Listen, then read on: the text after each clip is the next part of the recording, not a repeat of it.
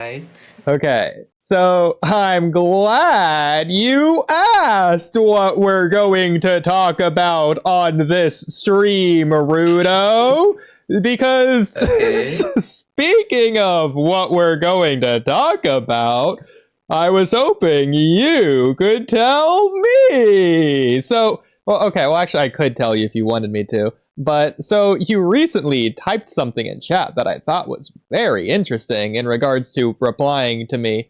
So, Ruda, Hmm. what do you think about Sarada? Well, what about you? What about the? So, well, specifically, I was hoping. Okay, so Kamui, we're just gonna get Kamui's thoughts on this, just to catch him up on all the chaos that's been going on. So you Is it added related to a question that I got zero context for about Sarada being hopeless? And I was just like, yeah.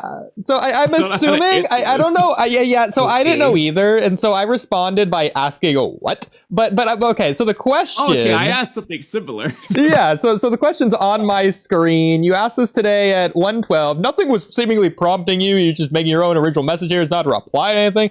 I'm assuming this is in reference to the previous stream we did on Sarada, in which case my mic was muted for the first 2 hours and 17 minutes. But for those who were here in the Discord, you could have heard it. So hey, join the Discord. Thank you. Okay. But yeah, so you made this message seemingly in so what? Okay, first of all, what was this message in reference to? Am I right? To the power scale and In terms of says power scaling, right below that we said she wouldn't be hopeless. okay, I why feel wouldn't like she there's go first? definitely a missing piece to this puzzle. Well, because Rudo, again, the question is, let me challenge you on this topic. Why would you think Sarada wouldn't be hopeless in the event of omnipotence when she awakened the MS?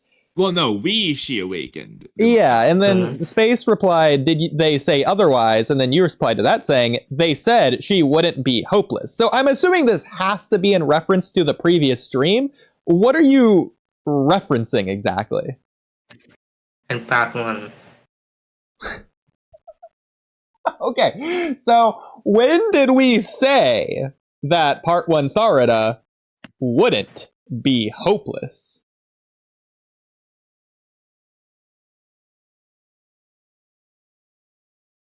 Since you're I challenging us don't on remember this. it either. Because I would love to tell you why we think it, if we said it. Well, why would you think it? Yeah, so when did we say that? Well, I thought we was talking about both part one and TBV.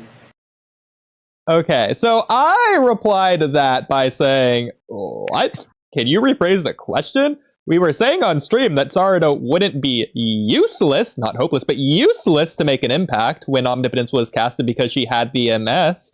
And arguably, even more poetically, in spite of having this OP physical power, she felt hopeless, and so couldn't actually use her OP powers. Does that answer whatever your question is? And that wasn't a critique. We were using that as an example of something that can be good. Yeah. So since you're challenging, well, real quick, because you're challenging us on this, Rudo, do you think that end of part one Sarada was bad in this regard? In what? In terms of whatever the question you asked us, that we're saying is good. Yeah. You disagree with us. So are you saying it was bad?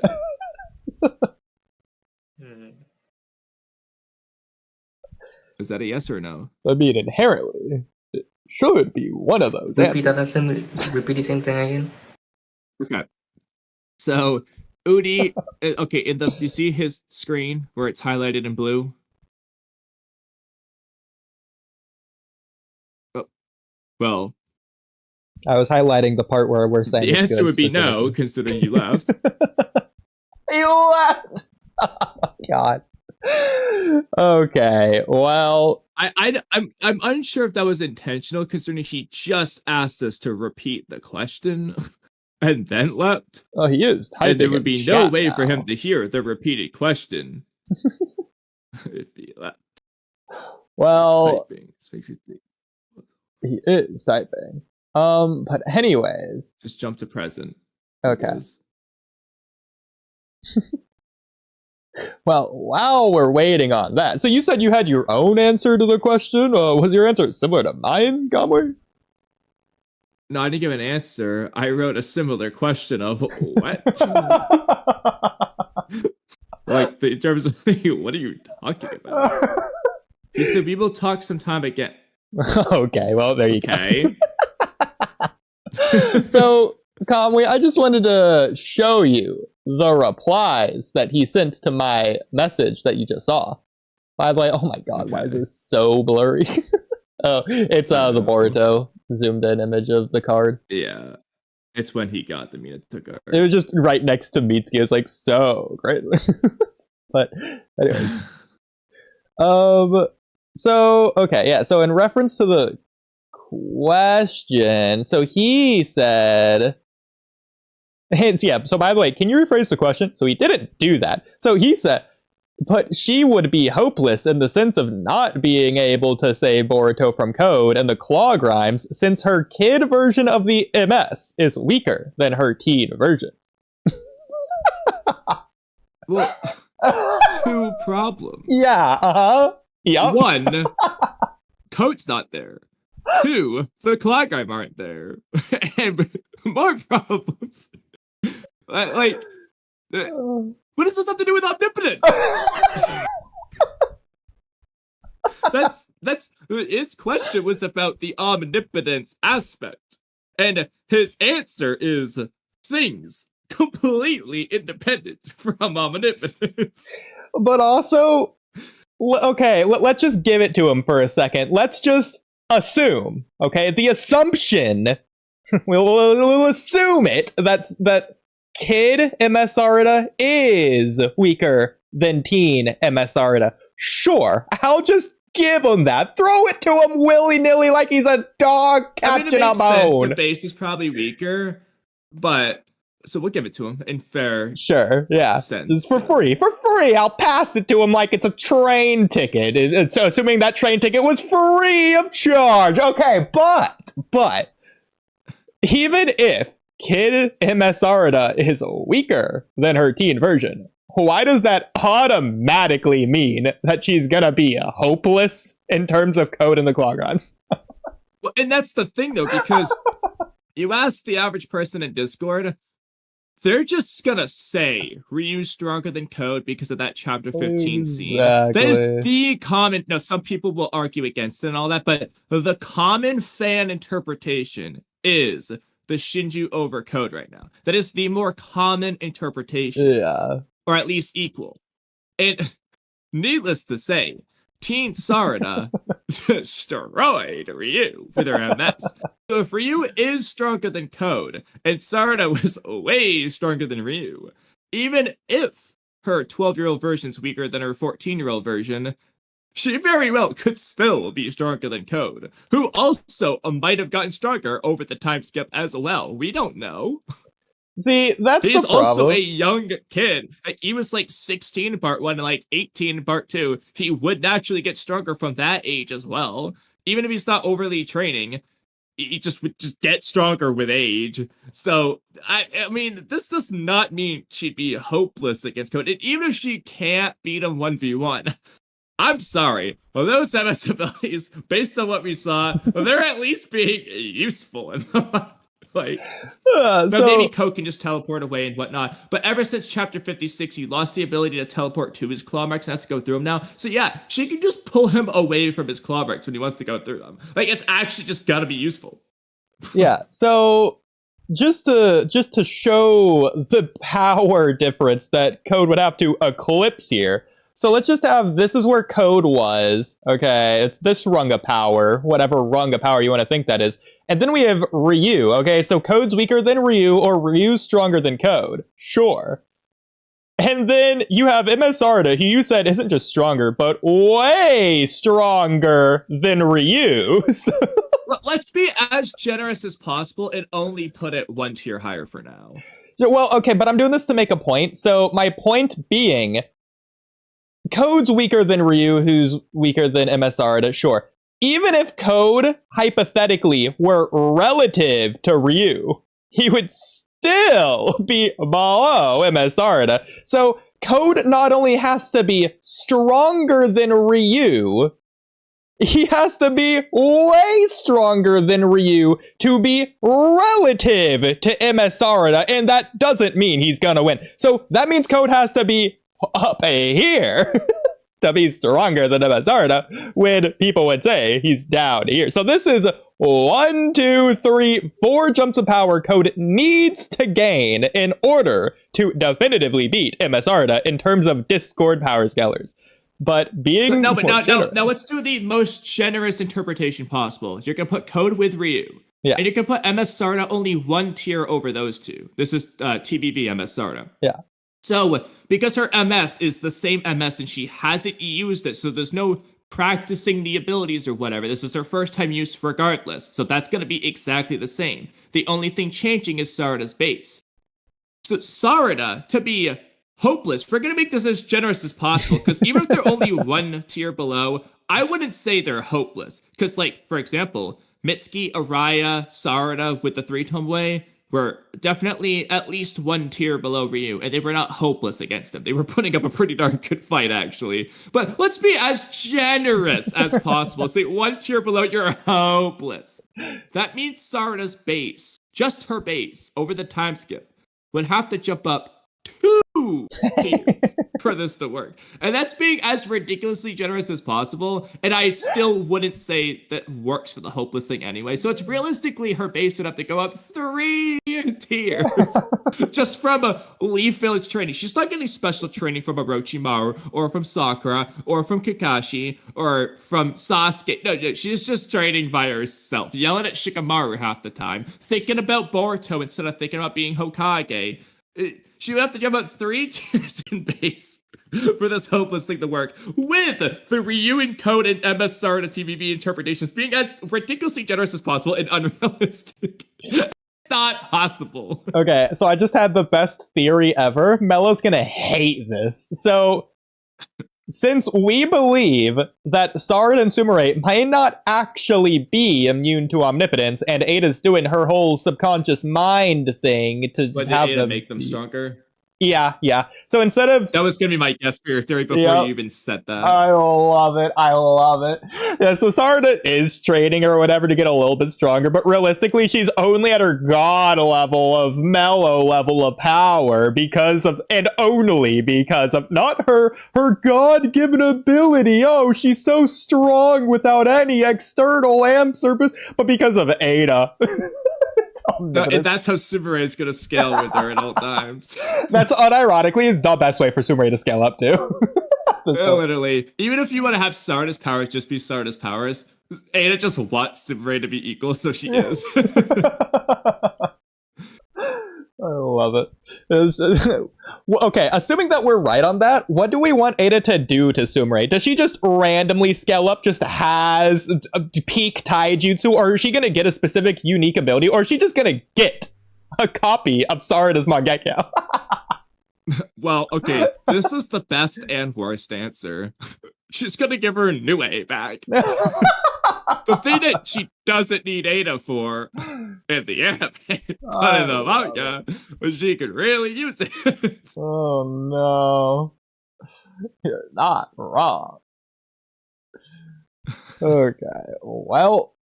Or Sumire can pull out Nue on her own in the manga, and then Ada will make it big again. Yeah. Haruto, I hope that answered your question. But we have a very special guest on tonight. Did you ask him to join? And No. He said yes? No, I didn't. I was hoping you did. No, I didn't either, but I'm so down. I feel like you'd like to join.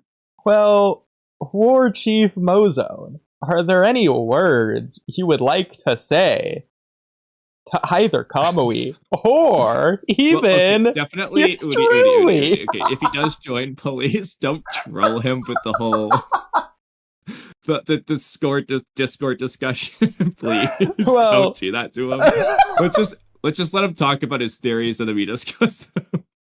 He can complain about Kashikage if he wants, but let's not well, no. If he's I think it's totally reasonable. If he mentions Kashikage, you know I'm gonna do it. I can't all right, control myself. Dorian, if you join, don't mention Kashikage for your sake. I got a whole list of names lined up. I'll start calling him mac and cheese if he starts with that. I do love the creativity with the names. Thank you. But anyway, while we're waiting on that, I guess we'll continue to complain about Sarada. We could continue from where we left off last time. It probably makes most sense. I do need to go grab some more water, so I'll switch to my other mic for that. Okay. That means nothing for you. You can continue to look for your Sarada topics that we left off on. Sure. So, first Sarada topic is right here.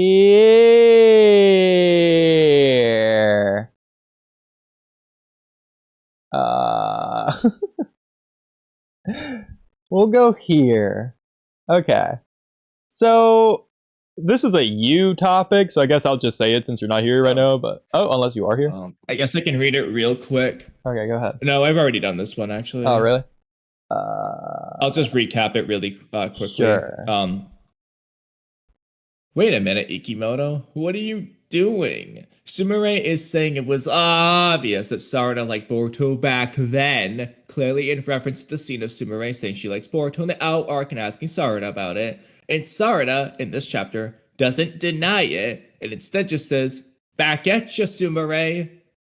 So, which is it?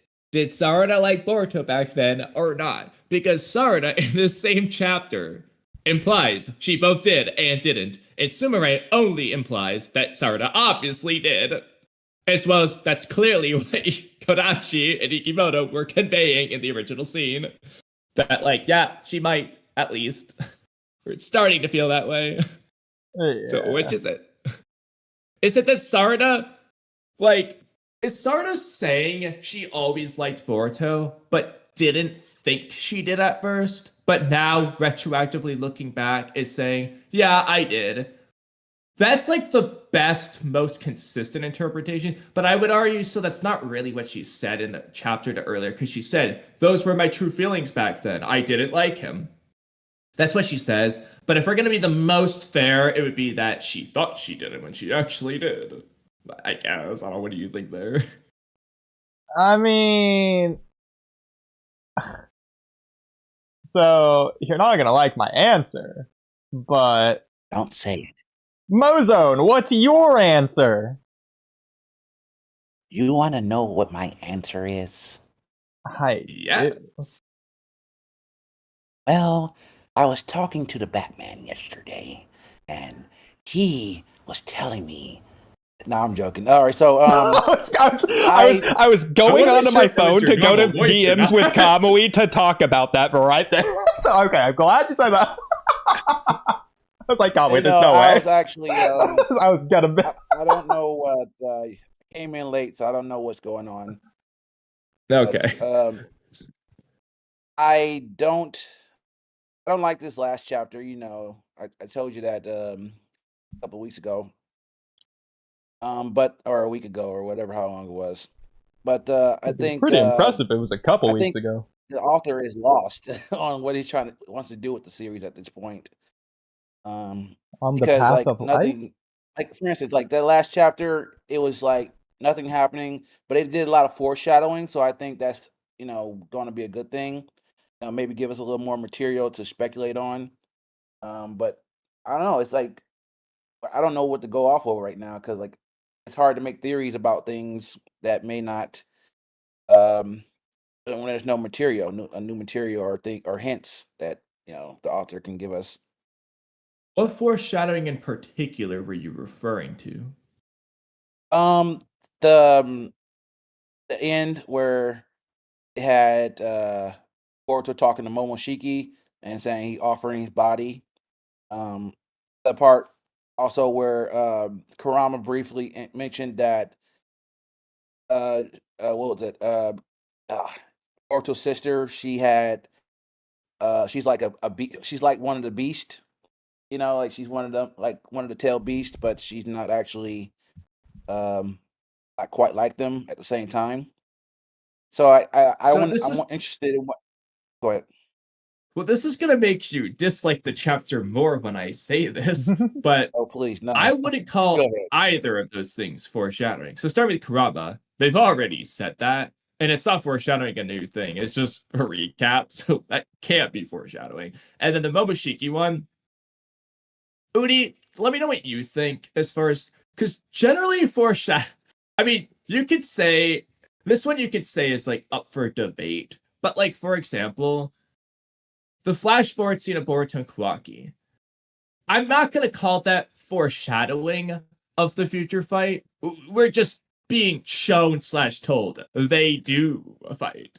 That's beyond foreshadowing. That's just telling us this is going to happen. It's not hinting, it's telling. Yeah. Boruto's case, he's telling us. Now, of course, you could say, if let's just say things don't go the way he literally says, you could say, oh, that aspect was foreshadowed in the scene. But let's assume, no, Boruto just does exactly what he says there.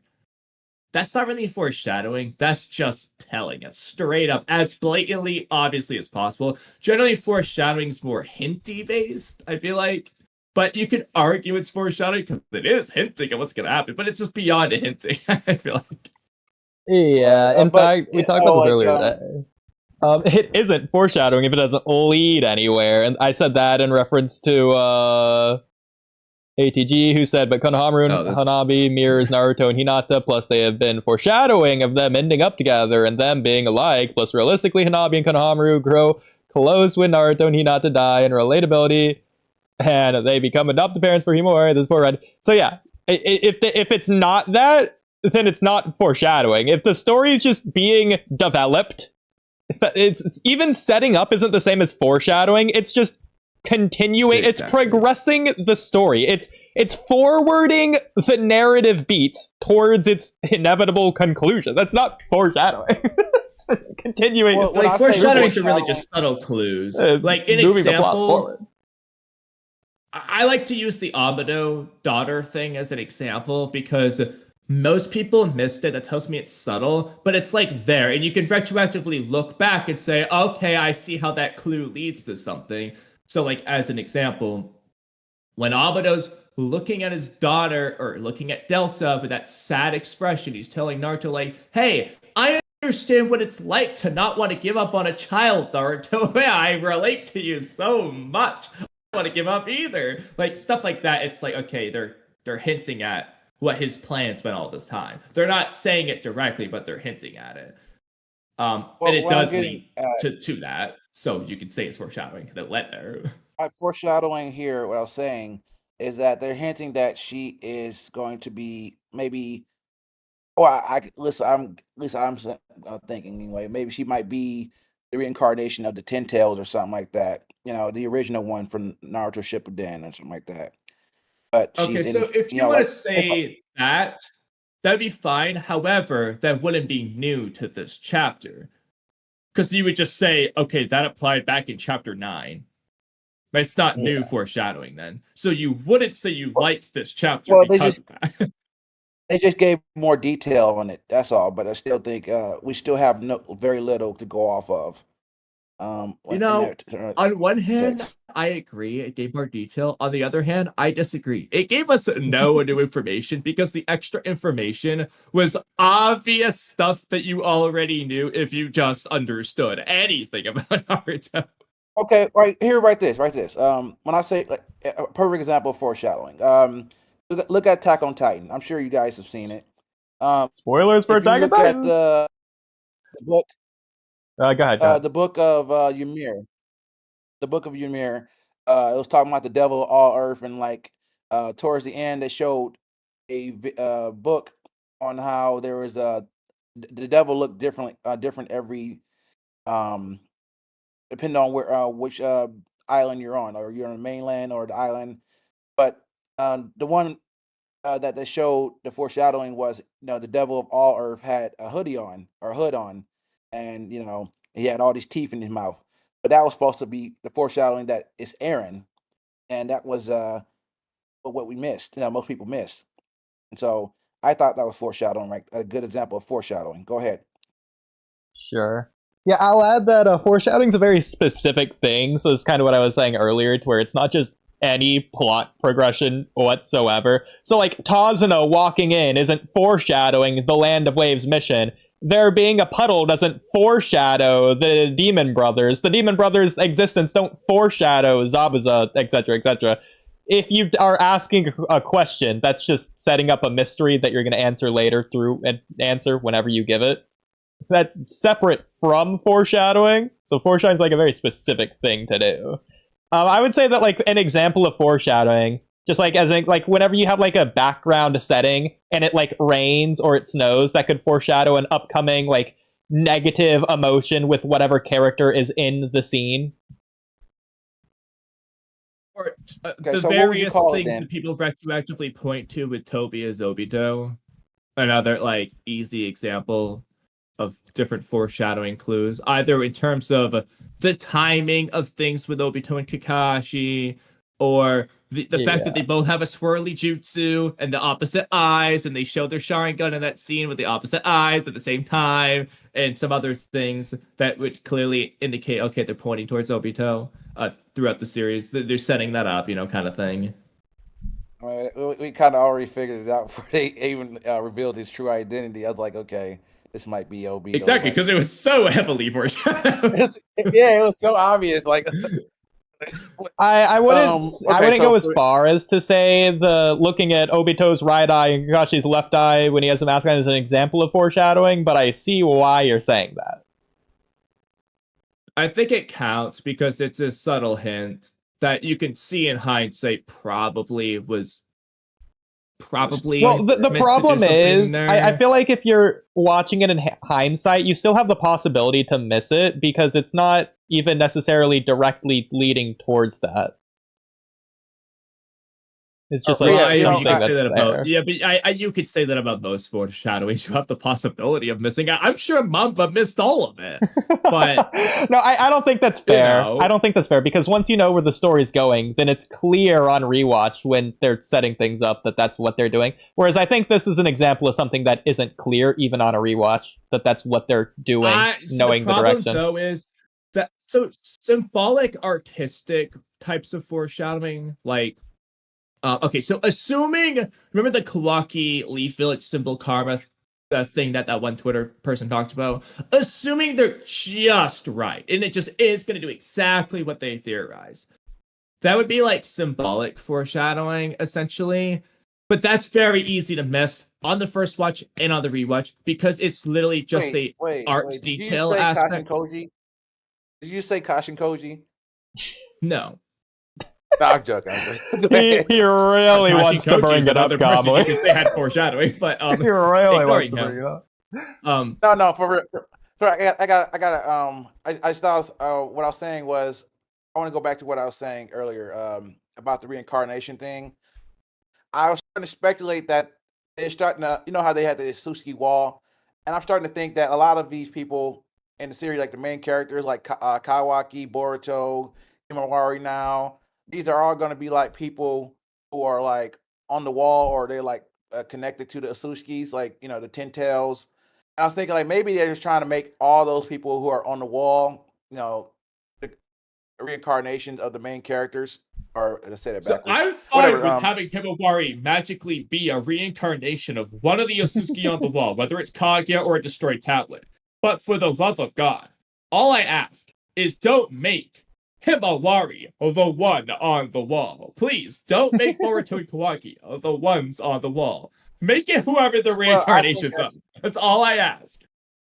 I think it's a very big possibility because I'm thinking like I don't know about Himawari, but I'm saying like maybe she is going to be like a reincarnation of the 10 tails that was inside of Kaguya, and Kaguya is going to be like maybe Sarada or something like that. Just how, like I said, Kaguya is sealed away. But I'm saying if she is like, because like Kawaki's supposed to be, you know, uh, what was his name?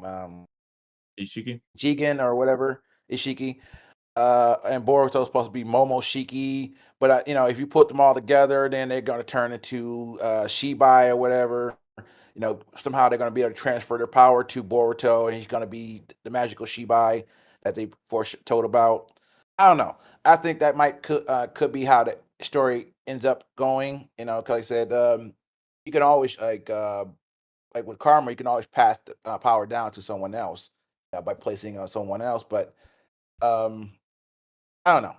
That's what I think it might be going because, like I said, you got, or maybe it might be, maybe Ada might be Kaguya reincarnated. Who knows?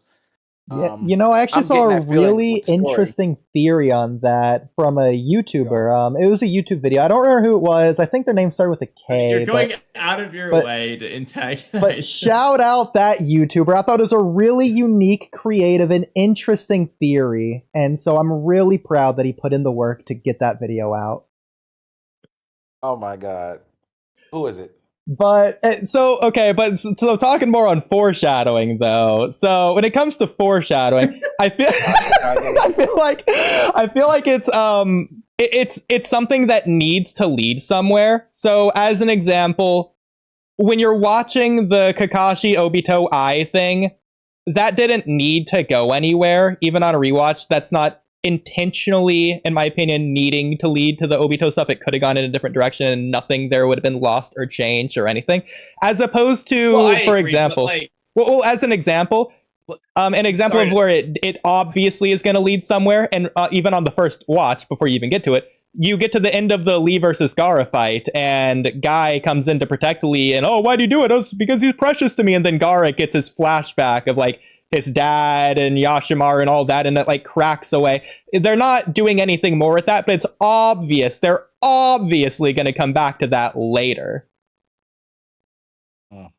Yeah, but like again though, sometimes like some stuff like in theory so like with the Obito one, okay, so I don't know how exactly the best way to word this, but like yes, they could have done that scene and had it lead nowhere, and yes, they could have had that scene and had it lean somewhere else.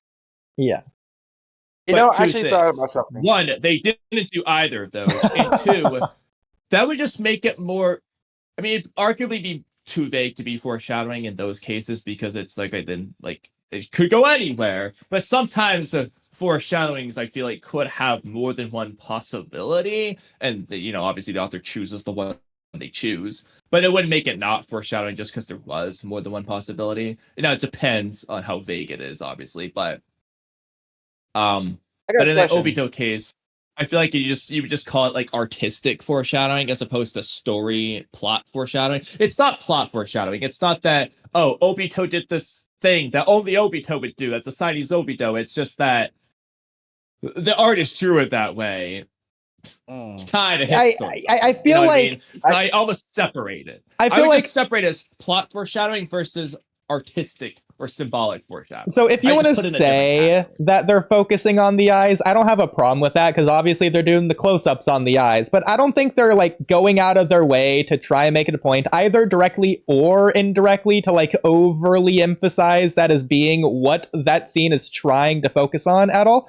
But even if they were doing that, I would still say it's not special. What the scene's focusing on is he has a Sharingan, but secondarily behind that, it's not what the series is trying to make you focus. Because again, a lot of foreshadowing, the series isn't necessarily making you focus on that. Yeah. In fact, a common writing tool is red herrings, which are designed to distract you from the foreshadowing that's in the same general scene. So essentially, this wouldn't be a red herring, but I'm going to pretend it is for the general context of this. The fact that he has a Sharingan's the focus, which would distract you from the fact that it's on the opposite eye of where he only has one eye opposite from Kakashi's one eye, essentially. So you would be so distracted by the fact that he just has it and he's saying he's Madara, when right there was a sign that, hey, why does he have this crisscross eye with Kakashi where they're focusing on both their eyes at the same time? Real quick, are you, which scene exactly are you referencing? The 5 Kage Summit one or the one where he reveals, I'm Mamoru Uchiha? Kidding!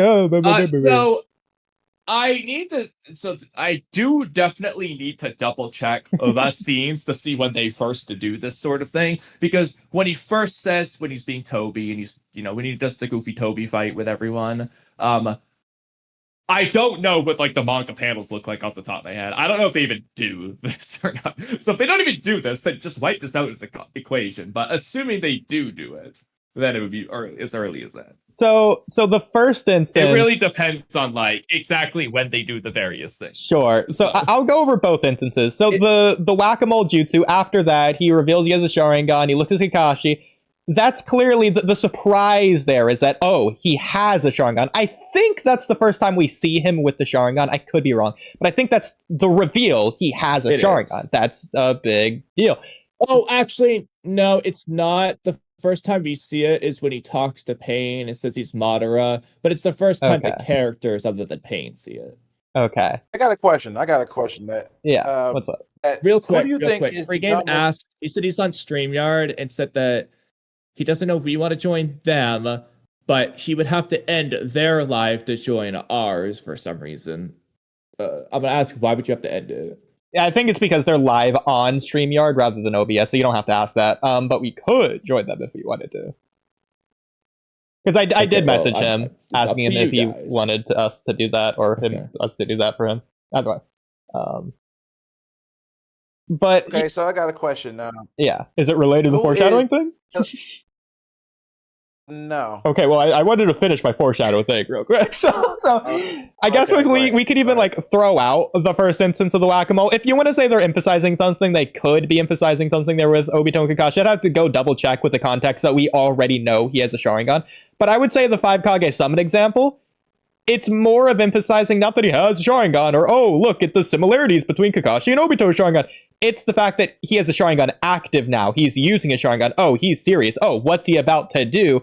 Oh, well, why won't his jutsu work on him? What is special about that Sharingan? That's not, to me, emphasizing any connection or link to Kakashi. He's just saying Kakashi's jutsu isn't going to work. You kind of ignored the whole red herring thing with that, what you just said. Well, it's because we don't know what Obito's jutsu is. If we're going to say that his jutsu's Kamui, then I'm going to look like the Warwick example. Why is Obito unable to just reverse Kakashi's Kamui? Is it the mystery that, yeah, so those are like even more obvious, but again, whereas we don't even know what Obito's jutsu is called, we've seen it do the exact same spiral whirly thing, it just to himself instead of from a distance. We've seen the jutsus look identical at this point. Sure. I don't think we ever see him use the Mangekyo pattern ever until the mask is off. Yeah. You're right. Yes, I believe that is correct for obvious reasons. Yeah. But why did he have to? Like, they usually just my question is, why did he have to? Yeah. What's the point of even using a Mangekyo Sharingan if you can use the Kamui or whatever the spiral technique before? Or without it, like, it doesn't. It's because it's just going to give the user access to the Mangekyo chakra rather than just the ability. So just amping their body. He's also not supposed to. I don't think he's supposed to be able to use Kamui with the 3 tomoe. There's one error in the manga, maybe the anime, a couple extra ones, but for the most part, the manga just doesn't show us his eye. It just has it blacked out whenever he uses it. I mean, I definitely think there's nothing wrong with saying that the Mangekyo gives more than just an ability. For example, in the OVA, it's an OVA, it doesn't count. But like the 10th anniversary special, thing made for the 10th anniversary, so it's probably important. It's just it's just Sasuke and Naruto just fighting it with taijutsu, and Sasuke has his Mangekyo activated and just isn't using his abilities. He's just using, I guess, the Eye of Insight. Like, it's just clearly amping their physical prowess because Naruto has Sage Mode on, and so they're equal. So it's just being good in that regard, just making Sasuke more powerful. Just enhancing Sasuke's perception and Yeah. not his actual speed and strength. No, I'm fine with that either way. There I would mean, be I a do think specific it prowess, probably but just is relating enhancing back a to the little bit. Sharingan's abilities. Yeah. What I'm getting at So is you that can, why and that's what you're trying to say is it doesn't just give you Mangekyo abilities, but also enhances the 3 Tomoe and below abilities. I do too. think it does The do that. I Sharingan. think it's amping reaction speed Okay. and possibly physical speed as well, considering it's giving you more chakra or even higher levels of I chakra, think stronger the chakra. like I'm- general my 3 question Tomoe is- abilities hold on, is wait. perfectly I gotta reasonable say something. because I gotta say in something general, here. Sasuke doesn't have a Mangekyo Genjutsu ability, but his Mangekyo Genjutsu is better than his 3 Tomoe Genjutsu, as an example. It's clearly amping Sure. that regardless. So Yeah. I think it amps all aspects of the Sharingan. But I personally don't think it makes Sasuke faster. I think it makes him react quicker, Yeah. which, as we see in the Naruto versus Sasuke Part 1 fight, 2 Tomoe to 3 Tomoe, Sasuke did not get faster, but his combat speed, quote unquote, his prowess at high speed combat was astronomically better. He was Yeah. getting blitzed by Naruto, and because of that reaction buff, he's blitzing. He's not blitzing, but now he's just beating Naruto despite it. Then that's what I think the Mangekyo would just do. It'd be like a 4th Tomoe in that regard. Well, to be fair, But I that's do more of not the believe eye it of makes him insight. physically stronger. That's more of the eye of insight than it is his reaction speed, but I see what you're saying. Either way, it's still his effective speed rather than his literal speed. Exactly. So It's it's still a effective speed combat increase. speed, in but that I don't think regard. it makes Sasuke run faster. Sure. But we're still missing the one point I'm trying to make. Yeah. How is he able to use Kamui without activating his Mangekyo Sharingan? Well, It's just a we mistake. already He just answered that. shouldn't be able to. I think it was doing that so we wouldn't catch on. I think that was probably what Ikimoto was trying to do, is that we wouldn't catch on by Well, saying... Ikimoto Yeah, I think definitely Ikimoto was Kakashi- trying to do that. I think he's got a really Kakashi good had point to- on that, Kamui. You know, actually, you're right. Kakashi That's was why there was that activated- mistake, because Ikimoto was going at. Because Ikimoto, Kakashi would use his Kamui. He had to activate the Mangekyo Sharingan, but Obito didn't have to do that. You know, So, I'm glad I'm you just bring that saying. up. I actually want to pivot to that topic real quick. So, Chief Mozone, I'm curious, what chapter of Naruto is your favorite that was done by Ikimoto? Like in the whole series, like Yeah. Naruto? So of Naruto. Well, the one specifically done by Ikimoto. Yeah, so of Ikimoto's Naruto chapters, let's which one's your see. favorite? Of the 700. I would. Okay, that's a good question. Yeah, so I which of would the 700 say Ikimoto when- chapters is your favorite? Oh yeah, okay. When Naruto first got his first able to control his Nine Tails. You know what? ability. That's facts. Ikimoto was cooking when he wrote that. You mean the one Yeah. where like Jiraiya pushes him off the cliff and he summons Gebabunta? No, Or like when he does it versus fought, Haku? Or No, that was a young when he Ikimoto. fought Kurama. Yeah, that was Took his power. Okay. that was Ikimoto in his prime. Yeah. So and Yeah, it also was I back think when Ikimoto my could second draw. favorite. Second favorite when he fought when Boruto fought Code and beat him pretty bad. Yeah, I don't know. That with, felt like a with completely Hiko. different person, though. That Ikimoto was not doing what he did in Naruto.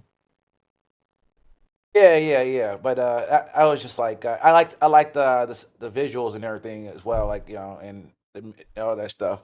But Well, yeah, I think Out of curiosity, what's your theory on why Ikimoto's art style changed between Naruto and Boruto? well, didn't you say It's that, pretty clear they art had that style other difference. director? Did you say they had the director, right? Yeah, well, the manga director that- is a really that- important role for the manga to have, and so the director of the manga does sometimes change, but for the most part, obviously the director of the manga isn't inking the manga, they're only directing it. And so Ikimoto, considering he was been inking Naruto for all that time, Talking you'd about the think. guy who got fired. The guy was fired. Oh, he was harassing just a his writer. coworkers. Kadachi never drew. Oh, okay. Because I saw like Sasuke look crazy in the first 10 chapters. Yeah, that was He Ikimoto. was like, okay. Oh yeah. So I don't know. That's a good question. Yeah, it's weird that the What do you manga think, director would Immortal? allow that to happen. But yeah, Immortal, what do you think? Why would the manga director do Yeah, that, like, Immortal? what's your favorite Ikimoto chapter from Naruto? Immortal. Immortal? There. Yeah, go ahead. Ikimoto actually written? Yeah, all Most of the 700. Yeah, chapters? he was the I thought Yeah, Ikimoto, Yeah. the artist, Oh, you know. that. one who made Naruto. It was All 700 chapters. Ikimoto. Mikio Ikimoto. They even named the feudal lord after him Yeah, in Boruto. so Immortal, which chapter was your favorite from Naruto of Ikimoto? That Ikimoto drew. You're kidding, right? Well, which one is it? What do you Is mean? the question. Like, which chapter? Is it that obvious of an answer? Hmm. I mean, I know Immortal, you like a lot of moments, but I don't know exactly which moment you have in mind. So you're gonna have to like let us know. Like, what is your favorite? I don't think you've ever told us. Yeah, it's Pain weird that versus we would Naruto. know. Pain vs. Naruto? I mean, okay. I Which guess that is chapter in common particular? sense. So, of course, it's like the most popular thing. So maybe we should have known that, Kamui. So, I'm sorry about that, Immortal. I mean, he does have an orange profile picture like Pain's hair, so I guess there's that. That's True. foreshadowing. Yeah, I mean, it is some of Ikimoto's most popular work. So it kind of makes sense. You know, now that I think about it, even though Immortal's thing looks absolutely like the Firefox logo to me, if I really want to stretch it, his spirally thing is kind of like Obito's mask, and then the flame inside is like Obito's eye. Is that foreshadowing, Kamui? It depends on how much he likes Obito. So, okay, go back to the foreshadowing thing. The thing is, yes, okay. Was there anything at the time linking Obito's mysterious ability of warping to his Sharingan at that time? At the 5 Kage Summit? I guess you could say the fact that it warps into that eyeball. Yeah, you could say that. The only upper problem with that is the fact that he just seemingly can warp things with his hands, at least in the anime. I mean, especially the fact that he There's usually that touches things. Yeah. There's that one scene where he just does that, and I'll admit, look, for all for the Jonathan Olivers and the Mambas and the Narutos out there, I'll be honest, that makes no sense. But I will also say, despite how much it doesn't make sense and breaks his ability, it was really cool. And my heart likes it. And there can be instances of that in Boruto. I'm sure we've covered plenty of them. But So, okay. it doesn't make sense. Regardless of his Kamui warping abilities, his intangibility, I don't think was at all linked to his Sharingan at this point in time. I agree, because that was a revelation when they say Yeah. it's all one jutsu. Yeah. They did not realize those were the same jutsu before until Okay. the war arc. So I would still That wasn't say, foreshadowed per se. yeah. Well, okay. Maybe it was. That, I don't along know. with the fact that Obito only was presented having the 3 Tomoe, regardless of whatever his Mangekyo design would have been, he didn't have any Mangekyo design. I don't even think it was revealed he had a Mangekyo until the war arc, if not even until his mask was off. Did we know any version of Master Obito? I mean, so do we know any of so them? technically no, but They in a say way it. yes, because he's supposed to be Madara, who we know had a Mangekyo, so Okay, we knew I'll he give you had that. a Mangekyo. I'll give We you just would be under the assumption it's the Madara one, but Yeah, sure. Okay, that's fair. So, based on that, I would say that Obito's mysterious ability is mysterious, and that scene is revealing something about potentially the Sharingan ability being mysterious. And you could say that's leading towards the Kakashi Obito thing, but I think that's more so asking the question ambiguously than it is foreshadowing. I would say foreshadowing would be the example of the war arc example, to where it's more so linked to something that's clearly being led up to. that's why I said with that, well, 2 things. One is that it's kind of like that the minimum hint of foreshadowing possible for foreshadowing, because I think there's just different hint levels that foreshadowing can have. I don't think they're all exactly a 10% hint. Like, some might be 20%, might be a 5%. It'd be like on the low end for 1. And 2, it's entirely like symbolic, artistic. It's not a plot foreshadowing whatsoever. So, like, again, doing the Kawaki hand thing, assuming that's just all true, you would just say it's a very subtle symbolic foreshadowing, and that's as far as you can give it. It's extremely small, and it's entirely visual. nothing, and it's not plot foreshadowing. It just isn't that, because it's not plot related. Yeah. So I would say it's just like it's on that borderline of like I could count it, and I can understand you not counting it, but I yeah, that's fair. can understand counting it, so Yeah. I'm fine with counting it. So I guess my Boy. final thing on that would be, I feel like the 5 Kage example in comparison to the Warwick, the 5 Kage one is like, what is Obito's mysterious ability? That's like the question. That could go in any which way direction, 360 degrees, ambiguously.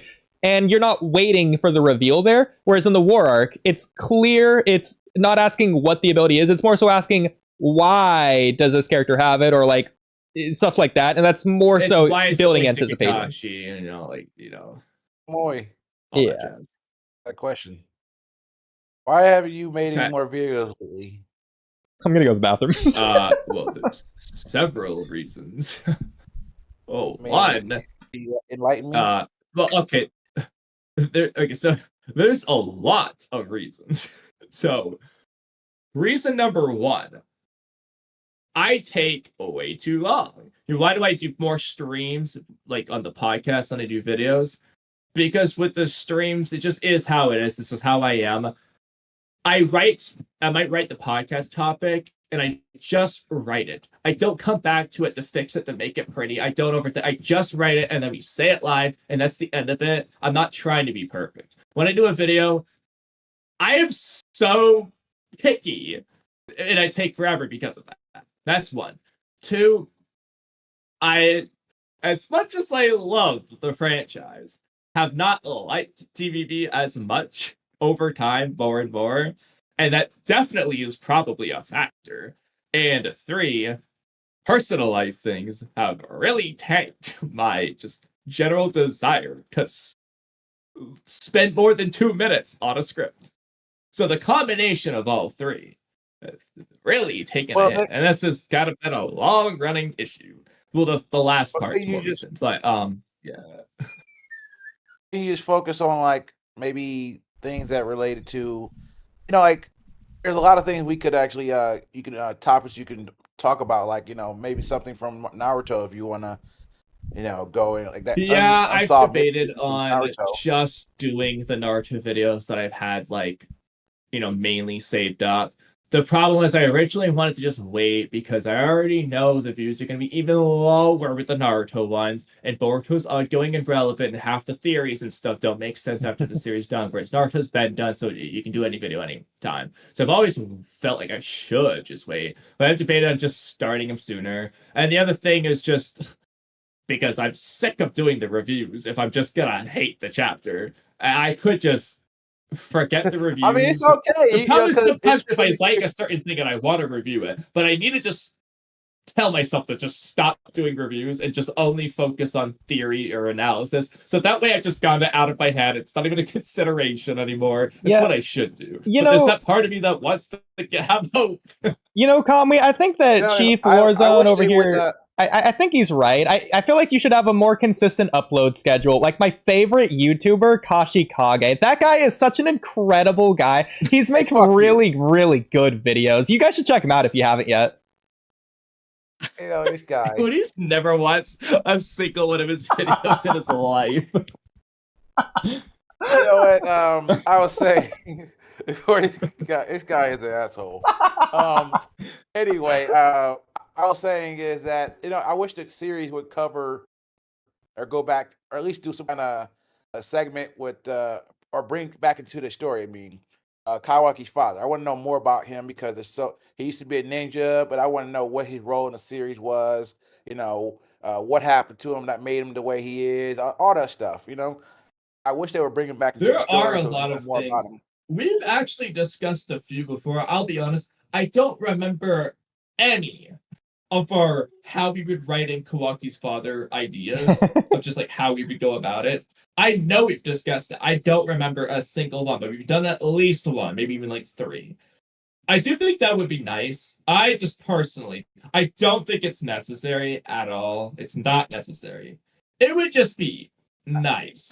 Fan service more than anything. But there's stuff they could do story-wise with it that would work well for Kawaki and other people's characters. So there's no reason to specifically not reintroduce There is him. a lot of There's a lot. There's one series that did a very good reason. They did a very good job at bringing redemption to a character. It was My Hero Academia. What was the Oh, guy's name? space. Endeavor. Set the forbidden Endeavor. series.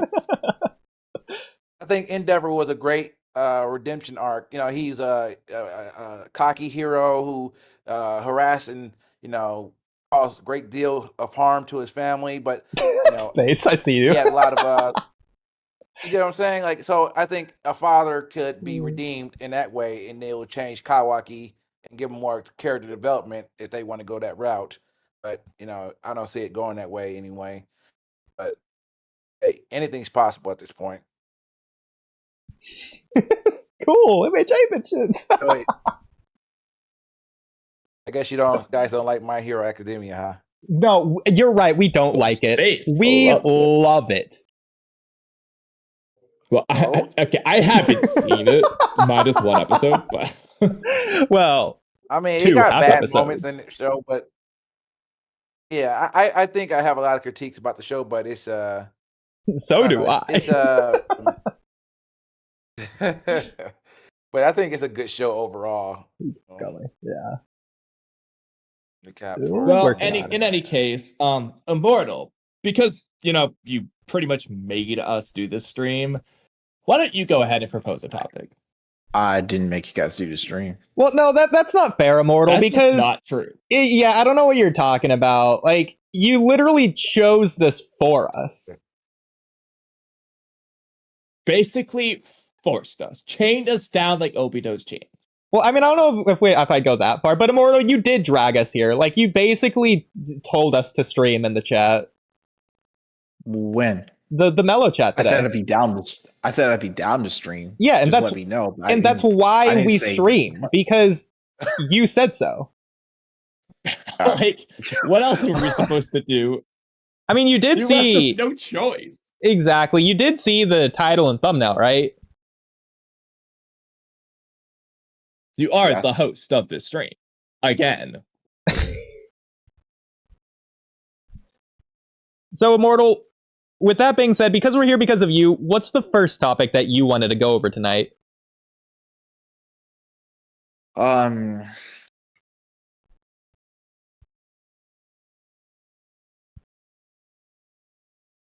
Since you're hosting this one, Actually, real we're quick, here because of you. this reminded me, because of your and pause there. I'm kind of curious, Immortal. Are you still thinking? Remember that question from the last stream? Did you ever figure it out? We were hoping for an answer on that. We never Are you did get currently it. still thinking about it? Is that why you paused just now? Since it has been enough time for you to Gotta do come it. to an answer, in my opinion. We do it live. It's been like a week or whatever it is. You've had a placenta of time. Yeah, I forgot about the question. Sorry. Move on. What was the question? Well, I don't know. I don't know. We both forgot. Well, I don't know. I just remember asking Durian about it. Okay. Well, I guess since we don't remember that, we could do a different question. So, I was wondering, Immortal, we haven't got your thoughts much on the chapter. In our opinion, Boruto 2 Blue Vortex Chapter 25 ruined Boruto. But what do you think?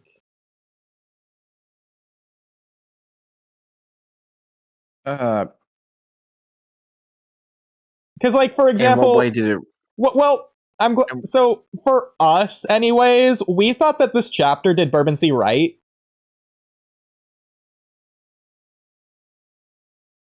And so we were hoping that you could tell us what you think it did right.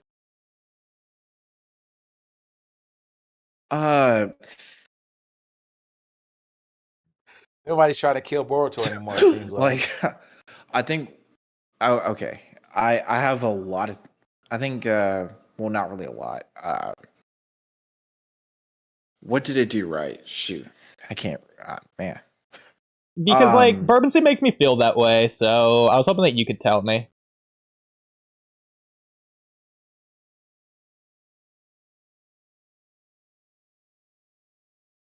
Well, I guess they strengthened the relationship between Sarda and Sumire. Like she's no longer calling her class rep anymore. I don't know, man. Like that's just what a bourbon sea burger, That's a good man. point. That's a good point.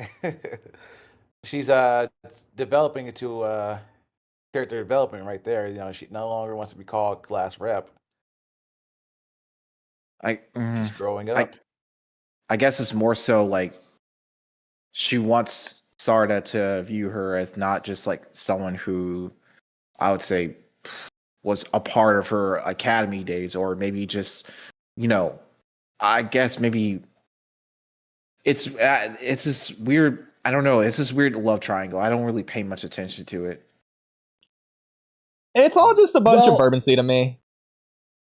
Well, that's actually the thing though, because you just said it's a weird love triangle, and you don't really pay much attention to it. So, in your opinion, would you say that's like arguably like not good in that case, because you don't like it, you think it's weird? I Is didn't say that I didn't taking like it. away? Well, I if it's just- weird yeah. and you don't pay attention to it, you clearly don't like it that much. It's kind of a bourbon sea burger to you. What's a bourbon sea burger? You going? Well, You ever heard Sauron say that? No, He says that all the time.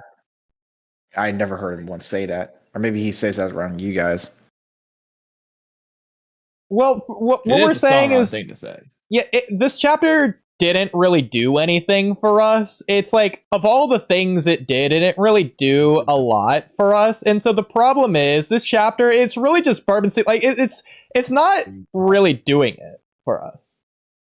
We need to talk. I mean, I guess what I can say is that they're kind of giving us like this. They're kind of hinting at the fact that, you know, things from here on out Let's have a seat. are going to be good only up until Boruto does actually go through with the Absolutely. deal with Momoshiki. Actually, nice. I mean, they're kind of telling us that, Oh, you know, I guess what they're kind of telling us is that, you you know know, what time it is?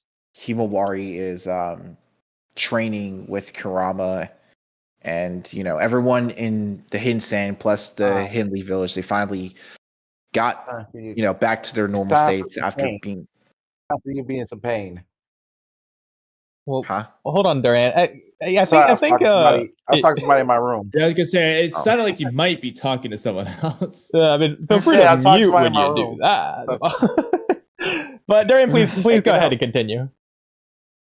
Well, I was trying to, it's okay. So I'm looking back at this chapter, it's like, okay, we got a happy conclusion to this land of Wayndar, the land of Land of the Hidden Waves? Sand arc. We did? Land of Waves. Not This really arc? Land of Waves. We got a conclusion towards, you know, the Shinju rescue arc, or if you want to call it that, or maybe just the Land of Sand arc. I don't care what you guys call it. Such a bourbon sea conclusion, though. I guess the conclusion is finally they Moegi and Shinki are finally free from the trees. Though Jorah was not really defeated, and he was able to shrug off. Well, in a way, he was able to shrug off Kawaki's most powerful attacks, and everyone's finally back in the village. Sarda and Sumire are kind of making up, and they're kind of just, you know, finally seeing each other eye to eye in a way. I mean, On their perspective of Boruto. It kind of gets to the bowels of the argument. Like, yeah, I'll say it's technically a conclusion. Like, Moegi's free from the tree. Shinki was stated to be freed from the tree. Gaara's fine but unconscious, but he's fine. They did do a bunch of resolving things, so from that perspective. But at the same time, was there any resolution to Yodo? We're just assuming she's dead. But yeah. it's not actually been resolved. I whether or not think she's dead. Kamui's got a point to where Well, maybe they said this. she was dead. Oh, I don't know about not that. in the Japanese Raz. We checked. They never Yeah. say she's Like- dead. They in the what was it said? It said it always kept. Somebody said sorry about Yodo. In the chapter 25, they mentioned her as well. I don't know if you Yeah, seen it's it. implied, but they could be sorry that she was so injured. Yeah. Like, the Well, why does it problem say is, the family says again, she's it's dead? heavily, clearly implied that she's dead, but it's never been stated. like, Okay. maybe this chapter. I mean, Oh like, wait, no, wait. Yeah. Didn't they say that when Kashin Koji, Yeah, I love that Yeah, YouTuber. Kashikage? Kashin Koji, Kashin Koji, didn't he say the same thing? Didn't he heavily imply that she was dead as well? Yeah, he heavily when he implied said it. I sorry agree. about But Yodo. he didn't say it. I mean, come on, like that's kind of weird to say something Okay, like that. so like again, Bruh. I completely agree. It's like obviously implied that she's dead, but just to propose a counterpoint, someone who explicitly wasn't killed was stated by Chura to be dead. So just for comparison, Inojin, we know didn't die. And then they stated died. that he died. Oh, Meanwhile, Yeah, he should have Yodo died. seemingly I'm is agree with that. dead, I'll but has give you- never been stated to be dead. I'll give you another one. It was obviously implied that Kurama was dead and not coming back. Oh, but because yeah, they didn't yeah. explicitly state Yeah. it, the Okay. Tail Beast reincarnate. Didn't you guys watch Shippuden? Okay, so I kind of want to talk Yeah. about that because that's been a gripe I've had with this series ever since. Like, Yeah. here's the thing. So it's like they kind of hint at the fact. Well, not really hint. It's almost like implied that was the totality of Kurama's existence at that given point. Like he was gone. He's probably not coming back. And Not probably. You know. He told Naruto that he'll see him in the next life if he dies. you'll see him in the next life, but it's like to me it almost sounds like Naruto, don't do anything that'll get you killed, or else you'll join me. That's what it sounded like to me. So when it sounded like Inojin's that's what he walking said. around next chapter unexplained, don't say I didn't warn you. It's just Yeah, like that was okay, kind of weird. it's just like okay. There was no hints that okay, maybe Kurama's gonna come back. To me, there was no hints that Kurama was gonna come back. I thought, oh, that's final. Kurama's dead. He's pretty much like gone for good. Like Naruto, the power that Naruto had within him is gone. Actually, real quick, But because I then- think this is another example of what foreshadowing is. So Damon going up to Himawari isn't foreshadowing for Kurama's return. It's foreshadowing for it's just foreshadowing Himawari. that there's some power. Not even so. Yeah, just the fact that Himawari is special in some regard. So it's foreshadowing Himawari's role, not Kurama's.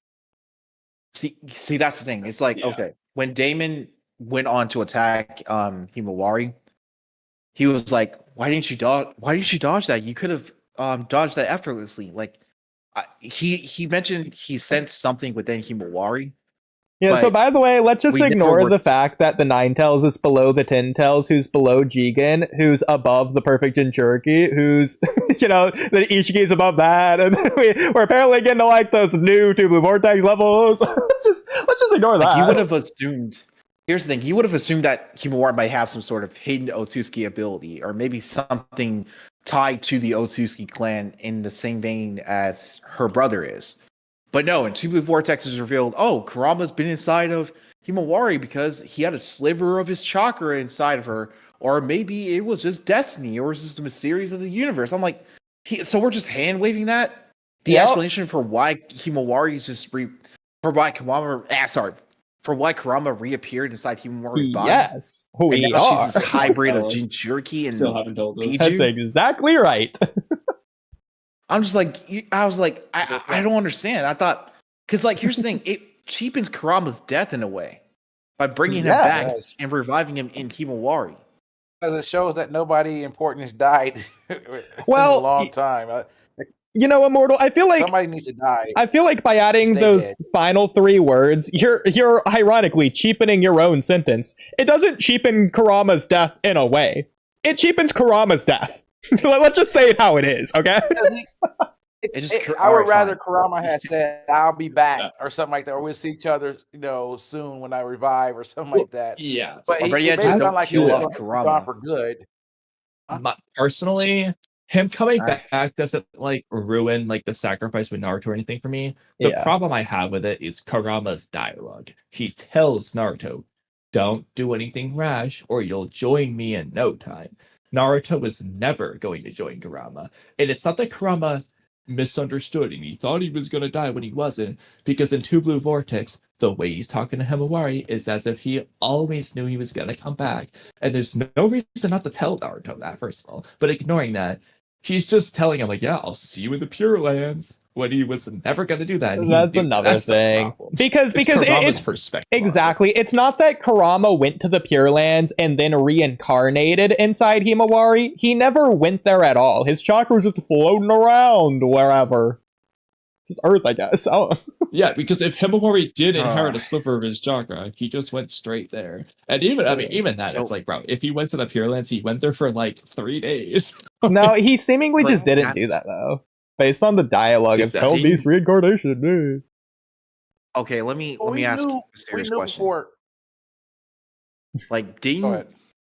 didn't Baryon mode make it towards where it burned up either, not really burned up, but would you consider it burning through Naruto or Kurama's chakra in a sense? Because Yes, it didn't just burn yes, it. It yeah, extinguished all of Kurama's chakra. It was all gone.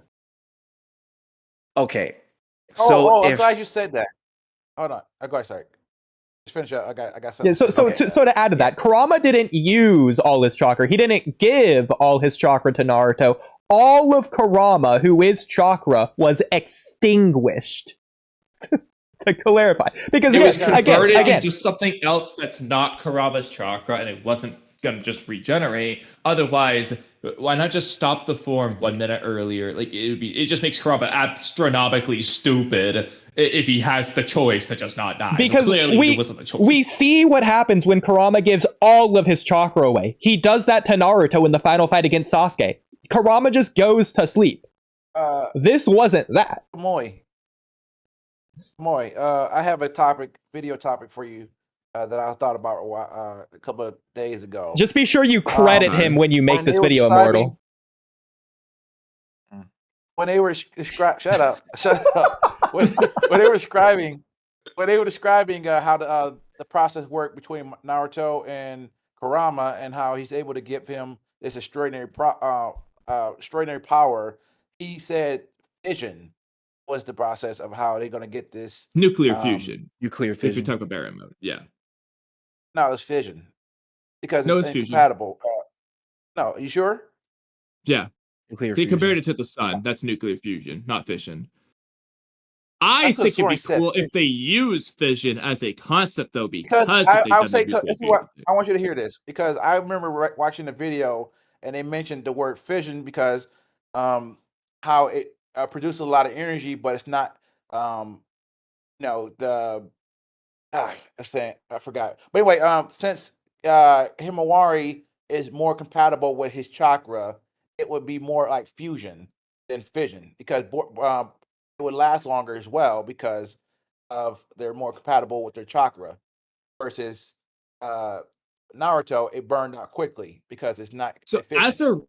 real quick, as a rewrite, I think that's good. Have Kurama and Naruto do the fission thing and Himawari and Kurama do a fusion thing. That's a good idea as a rewrite. But I will say with 100% confidence, Baryon mode is fusion, not fission. And I think because that just is the case, it would be cool if they could apply the fission thing somewhere else. As an example, if that's how Mitsuki's Sage Mode works, what do you know? Cool. That's why it's so OP in the anime, at least. Not the manga, but in the anime, it's OP. I would like them to use fission somewhere. But it can't be what you just said, because the Naruto's is fusion. But as a rewrite, I think that's cool. I'm gonna double I check will on give you that though. for sure. I'm gonna double check on that. I'll Go ahead. just go send it to you, because I know exactly where to find it. Yeah, I think that would be a good video to for. Okay, you're right. It does says fusion. Ah, shit. Yeah. Okay. In the process, But as a rewrite though, hold on. that's a cool It says idea. in a process, Vision breaking it it says apart, in- it would make sense why we just get rid of their chakras. Himawari and Kurama are one entity. They're like quote unquote fused together. Perfect nuclear fusion. What do you know? It's a rewrite that works. Naruto and Kurama were separated from each other. Fission. What do you know? It's almost like that actually just thematically makes way more sense with everything else they've written. It's almost like Dorian, you're doing better than Ikimoto. Wait, it says in a process. In 1 minute, we fixed it. We fixed it. In a process similar to nuclear fission. It says similar, not nuclear fission, on the wiki wiki right here. I'm looking at when I typed in Barrymount mode. It says similar, but not the same.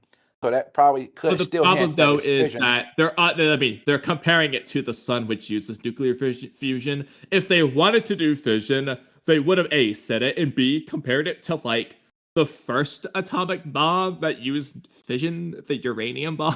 They wouldn't compare it to the sun that uses nuclear fusion. That just ruins the comparison. All right. Well, I'm gonna go and do some check on this. That's okay. We just say fusion for now. If I find something different, then I'll come back and correct it. I mean, I like I said, I actually think as a rewrite, this just works better. Yeah. Yeah, I think that's a good point. Like I said, she's like a Jin Cherokee too, so it makes sense, to make it more efficient in that way. So I think it would be more powerful than the Baryon mode that we saw with Naruto. I was actually thinking about doing a video on ways to make Baryon mode an actual really good transformation. Oh yeah, well, In go like ahead. the sense of a rewrite sense, or in the sense of for the future of the story where they make it even better? I would say, in a way, both. But, Okay. So here's the thing: it's like what I would have done with Baryon mode is I would have I think I've mentioned this on the stream before, but I don't think you guys remember. I mentioned how they could have hinted at, not really the transformation, but how they were going to go about defeating Ishiki or draining out his or not really draining out his lifespan, but do something about it in a way. Like try to, actually no, draining his lifespan would have been a good thing. But how they're going to go about doing it is going to be the interesting part. Yeah. Now they could literally do that during the interrogation, where they're showing how they killed Jigen, and when not really after they kill Jigen, and Nishiki pretty much pops up, and Kashin Koti pretty much dies, and that's the scene where we're actually seeing him, not really seeing, but he uses 10 directions to see all possible futures. We already know that. I feel actually, do you think that could be a good way to kind of foreshadow Baryon mode? Using when when Kashin Koji was pretty much on the brink of death and his and prescience was awakened. Well, in the original version or in the retcon version? I guess retcon. Okay. Well, but then that doesn't work because you can't relate the 10 direction stuff to foreshadowing Baryon mode if it doesn't happen in the original version before Baryon mode. You'd have to rewrite it to where we just see that in the original. I actually had a perfect topic for Unless this. you're just using that to make your comparison and not the foreshadowing in any way. So let me ask you guys this. So if you remember, Hagoromo put Kurama in charge of the Tail Beast meeting spot at the end Shippuden inside Naruto, blah, blah, blah, whatever. So when we, at least in the anime, it's not in the manga, but whatever. In the anime, when Baryon mode happens, Kurama dies. Why did the other tailed beasts meet and look sad and even care about Kurama's death if it was so obvious that he would just come back soon afterwards? Yeah, that's a good point. They didn't do that when Isobu died like 3 times. Oh, what's up with that? Like, what are they looking up for? Oh, the obvious answer is that Ikimoto doesn't communicate with the anime team, clearly, because they wouldn't do that scene otherwise. I mean, you could argue that they want us to think he's dead, so you'd approve of that.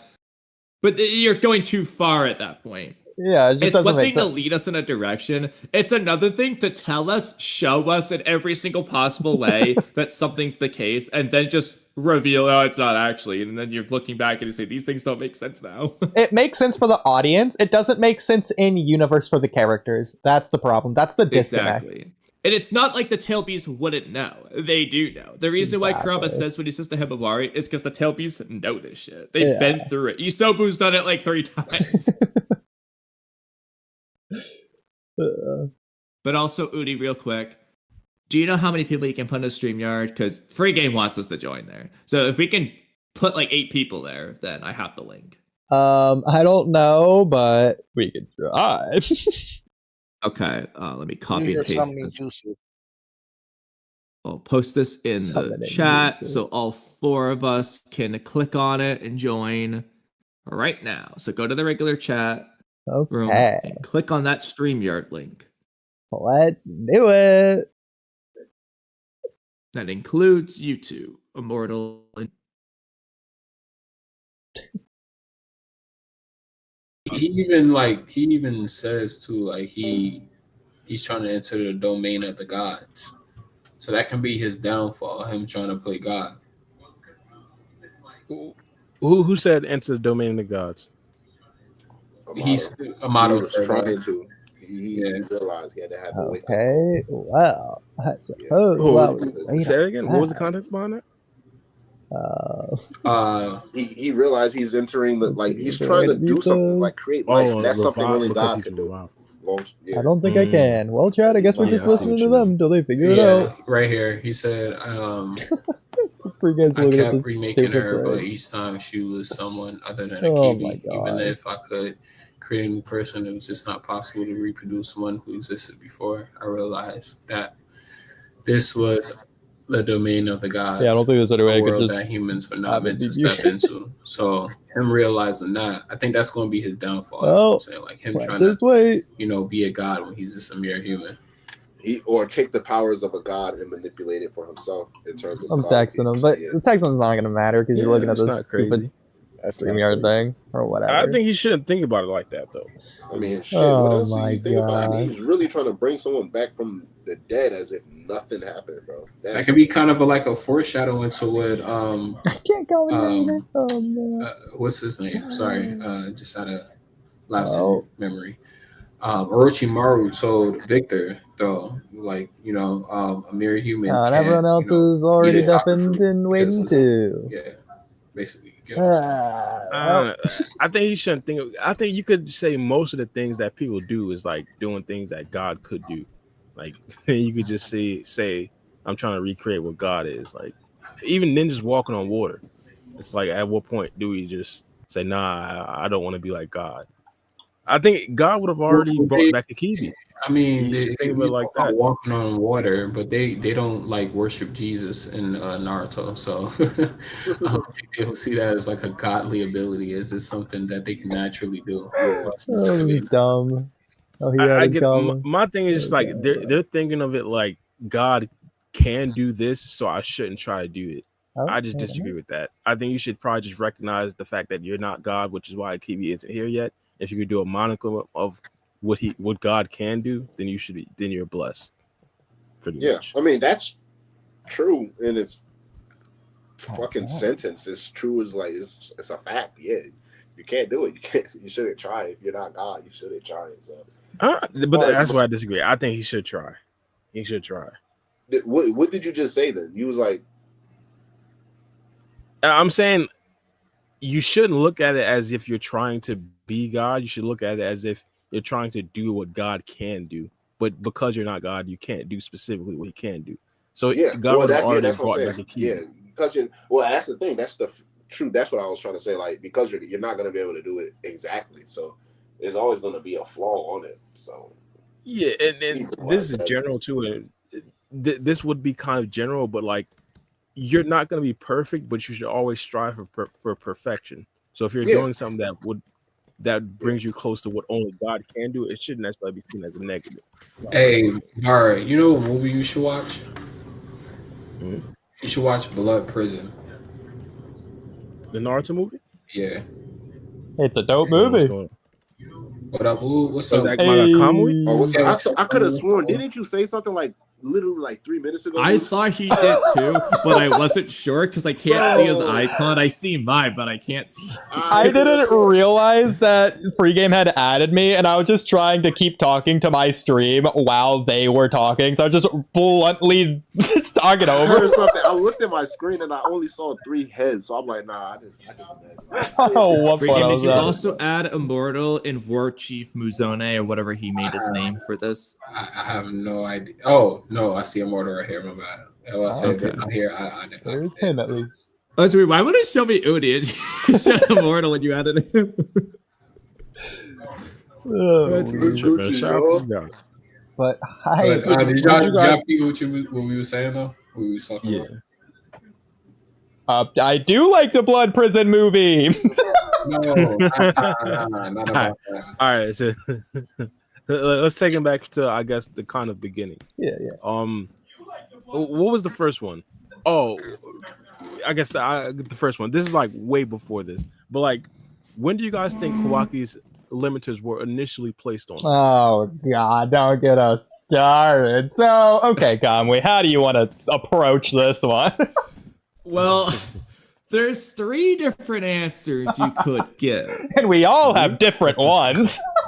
And This is what I like. one This is of why them... Kawaki- Okay, so Oodie is going to pick... Okay, one of them makes absolutely no sense. You're right. And Oodie's going to pick that one, and he's Yep. going to explain why the story kind of makes it seem like that's the case, but it makes absolutely no sense for a bazillion reasons. Then there's the most likely answer. Then there's another answer that actually can work. It makes more sense in some senses, but less sense in others. My answer would be when he reconstructed the karma in the beginning of the code arc is the best answer overall. Second place would be That's what I said. before the Kawaki arc even started. When you first see him, he already has him on. And third choice, Oodie, I'll let you take it away. It's gotta be during the time skip, even though it doesn't make any sense at all. It just doesn't make sense for him to not be limited before the code arc, but then to be limited in the code arc. You know, at the supreme peak of his power. No. Yeah, go ahead. I agree. And the two blue Yeah. vortex, he's weakened again. So it's just weird. It doesn't make sense in that regard. It seems like, based on the power, or at least the way it's portrayed, considering prophecy arc, considering code arc, doesn't make sense for him to be limited going into the code arc, considering what we saw. Yes, I know, karma shenanigans, but still. You know, like he does like still like work on Kawaki's body. Like if Kawaki's gonna go to anybody, he's gonna go to I don't think he is, though, because of omnipotence. So I don't think he's gone to That's the Amado. problem. But Because Amado knows Kawaki, it, even if Amado is immune, Kawaki doesn't think Amado's immune. And the whole point is in chapter 5, it's the first time Amado's revealing to anyone that he's the one who modified Kawaki. So everyone in the village doesn't think he works on Kawaki. No. He also says though that it's weird. Like when he was like trying to think about things, he was like, Boruto should. I don't think he said Boruto, but he said like Kawaki is supposed to be like Boruto or something like that. But yeah, now you're right. He was the one that has. Yeah, he was like he has all my tech and stuff in him. Like so that wouldn't make sense. So like he was like trying to figure out like what's up with his memory. He kind of flat out states it, but it's more so like the story heavily alludes to the fact that Amado figured out like early on in the time skip that Kawaki somehow, some way has like he's known the whole time, but he hasn't told anyone. And if he's modifying Kawaki every week, there's no question on who modified Kawaki. Everyone would just know. So it wouldn't be a secret. So to be fair, I do think it's fair to say that it's possible that Amado could have put limiters on Kawaki back in the Kara, just not arc, but just when he's a kid. He just didn't have the limiters going or on or whatever, and he just verbally adjusted them over the time skip once he realized what was happening, because then he could just approach Kawaki, who's just in the village. He could just go to Ada's house. He doesn't need Kawaki to approach him for that regard. I mean, that is also possible. That's the compromise answer, I suppose. Or somewhere only around thing the is, time like, when Shinji appeared. The only thing for me is like pre-time skip in any scenario, in most scenarios, it doesn't really make sense for me to see like Amato reconstructing Kawaki's karma and adding the limiters at the same time. Because like he's already banking on the fact that Kawaki might reawaken this karma. You know, so it's like he doesn't even have a definite answer to where he's like he reconstructs it and then possibly places the limiter on at the same. Who knows? Maybe he did do it.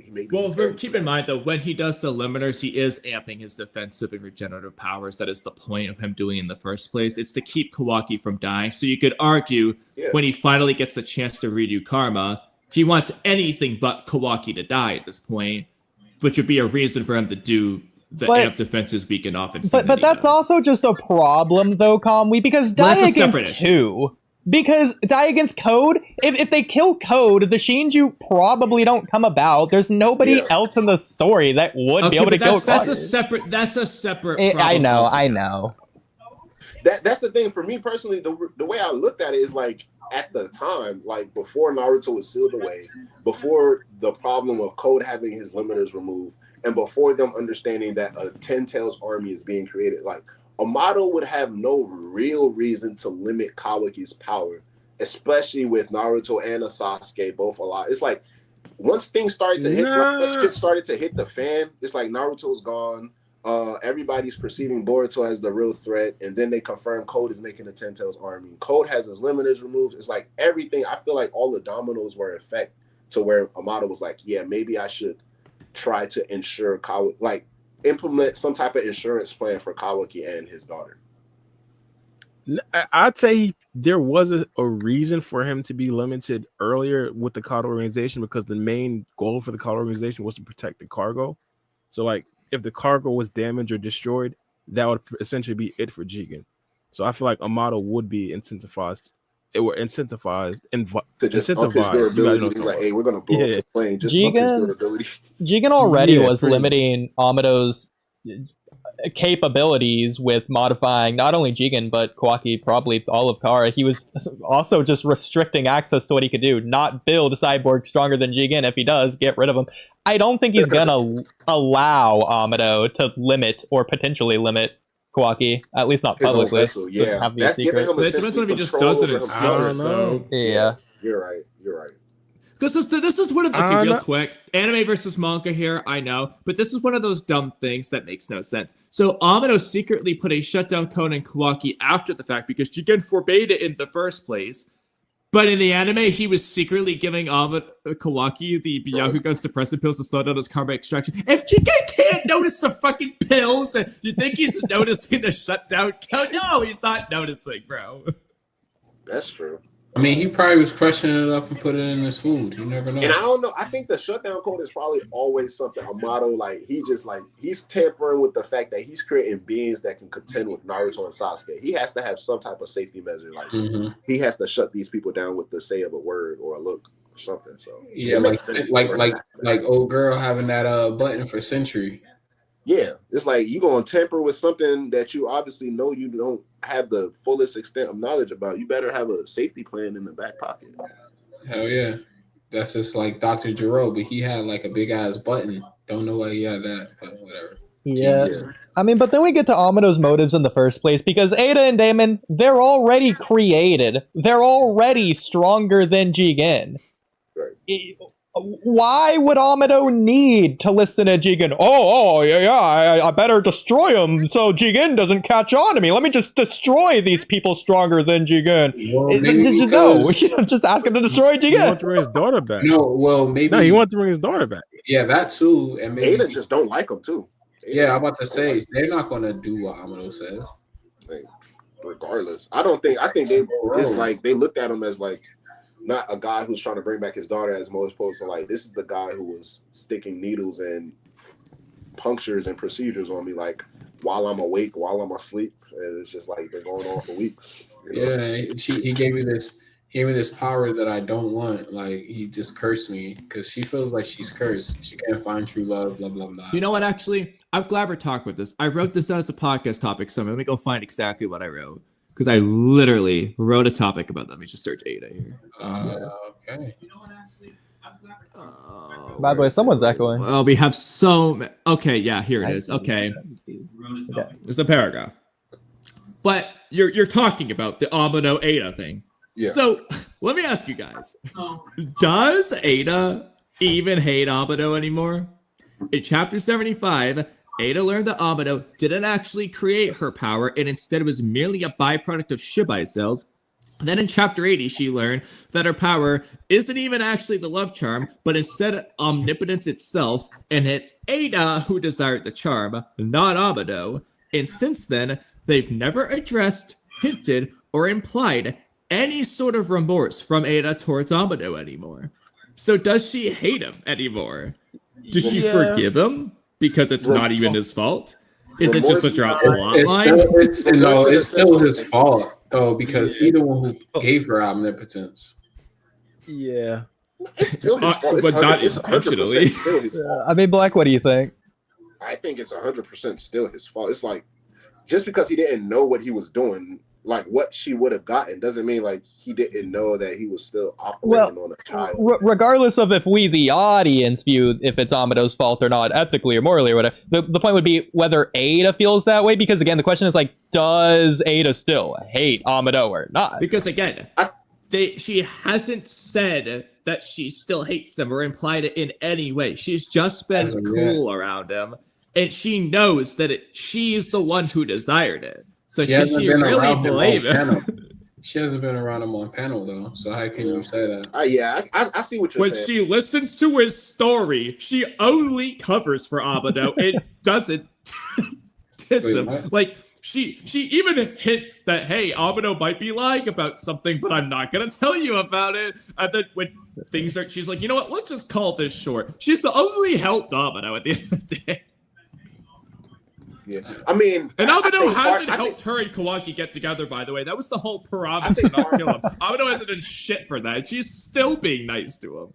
I think part of it is like her in her own character arc in terms of her development. I do think she still hates him. Like it will only make sense because of like the fact that she still is in the predicament, the situation that she's in because of him. But I think it's more so on like Ada is very. It's very like whimsical with her. Like she goes with it's like a with the wind type of person. So it kind of looks like it's not like she's not. I don't know. It's kind of confusing to say, but you know, as teenagers, as coming up as young adults, and especially in the case of women, it's like they do things that don't necessarily make sense a lot of times, and it's like they're just figuring it out. I think Ada. But that's the thing, though. At first, it's very clear she hates Amano, wants him dead. And if she's just being a teenager and changing her mind, okay, so did she just change her mind on that? She doesn't want to kill him anymore. She doesn't hate him anymore. Yeah, I think. But also, like, what's the first reason why she even said she wasn't killing him in the first place? Like when they had that alliance and they agreed to go back to the Hidden Leaf Village, she basically said like because Amano was gonna help her and Kawaki get together. He's gonna negotiate, which he didn't do, and she's not mad at him for it. And before that, it was because Code needed him for the limiters. Yeah, that too. He Loki did get them together. He brought them to the Hidden Leaf Village. Loki and they do stay in the same. Well, no, he didn't. Shikamaru did. Amano didn't do anything there. Yeah, all he did was just tell him, hey, we're on our way. You know that offer that you came up with? Yeah, she's taking it. From Ada's perspective, and the Ripsack mission wasn't Amano's idea. If it was Amano's idea, I'd give it to you. But no, it was Shikamaru's idea too. I don't know. I think it's interesting because she has the capabilities to kill him whenever she wants to, but like for the sake of the story, obviously it's not going to happen. But then for Ada's like own personal reasons, I don't know. I think maybe it's just like, well, now she's been living with Kawaki all this time, and plus the whole thing with Boruto, she says she feels bad. I just think it's just a lot going on to where it's like she still has it in her head that she doesn't like him, maybe she just needs another Well, reason well, to what fully makes her like. so sure that she has it in her head that she doesn't like him still? I mean, Considering because, we haven't seen that. because if she already established it, right, that she doesn't like him. Well, it's that just was like, before they she don't- learned the truth about everything. That's the thing. Like, if they don't have any more emphasis on her positioning or stance in that regard, it's not really any major change. Like, she learns like truth about her powers. Like, okay, she's in control of her powers. It's truly what she desires. It doesn't change the fact that, you know, Amato's the one that created her. And then also it's like how she simply just views him. Like she said, like, he's the type of person to create a problem and then present a solution to get credit for it. So like she doesn't really think highly of him. Real quick, what do you? Why is she like, covering for him in the interrogation? Real quick, what do you mean Amato made her? Because whereas it's possible she could have made her like she did Delta, I think that Ada and Damon just were alive and humans beforehand, just like Kawaki, and they're just given scientific ninja tech, Shinjutsu, I don't whatever. think she's like fully robotic yet. Yeah, what I mean made her is like the powers and stuff that she has right now because that's what she hates Amato for.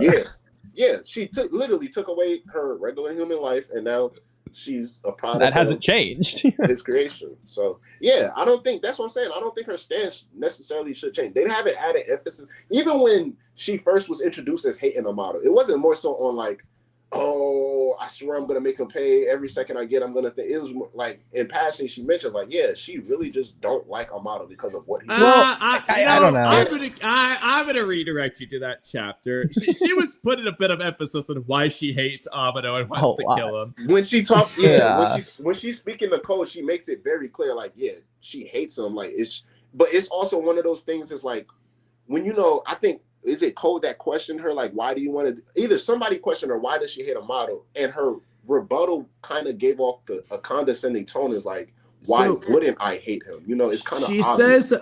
She said like, oh, he's smart, but I'll still kill him the next time we meet. It's like, you hate Amado? She's like, that's right. You know why? She goes on to explain how she hates him, and she's gonna kill him the next time they meet. And she's going on about how much she hates this stuff for Amado. That's why she hates him and wants to kill him. She put a bit of emphasis on, she wants to kill him. I'm still on the standpoint, I could see how she believes, or she could believe that Amato is the reason why she's in the Hidden Leaf Village at this particular point.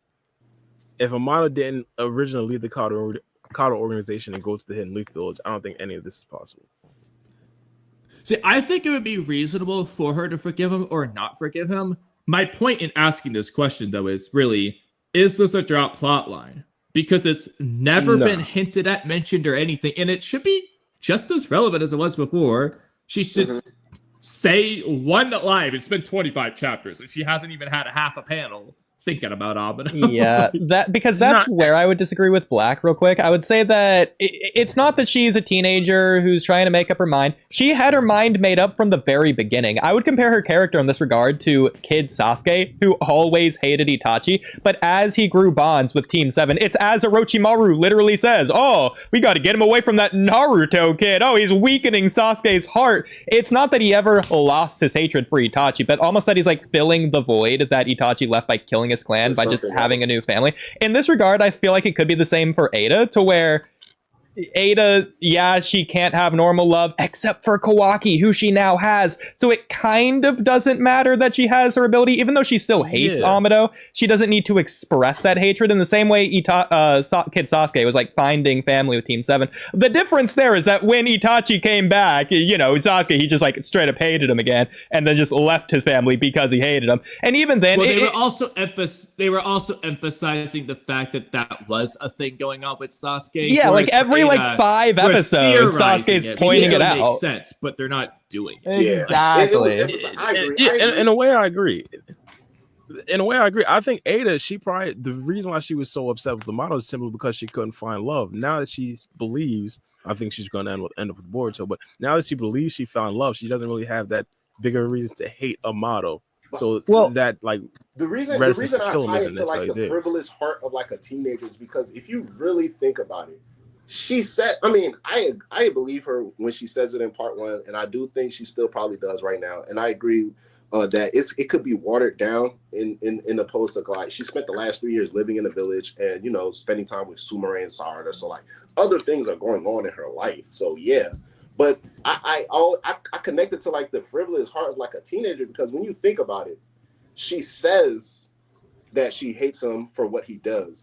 But when we see her character operate, she genuinely enjoys and reaps from the benefit of being able to do whatever she wants. Like whenever she's out shopping, whenever she's out, like she enjoys it. And we can't deny that fact to where like it's more like, I guess you can say maybe she's trying to find the glass half full type of thing. She's looking at it from a brighter side, but genuinely like it fits within her personality. Like, could you imagine Ada without an omnipotence, like in a world where multiple people are able to tell her no?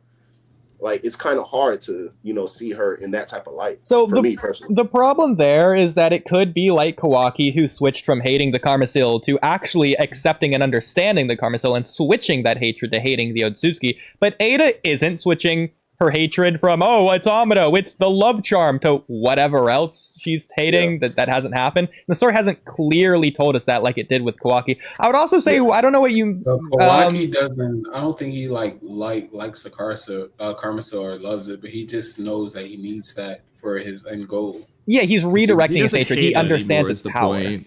Yeah, whereas at the beginning he did. Just needs it. I think that because he despised the Otsutsuki, so if you're going to despise the Otsutsuki, you're going to despise something that Otsutsuki gave you. Mm-hmm. So I don't think they actually loves the karma. So he just missed the power that he gave him. Amado even gave him that speech before he even But yeah.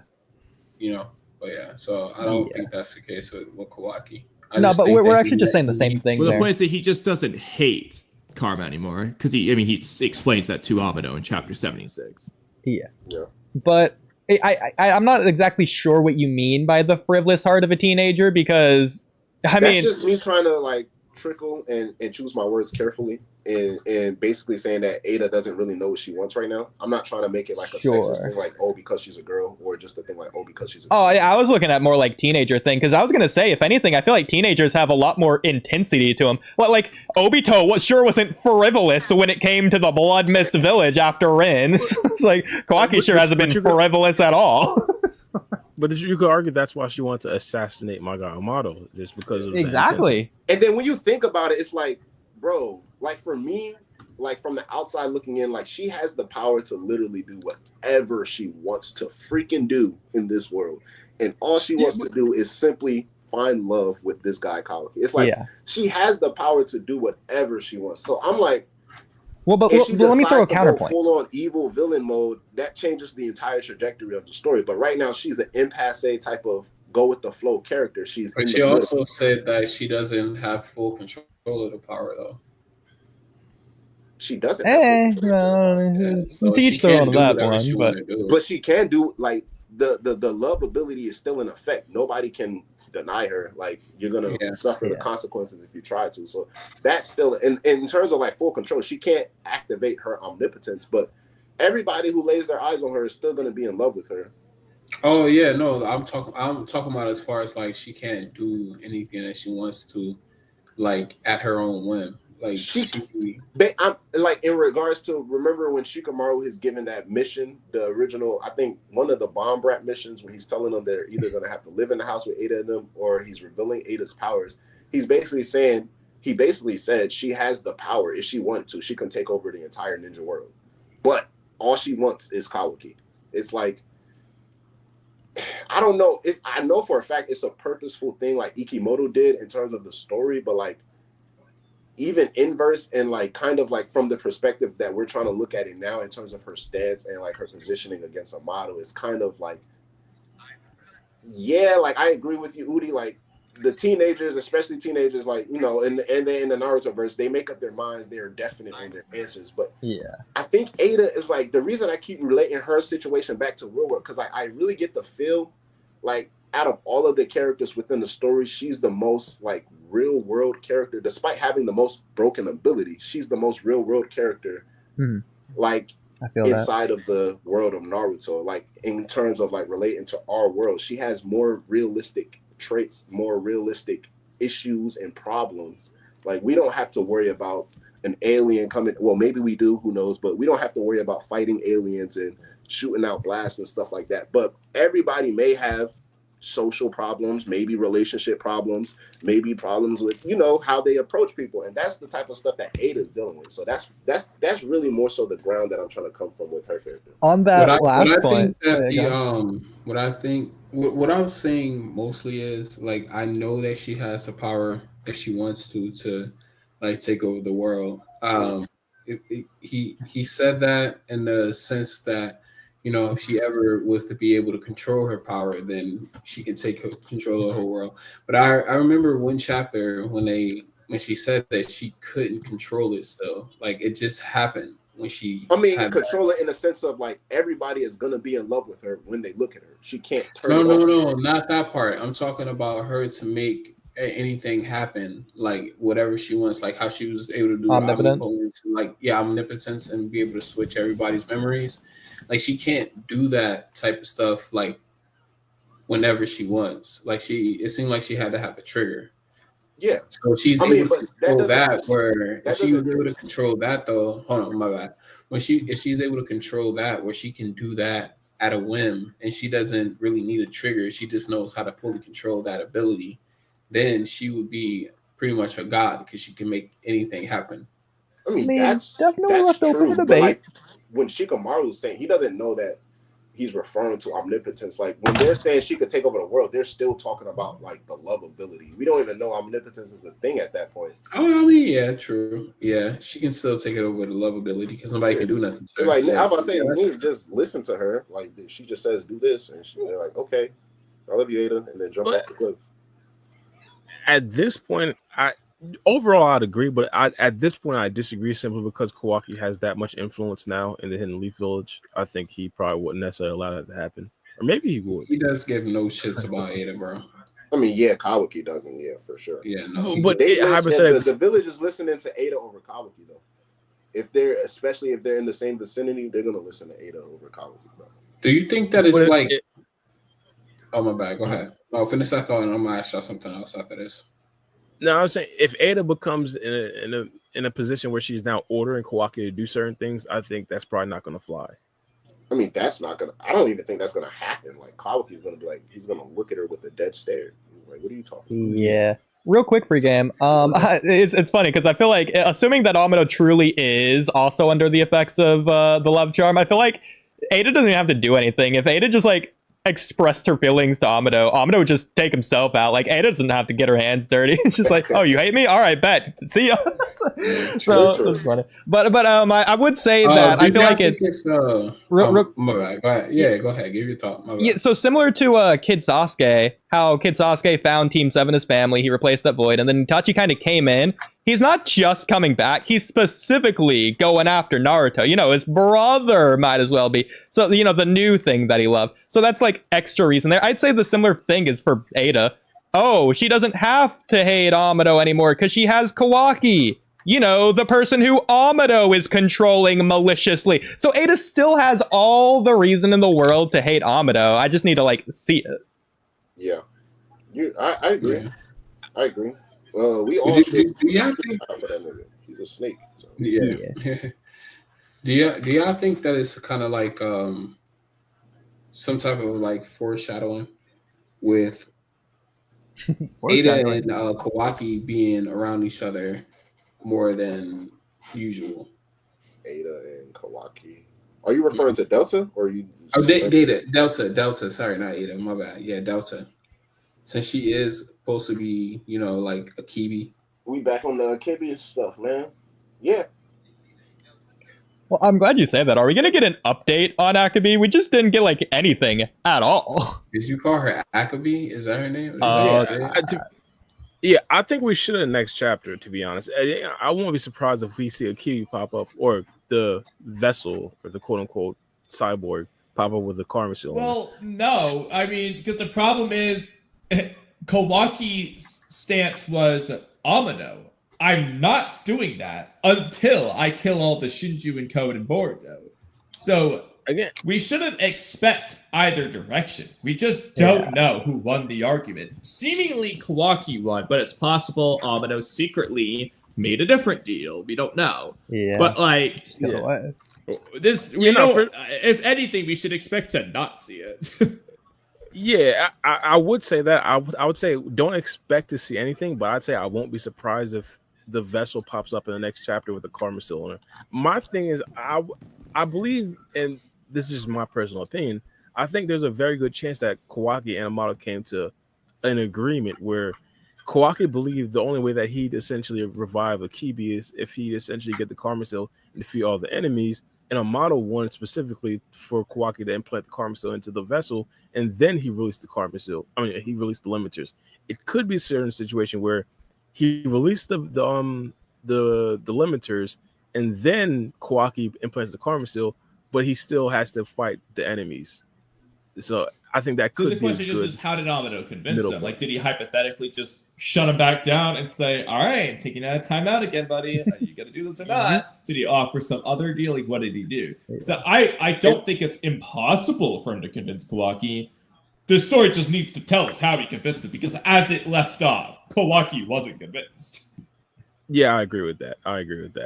But in theory, it wouldn't necessarily be that difficult for Amato to essentially establish that he has the upper hand if he just shut off Kawaki every time he tries to attack him and just let him know, like, it's not happening. The only problem with that, though, is if he's doing that, there's no way Kawaki gets to the Sand Village in time. So clearly, like, the argument couldn't have lasted that long. I mean, let's just assume that that Amado won the argument.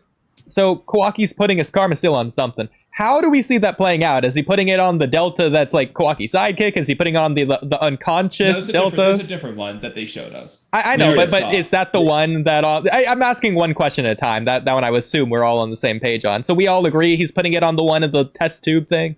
Yeah. Yeah. Okay, so how do we see that playing out? So she has it on her, assuming she does. Is Amado gonna wake her up now, or when it extracts? Is it already extracted? Because like that's a little bit weird how that even works in the first place. Kawaki's putting Akabi's data onto Akabi's. What? Well, this is great because I think that sense for 50,000 reasons. But yeah, this is great. I don't believe his plan. I think he's lying, and if he's not lying, Ikimoto has no idea how karma works. Even better. This brings us to what we were talking about a little bit earlier. So I believe currently, well, let's say hypothetically, Kawaki will implant the test tube that or the new brand new cyborg that Amato created, and that cyborg will have a karma seal, and then eventually it'll become a Kibi. But what we had like a big argument about before was when a Kibi is revived, will she be Otsutsuki? I say no. But that's the question. Because assuming that Kawaki put the karma seal on her and it's 100% extracted when he does that, and Amado can just wake her up, that confirms Akabi just isn't evil. Like, she's not destroying the Leaf Village. Time has passed. Enough time for them to get back to the Leaf Village. For them to do the sand mission and then come back to the Leaf Village to free Moegi, to get Moegi to the hospital, to get Moegi's diagnosis, for Sarada to waltz in, for Sarada and Sumire to go away, for Sarada and Sumire to have their conversation, for Sarada and Sumire to go away again, for Ada to contact them. It's like how many hours has passed since Akabi could have potentially woken up and been evil by now? so it's clearly, if that's the case, she's not evil. Are we assuming that the extraction process is going to happen instantaneously? Well, that's one of the questions. Is it? Months. Kawaki's is a couple years. But this is different, though, because it's data inside of Kawaki's karma seal that's already extracted. He's somehow putting that onto Akabi, as opposed to Momoshiki, who doesn't have an extracted card. He doesn't even have a karma seal. He's just putting his data onto Boruto. I mean, the whole plan... Okay, there's more reasons why this doesn't make sense, but fundamentally, I'll just give you one. So the Akabi clone already has Akabi's data physically. That's why she's identical. It's an identical twin. What she lacks is the soul. Amado's whole plan with the karma is to get Akabi's soul back from the pyramids, even though that's not how karma works. Shouldn't her soul just be in Kawaki if this plan was going to work? Because if you remember... It's not in Kawaki, clearly. Momoshiki... So why is Kawaki putting an Akabi going to change that? Well, but It's still is not it though? I agree Is with it the though? point he's making. I agree. Yeah, because Momoshiki's soul was housed inside of Boruto. Still is. That's fine. Ishiki's soul, the way karma normally works, is not housed inside of Kawaki. It never was. Wait a minute. I think Yeah, we're talking about two different things. he's right. He's right. Yes. Well, It was if we're in, going because by he that, was just Akibi, alive. He can't have two If- souls. He if we're just going had by that, data in Kawaki, which is it my would- god, that sounded so bad. nah, I disagree with that. I disagree. You Akibi's disagree soul that wouldn't he's be saying in the that body he of had Kawaki. his data in Kawaki is bad? That was just a funny Oh, timing. Maro's picking up the regular conversation. Oh my bad. I was like, whoa. He that said, "No, I was- disagree with that. That did not sound wild for you." Yeah, nah. That sounded wild. I don't think Akibi would be in the body of Kawaki because Ishiki or not Momoshiki's specific technique or his ritual with Boruto was completely different. He actually had to go inside of Boruto's karma seal and live there because he had no other vessels. Ishiki as well with Jigen specifically was actually inside the brain of Jigen, where Kawaki Ishiki was never really attached with Kawaki because he was inside of Jigen. Pause. Yeah, but he had his DNA in Kawaki. Yeah, he had the data, but his soul wasn't there. Yeah. Yeah, No, but in the so- same thing, Akibi's soul is nowhere close to Kawaki.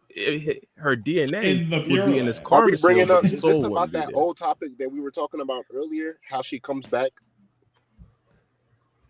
Say that again. However she comes back, it's not by Amado's plan, the one that he explained, or if it does happen that way, Ikimoto has created the world's biggest plot hole. Because how? it shouldn't work. Because How if would it it be a did plot hole? work, then Ishiki should have come back inside Kawaki when Amado reconstructed that karma. He clearly has Ishiki's data. It's how he's using his powers.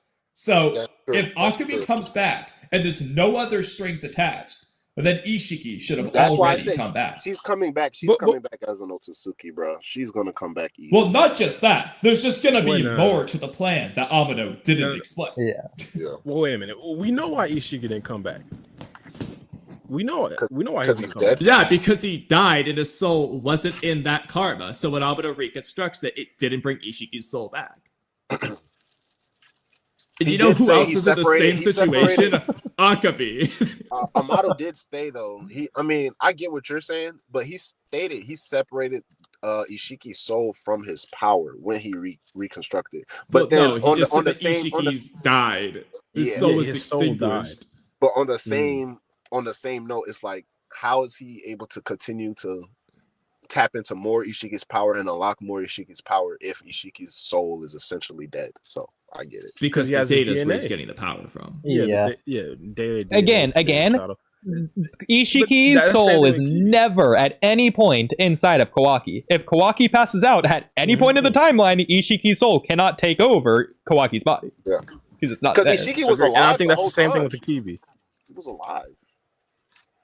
Yeah, and I think that's the same thing with Akibi as well. Well, she's not alive, but because Akibi's soul has died, it wouldn't necessarily be in Kawaki's karma or in Kawaki. Her data would be in Kawaki's karma seal. So Or her soul alternatively, isn't really if her soul here's a was good in question. Kawaki, Amado would just say that and just be like, we're going to transfer it to this clone. Because that makes sense. Nobody's going to question it. And they're just going to be like, that's a great idea, Amado. The fact that he's not saying that makes me think it isn't the case. Yeah, it's not. Because It's if he can't essentially recreate her soul, I don't know. I think pretty sure one of y'all said this. Like, what's the difference? How does he able to recreate it and put it inside of Paul's and inside of Kawaki's karma if he already can't recreate her soul? Like, if he's just long story, if he's just transferring the DNA, right? That's essentially what Delta is. She's Akebi's DNA with her memories, but it's not Akebi's soul. Nah, see, that's So what different. Amado is That's just the memories, not the data. The No, data it is the data potentially, too, but it's the same idea. The only difference is what Amado's saying is karma magic. It's going to bring her soul because it's the godly work of Otsutsuki. That's why her soul will come back. The problem is, we, the audience, know that won't work for this plan. Amado could say it and trick Naruto or whatever. Naruto's going to believe him. That's fine. But we, the audience, know We know. that can't work because if it did, it would have brought Ishiki back. Or I don't know Akabi that. would just be inside Kawaki right now. I don't know that. The reason why I say I don't know that is because the Karma Seal specifically is supposed to bring back the actual person, whereas what he was doing before was just creating cyborgs with the memories of the person. So, Bara, let me ask you. Well, no, he used all of Akabi's data. He literally explained. He digitized the data. Amano did karma, but with technology, essentially. Yeah. So, Bara, And he did that to Kawaki again. He implanted that into Kawaki. And then it's never explicitly explained how the karma seal manifested. My theory is that Kawaki, as Inosuke, manifested the seal part on his own. Amano couldn't do that. But regardless, Amano, in both cases, is doing the idea of karma. He just lacks the Shinjutsu itself. Yeah. But he's doing the compressing and aggregating of the data. He did that with Delta. But that just didn't give him the soul that he needed. but that's fundamentally different, though. You're essentially implanting that data into a vessel where, in this case with the Karma Seal, you're turning the vessel into the actual person. And I guess I might be on the same. It's the first half of as karma, a model, essentially. Yeah, I might be on the same side as a model where I believe that the Karma Seal would result in different effects, but the Karma Seal in itself, like, it's a different process than just like implanting memories and a personality into just a random vessel. Well, it's not a random vessel, though. It's a grown copy of Akabi. So, because it is Akabi's data. It's all of Akabi's cells. It looks identical. Everything about it physically is Akabi. Because the only difference is their personality. If what Bar is saying is true, then that means if Kawaki passes out, Akabi should be able to take over his body. Likewise, just like Boruto in this latest chapter, if Kawaki closes one eye to go inside his weird mindscape thing, he should just be able to talk to Akabi inside of his soul or whatever. Nah. See, that's different. We just talked about how Akabi's soul is gone. Akabi's soul died. Same thing with Ishiki. Then what is he giving to Akabi? Never died. So then why would putting it into another delta magically bring it back? That's what I was just asking. Like, why would it? How does that make a difference if her soul is not here? Because again, Kawaki has a real karma now with Akabi's data. If that didn't summon her soul, why does just giving it to a different person bring it out? Because we're not the whole karma process isn't complete. Like, hypothetically, if Kawaki does implant the new cyborg with the Karma Seal, or the Kibi look like with the Karma Seal, then the Karma Seal resurrection process would take place. The Karma Seal resurrection process isn't taking place with Kawaki. Yeah, but that would be transforming the body. The soul would have to be there for the resurrection process to take place in the first place. So, like, theoretically, I don't think so. Well, no, we do know that's true. There's nothing to resurrect if the soul's not there. Well, let me put it to you this way, Bara. Let's say that Kawaki's Karma Seal kept extracting 100% and then did extract. What Kawaki's going to turn into isn't going to be Akabi. It's just going to be another Delta. Yeah. All right, so let me ask you a quick question. Hypothetically, Ishiki Otsutsuki was actually alive and he implanted his Karma Seal into two separate vessels. But his soul wasn't necessarily in those Karma Seals because Ishiki's still alive. His soul is just in his current body. If he dies, would he still be able to resurrect in one of those Karma Seals, even though they don't really have a soul? It transfers to that soul. It would just jump there. Yeah. So how is that not the case with the Kibi? Because Akabi had already died. Her soul was already out of the world of the living.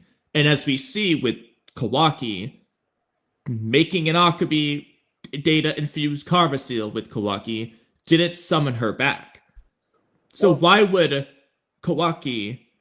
But there's going to be another problem with this plan. But let's just leave it at that. Why would Kawaki just copying that over to a Delta or another Delta 2? That's the Akabi clone. Why would that just summon her soul this time if it didn't inside Kawaki? Why would it do it now? As a rebuttal, because we were just looking over the chapter when Amato explains the situation about his daughter, and I don't know if it's something that y'all remember because I forgot personally, but he was already working on digitizing her data and all of this, like all of that. Yeah, I literally mentioned that earlier. When he makes Delta, he literally digitized the data. He did the idea of karma, but obviously it wasn't karma. But he did the same idea. So he started all of this research because he says he started the research and then she died and he continued the research. So I don't know if it's possible. Maybe he found a way to digitize everything about her, like in a way. Yeah, he did. Prior to her dying. But Yeah, he did. We're still not. I believe we're not taking into account the actual karma process of resurrection. He did that, and you could argue that Kawaki's karma has all that data as well, but the resurrection process hasn't taken place with Kawaki. So then her soul, it wouldn't be a problem for her soul to be there within Kawaki's karma. So then the issue is like, why isn't she taking over Kawaki's body or something like that? Or just why isn't it just mentioned that her soul is there? Yeah. Or if Amado can do that, then why does he need Kawaki? Her soul should just be living there. And if he can do that, he shouldn't need Kawaki. I think Boruto I don't think her soul should be living. Very rare in this situation. Like, but that's the point, Bar. You don't think her soul is inside Kawaki. So even if the resurrection's incomplete, why would the soul be in the new Akabi clone when he puts karma there? Why is the soul gonna summon? Because just as a reminder, karmic resurrection. It doesn't make a new soul. Karmic resurrection doesn't do that. Like Ishiki's soul, let's just say just Momoshiki actually revives in Boruto. His soul is there from 0 to 100% extraction. It's always there. Resurrection is just the body changing into Momoshiki officially. Yeah, but that's specifically for Momoshiki because Momoshiki didn't have another vessel and his original body died. That's why he had his soul. Akabi doesn't have another vessel either. It's only one. No, I completely get that. The idea though is that they're going to revive the soul. Well, what does that mean to you? That's not what karma does. Well, hang on. What do you mean by revive the soul? Bring it back. Like that. In my personal opinion, that's the whole entire point. No, it's not. That's not what karma does. As Momoshiki explains, it's the anchor that prevents his soul from dying. It's never been used to revive an already dead soul.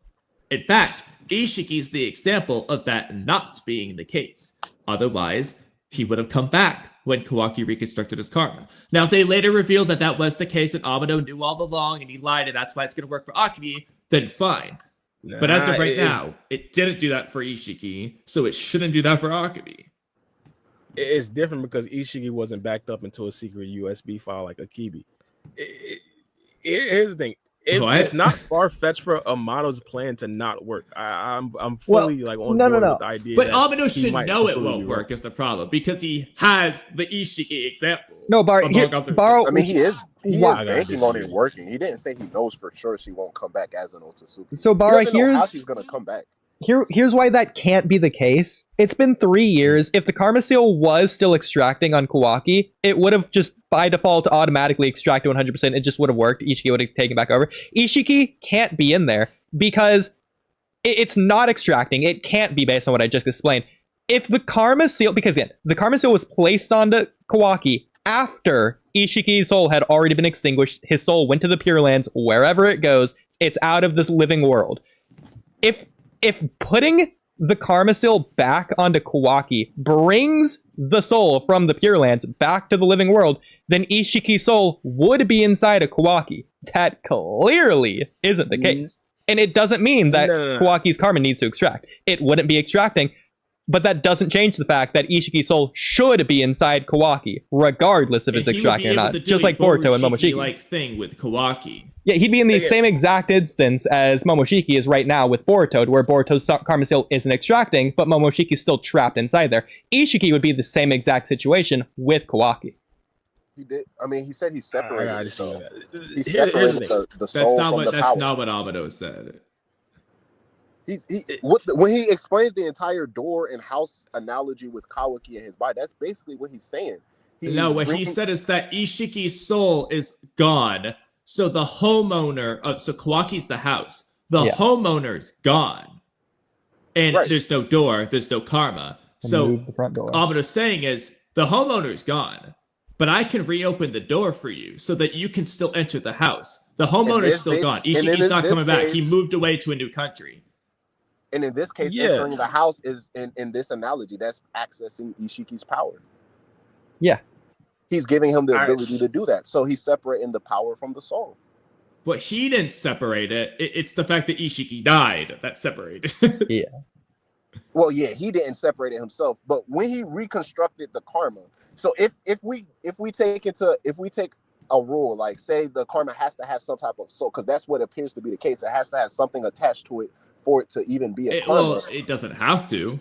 We know that from several examples. Well, yeah, well, for this case, in Amato's case, he's trying to recreate something. So he didn't recreate it in a sense where like Kawaki just has power, because we know that he said, oh, he wants him to revive his daughter. So there's something else with the karma in terms of whatever Amato did. But the fact still remains that he was able to construct it in a way that Kawaki can still access those same abilities prior to, like, if Ishiki would have been dormant in his karma, as opposed to now that he's not. He still somehow, whatever he was able to do it with, he was able to construct that karma again onto Kawaki's body.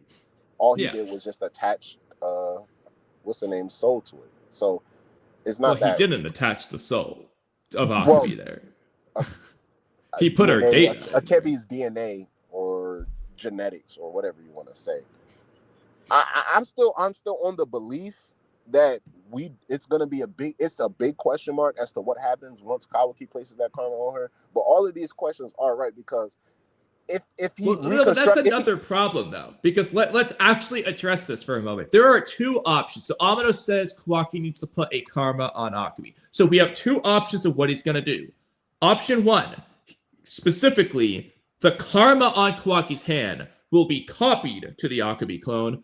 Option two, Kawaki is just going to make a Kawaki karma on the clone. So what's that going to look like? Well, if it's the Kawaki karma, it's 80% Ishiki that he's putting on there. 20% Akabi at best. It's 80% Ishiki that's going to be on this clone. I don't see how that's looking good for Akabi. That's probably going to bring back Ishiki. Option two, it's Kawaki's karma. You know what Kawaki's karma is? It's Ishiki. I gotta see because if it's all Akabi data in there, first of all, why isn't it extracting? They haven't discussed that, but ignoring that, question. Why does the Akabi karma give him access to Ishiki's powers? Why is Akabi's karma so strong? Who is Akabi? Why is he getting an amp from this? Doesn't make sense. Overall, it's still Ishiki's karma. It's just Akibi's data inside of Ishiki's karma. Yeah, he just threw it into the mix, which means the majority, whether it's Kawaki's body or that karma, the vast majority is Ishiki. If this brings back Akabi, this should be bringing back Ishiki too. And if it brings back Ishiki, I'm sorry, but Akabi's not winning that contest. It's obviously going to be Ishiki. I don't think it's automatically going to bring back both, because they also had that plan where Boruto would have, in a different world, like, placed his karma on Code, and they never worried about like Boruto and Momoshiki transferring. No, but that's a different karma, though. He's not putting Momoshiki's karma on it. He's putting his own. He just, for whatever reason, he just has. But isn't that what Kawaki's doing? That's the point, though. Amato never. Well, yeah, but if that's what Kawaki's doing, you know whose soul's going in Akabi? Kawaki. So that's what I'm saying. So that's the whole point, though. So if Amato never shut down the idea that Boruto could transfer his karma alone, it was more so the fact that just Code already had a karma. He never shut down the idea that, you could just transfer your karma alone, and basically Momoshiki would be in the original Boruto's body. So he doesn't not only shut it down, he implies that is doable, aside from whether or not Code can accept it, but that is a thing that they can do. It's doable. So then in Kawaki's case, it's not far-fetched to even, let's just say if somehow Ishiki's essence is still there and he's trying to transfer the data over, but Kawaki would be able to simply, if he wants to, just transfer whatever genetic makeup in his karma is of Akebi, just transfer that over to the Akebi clone, as opposed to like her coming back as like an Ishiki or a Kawaki 2.0. What would make more sense is if what Amado did was going to turn Kawaki into Akabi over time, and he's basically trying to get Kawaki to put his karma on the body, so that way Kawaki doesn't die, and he doesn't want to reveal that. The issue, though, is... See, Amado is making it like, Kawaki, we have to do, I need you to do it. So it could be that he's trying to trick him, but it's like, if he's going to get his daughter back regardless, yeah, he doesn't want to kill Kawaki, but he's not gonna be like bagging Kawaki on his hands and knees. No, if Kawaki dies, he's just gonna let him die in this case. He's not gonna give him the power to get stronger because he's gonna say, yeah, I'm not letting you die because you're actually Akabe. He wouldn't risk it. He would just be like, sorry, and you just try to get him to do the karma first. And then, like, he might even tell him the truth at some point. So his approach would be pretty bad, but that would make more sense plan-wise. The issue, though, is we see Kawaki's karma. Not only has there been not a single... Kawaki would probably notice he's getting weaker. You wouldn't need the limiters. It's just the fact that the Ishiki data is being overwritten by little girl data.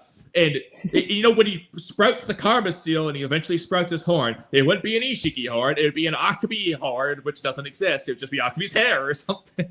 And he wouldn't be getting stronger because Akabe, not Ishiki. I just don't necessarily think it'd be like that. Kawaki's body is already it's already altered by Ishiki Otsutsuki's data. I think that's you have to already understand what there. karma's doing. The karma seal overlays Kawaki's body. That's But the chakra is in those markings that overlay your body. So it's additively adding the power externally. It's kind of like Naruto's Kurama cloaks. It's doing it that way. So the karma if seal it's already Akabe's decompressed. chakra, he wouldn't be getting Ishiki's power from that. I gotta disagree. The karma seal already decompressed in Kawaki's body. He already has the Ishiki DNA in his body. Yeah, and as we see, change back. It That's true. doesn't give him anything. It's only when karma overlays your body. The problem is karma doesn't make sense. I disagree, Bara. I disagree with that. The Ishiki data never decompressed over Kawaki's body, ever. The karma seal just vanquished from Kawaki when Ishiki died. Or Jigen, I should say. I mean, they said Boruto and both Kawaki were 80% Otsutsuki, and that the process that happens to their body doesn't change. So even when he lost the karma, whatever changes occurred in his body, it's still the same. So no, I know. His body changed. It's not because the data decompressed from the karma seal. When that happens, and only when that happens, is when the karma seal extracts at 100%. That's why it's an instant change. This is what I was telling Bar earlier. Essentially, the karma does 2 transformations to your body because it has to change you into an Otsutsuki, and then it changes you into the specific Otsutsuki. Yeah. Well, no, but that's the problem. It doesn't do that. It changes you into the specific Otsutsuki, and then it changes you into the specific Otsutsuki. That is the problem. I think that's where we disagree. I don't think it changes you into the specific Otsutsuki. I disagree. Then Amano's house store analogy doesn't work, because when he tells Kawaki, you are Ishiki, not just Otsutsuki. It's Ishiki whose data was extracted in you. That's what he explains. Yeah, his data was extracted him, but he's not Ishiki. Hypothetically, if the resurrection it's not took just place, it's not just an Otsutsuki Ishiki. transfer. It's Ishiki's data. I get that, but the resurrection process hasn't taken place. Therefore, he's not Ishiki. Then why is he Otsutsuki? Because that's the karma seal. Him into Otsutsuki. But what did the karma seal extract? So it's basically it's 2 separate things. I agree with Black it's 2 separate things. What the karma essentially is doing is changing your human DNA into Otsutsuki DNA. That's like the ground basis, and then it's turning you into the specific Otsutsuki of whose karma once it's completed. So it has to, because at that point it's like, what is it doing up until the point you even fully decompress? It's doing something, so it's changing the body in order to completely undergo into Ishiki. So, I mean, once he will revive it, he's not Ishiki, but his body. Okay, let me ask you this. So when Kawaki lost his karma seal, Amano explains inside that house, Kawaki doesn't have karma right now. Inside Kawaki, Ishiki's power continues to sleep. Yeah. So he doesn't have karma. Why does Ishiki's power sleep inside Kawaki's body if he's not Ishikified? He was 80%. 80% what? 80% Ishiki. You just said it for me. It's both. It's both. Ishiki, not just Otsutsuki. It's both. It's both him becoming. Well, yeah, of course. So when you take you know what Ishiki's last name is? Or Ishiki's data. Otsutsuki. No, we understand that, but it's both. It's two processes. It's 2 processes. If it's 2 processes, then he wouldn't be Ishikified yet, because that part didn't happen yet. Okay. Let Well, he me. wasn't 100%. The point that I'm getting, he's not Ishiki. So I get that. I'm not disagreeing with that because he's not Ishiki. Let's go through this The one at a resurrection time. process has to happen. Okay, I'm gonna ask each of you individually the same 2 questions. I'll start with Kamui. Kamui, right now, does Kawaki in his body have Ishiki's data? Yes. Okay. Does Kawaki in his karma seal have Ishiki's data? Well, right now. That depends. On 2 factors. But that's the whole point. That's the whole no, hold on. That one depends on 2 factors. Well, 3 factors, actually. The first is, so 3 factors. 1, do you think the karma finished to 100% or not? There's like 80%, No. like 82%, I believe. Well, ignoring the fact that they say he's 100% Otsutsuki, do you think it finished? Boruto was 82. I don't think the karma it was seal like did. 82. I'm not Yeah, taking that. just It was accept like 82. Well, okay, let me just, okay, so obviously, there's actually a 4th factor. So, okay, instead of asking all the questions, I'll just list the factors. Okay, so the first is whether or not it extracted. Following that is, fully. So if it didn't fully extract, so it's just 80% Ishiki. The next question is, when Amado reconstructed it, did the other 20% reappear, or was it just gone forever? It's never explained. So we have those 2 factors stemming from factor 1. The next question is, what do you consider the data to be? Because if the chakra's there, does that count as being data at the end of the day? The 4th is, when the data extracts from karma, does it leave karma and not in there? Because again, the chakra's still there. So what do we count that as? Like, okay. So that's Kamui's answer. Is it in the body? well, yes. no, I mean, is it I in can, the I can give you karma? what I think It are the depends on answers 4 to all factors. these things, but it's an incomplete answer. Okay, well, let's just move on to Bara, just so we can establish some common ground. So Bara, is Ishiki's data inside Kawaki's body right now? I'd say yes. Okay, is it in his karma seal? I'd say no currently. Okay, and Black, do you think it's in Kawaki's body, Ishiki's data right now? Yeah. And what about his karma seal? Right now, no. Okay, so I think So what do you that's think the is in his karma seal? That's my question for everyone. It's just the power. The karma still power in Akibi? In the Kibi, yeah. So the chakra of Ishiki, okay. Because the way I've interpreted is that the data's extracting and that's going into the body, but the chakra remains, and at the end, all of it overlays the body. This is how I so let me say, this is how I processed what Amado did to Kawaki when he reconstructed it. Because when he uses the house analogy, essentially, Kawaki without the karma seal has Ishiki's power within him. Because essentially, his body was turned into 80% of Otsutsuki's DNA and genetics due to Ishiki's karma and its influence. Otsutsuki's DNA and genetics. Yes. Ishiki, okay, yes. So at that point, he has 80% of Ishiki's DNA. He's 80% Ishiki, 20% Kawaki. I guess you can say that. He's Kawaki because he operates and thinks as Kawaki. So yeah, in that case, he's not Ishiki. But once we move past that, Amado now placed the karma seal onto Kawaki. Like that karma seal essentially allows Kawaki to access the power that he would already have, that he already has. But he doesn't already have it though, because you just said if the data extracted onto the body, but the power was in karma. So he doesn't have the power without karma. It's just not in his body.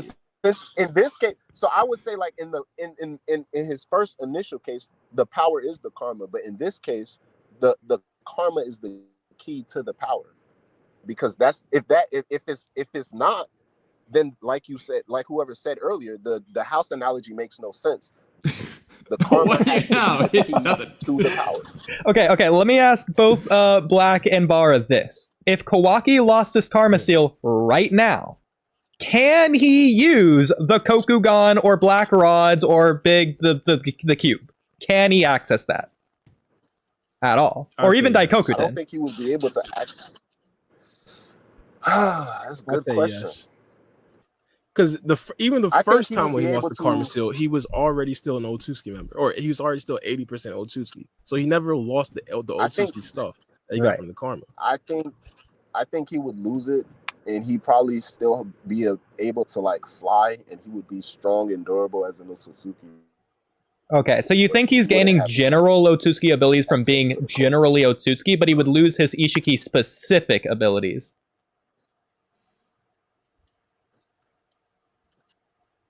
To be clear. That's where my mind is at. Yes. Okay. That's where I would fall. And I disagree.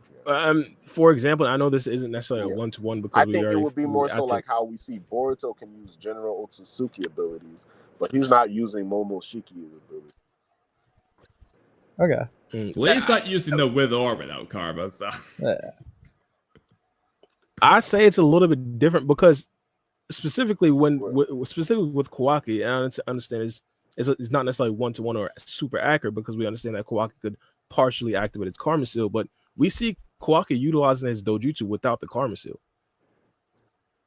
We see him using both Exactly. Sukuna Hikona and Daikogaten without the Karma Seal. Yeah. I mean, we see him using it without the Yeah, eye as well, so it's kind of weird. Yeah, even more reason. That too. Even more reason. So I think this gets into the use what is that really eye. base Kawaki question, but I do believe base Kawaki has has the Dojutsu, like without the Karma specifically. Based on He what has we the saw. Okay. I mean, that's just a little weird loses how, karma- he's just not doing that until he activates the Karma Seal. Yeah, if he Yeah, loses yeah, karma, it's- he loses it's the weird eye. no matter plenty of what. fight. There's plenty of fights where he utilizes the Dojutsu without the Karma. But he never if he started loses the using the karma- dojutsu until he got karma back. Yeah. No, I So completely get if he that. loses the I karma, think- he loses the eye. Like, why would he even surrender himself to Code if he could have just one-shot him with a cube? And before you say, well, he didn't know, blah, blah, blah, blah. Okay, but he also just unconsciously mastered chakra signature extinguishing and other things. So, like, I just do that to the eye. Yeah, but also he was like unconsciously trying to absorb that big Borushiki Rasengan without realizing he had karma, which is why he activated the Karma Seal. So it's like, I think you're just gonna try it anyways. Yeah. The problem is he just never thought to try the cube is the issue. If he just knew. Which he does All right, now. so I'm rereading chapter 46, and in a way, I believe it kind of explains it, but I think it's up to interpretation. And my interpretation was it was two separate processes. So specifically, when Amato's explaining it to Boruto, he says, "And when all the data is fully extracted, Boruto's body will be overwritten with Momoshiki's data." Yeah, so this is so let's go I through think this. those are two I'm separate already processes. on the same chapter, been waiting to do this. So let me explain. if it's not clear, I've been prepared and gone over this. Karma makes no sense for him. So during the battle, Momoshiki converted himself into data, replicating himself and planted into Boruto's body. Do you understand? Karma is a highly compressed Otsutsuki backup file. Backup of who? The Otsutsuki who planted karma. Momoshiki, the data. Then he says, the compressed file. What is the compressed file? Momoshiki's data. That extracts over time. It's going on very this minute. When all of the data fully extracts, what is the data? Momoshiki's. Boruto's body will be overwritten by Momoshiki's data, and Boruto himself will completely cease to exist. So, the first thing he says, you could say, oh, it's not overwriting his body until the end. Okay, it's just extracting, but it's not overwriting. Fine. If that's the case, why are Boruto and Kawaki Otsutsuki at all? Because their body wasn't overwritten. It was overwritten. They say that later on. That's why they're Otsutsuki, because it was overwritten. They're Otsutsuki because of the Karma Seal, not Because it they're not Otsutsuki overwrote. because of the Overwrote. Otsutsuki's data. But Their it body. didn't overwrite 100%, like 80%. Then why are they Otsutsuki? And fully 'Cause they're fledged ones at 80%. that. Point, you're mostly Why is Otsutsuki. Boruto 82% Momoshiki if it didn't Because of the overwrite Karma his body? Seal. Well, no, there's two separate. Again, I believe there's two separate processes activating at this particular time. and they go the same speed in my personal opinion. Boruto turning into Momoshiki and Boruto turning into an Otsutsuki member. Boruto was 82% Otsutsuki and 82% to Momoshiki, in my personal opinion. But the process of being reborn still has to happen. Or the resurrection rebirth, process we still know has to happen that's for him to separate. turn. But his data was overwritten. So what do you consider Jigen? Was he 100% Otsutsuki? Yes or no? Yes. Yeah. 100% wasn't Ishiki 100%. Otsutsuki, to be specific. But he wasn't Ishiki. And the thing is, he didn't turn into Ishiki until Jigen essentially died, and then we see what the karma took its full effect and turned him into Ishiki. Yeah, So that was like but a whole but different Jigen's process. data was Ishiki's data. Yeah, but he was still Otsutsuki, so it would make sense. Like, it reached a point to where now it was 100% complete and ready, and now we know that the Otsutsuki can decide to revive. But my point though is it did overwrite Jigen's data. That's why it's Ishiki's data and not Jigen the human's data. Yeah, so now when it's 82%, it's like 82% of the data, like, has been overwritten. Yeah, has been overwritten. Not so when it's 100% like Jigen, 100% has been overwritten. Then you become 100% fully Otsutsuki. No. But yes, but that's separate from when Ishiki takes over. Yeah. But it's still been overwritten, is my point. By Ishiki's data. It's already been overwritten. Yeah. Yeah, so he's Kawaki isn't he's just Otsutsuki. He's Ishiki Otsutsuki. Nah, he's just an Otsutsuki at that point. The resurrection. No, because you just contradicted yourself because you just agreed to what I said about Jigen. There's no difference. Nah, I agreed with him being Otsutsuki. He's not Ishiki yet because the resurrection process. You agreed to it being Ishiki Otsutsuki like 2 minutes ago. No, I believe that was that might have been Black Uchiha. You both I did. said he's Ishiki, but he's not Ishiki. Yeah, he's not the soul or appearance of Ishiki, but his DNA, his cellular inside the nucleus of his cells, that double helix thing, the sort of Nunoboko shaped thing inside his cells are Ishiki specifically. Yeah. Well, now that applies to Kawaki too. It's Kawaki too, but we do realize that those are two separate things, though. Like Boruto hypothetically being, let's say hypothetically, his data was 100% Momoshiki. Well, it is 100% Momoshiki, despite being 82% Momoshiki. Well, yeah, but Momoshiki himself still doesn't consider that body as Momoshiki himself. He still considers that as I have to take over Boruto's body. Yes, but we're having two separate not arguments. Really Momoshiki. Yeah. But we're having two separate arguments. I'm not saying there aren't two different things, because we see with Jigen, despite Jigen being 100% Ishiki's data, he just looks like Jigen. Ishiki has to separately do the thing where he transformation jutsuifies into Ishiki. We agree those are two separate things. My point we also is realize that Jigen isn't Ishiki, right? Jigen's data is Ishiki's data at that point. But yeah, and here's where we agree, kind of disagree. But same thing. Even though Jigen's data is 100% Ishiki, he's not Ishiki.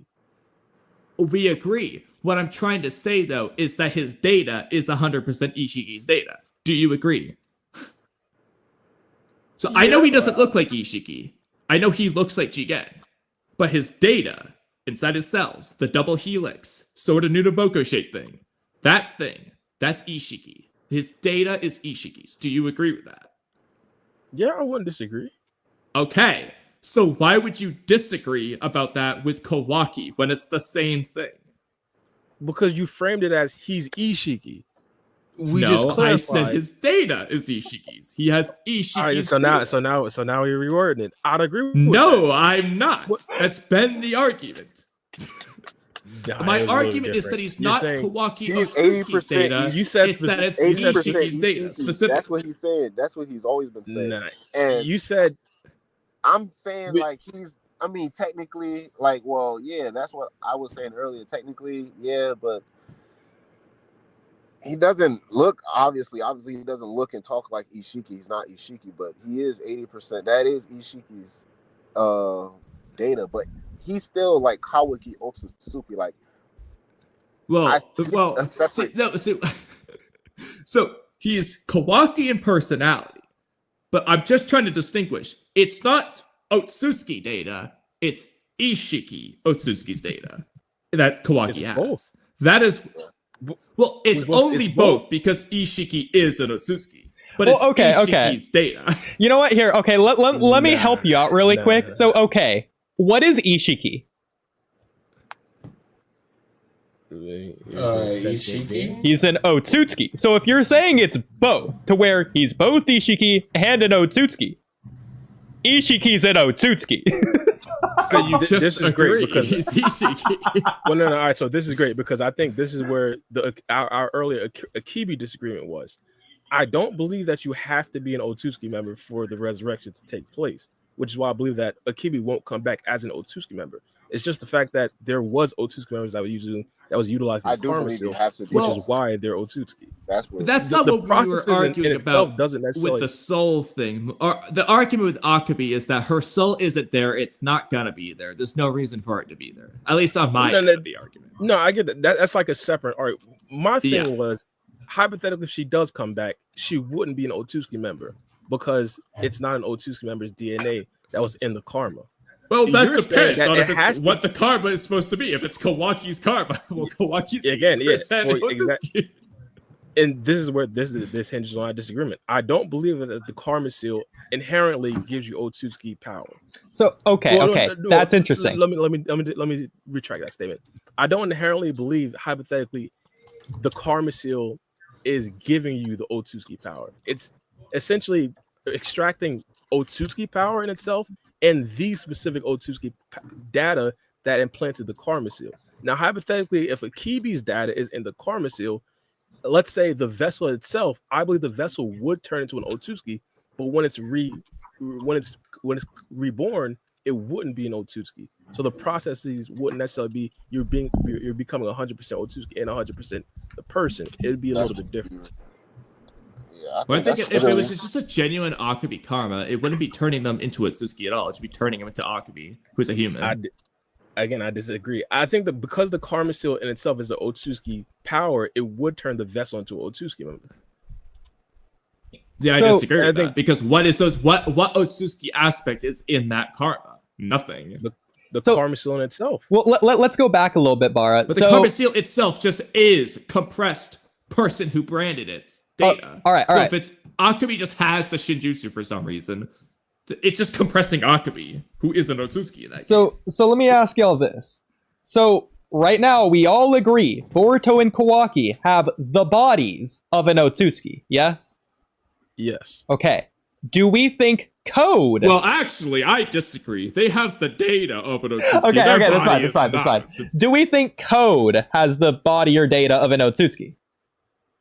No. So it's not from the karma seal, it's from seemingly the extraction that they gained the power, right? Yeah. Are we all in agreement with that? Supposedly has the chakra of Ishiki in his karma seal. That's the power. Yeah. And that's not making him Otsutsuki. It's specifically the data that makes him Otsutsuki. Yeah. Yeah, but he had like an incomplete karma. Like that gets weird. It's a karma that only has the chakra of an Otsutsuki and not the data. Yeah, just the chakra.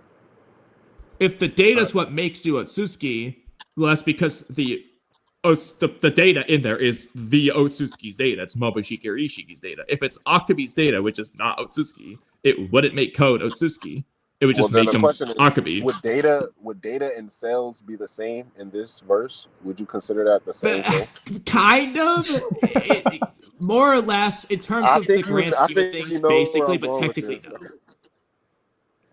I mean, because it can't be either.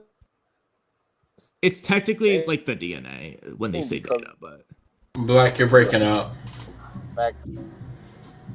Oh, Freakin's back. I've been back. Black, you're breaking up. No.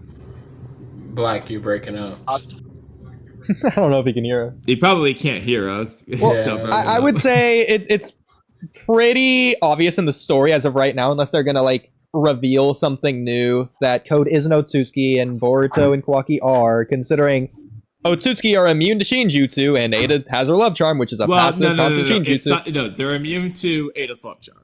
Yeah, okay, yeah, the love charm, Yeah, sorry, my bad. So, yeah, but okay, but obviously Boruto and Kawaki are immune because they're Otsutsuki, whereas Code isn't because he isn't. And so that right there tells us having a Karma Seal doesn't make you Otsutsuki. It's through the Karma Seal extraction.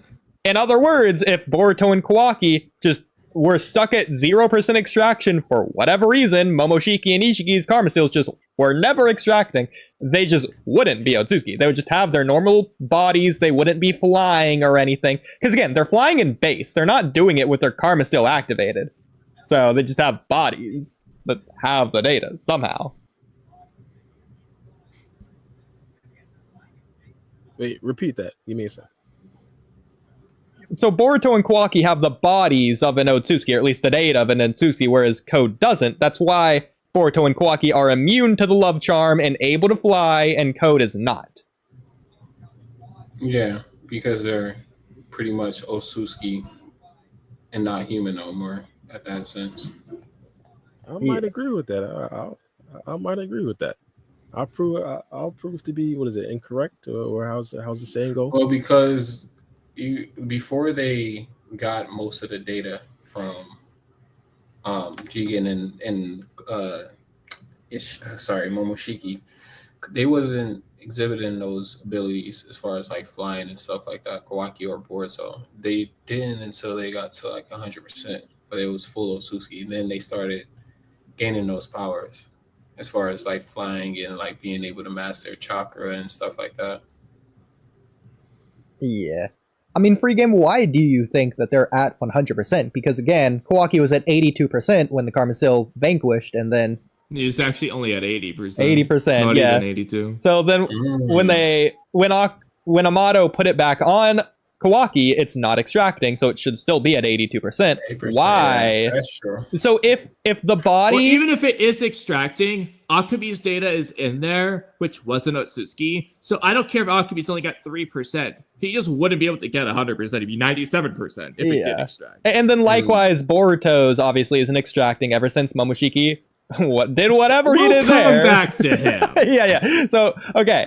So why are they at 100% data, body, whatever, if their Karma Seal isn't? And seemingly, through Code, we've proven, it's through the extraction that they turn their body or data into Otsutsuki. Why are they at 100% if their Karma Seal isn't? I mean, I guess you can still consider them full Otsutsuki because that's how they're referenced. Like, they don't call Boruto Uzumaki, they call him Boruto Otsutsuki.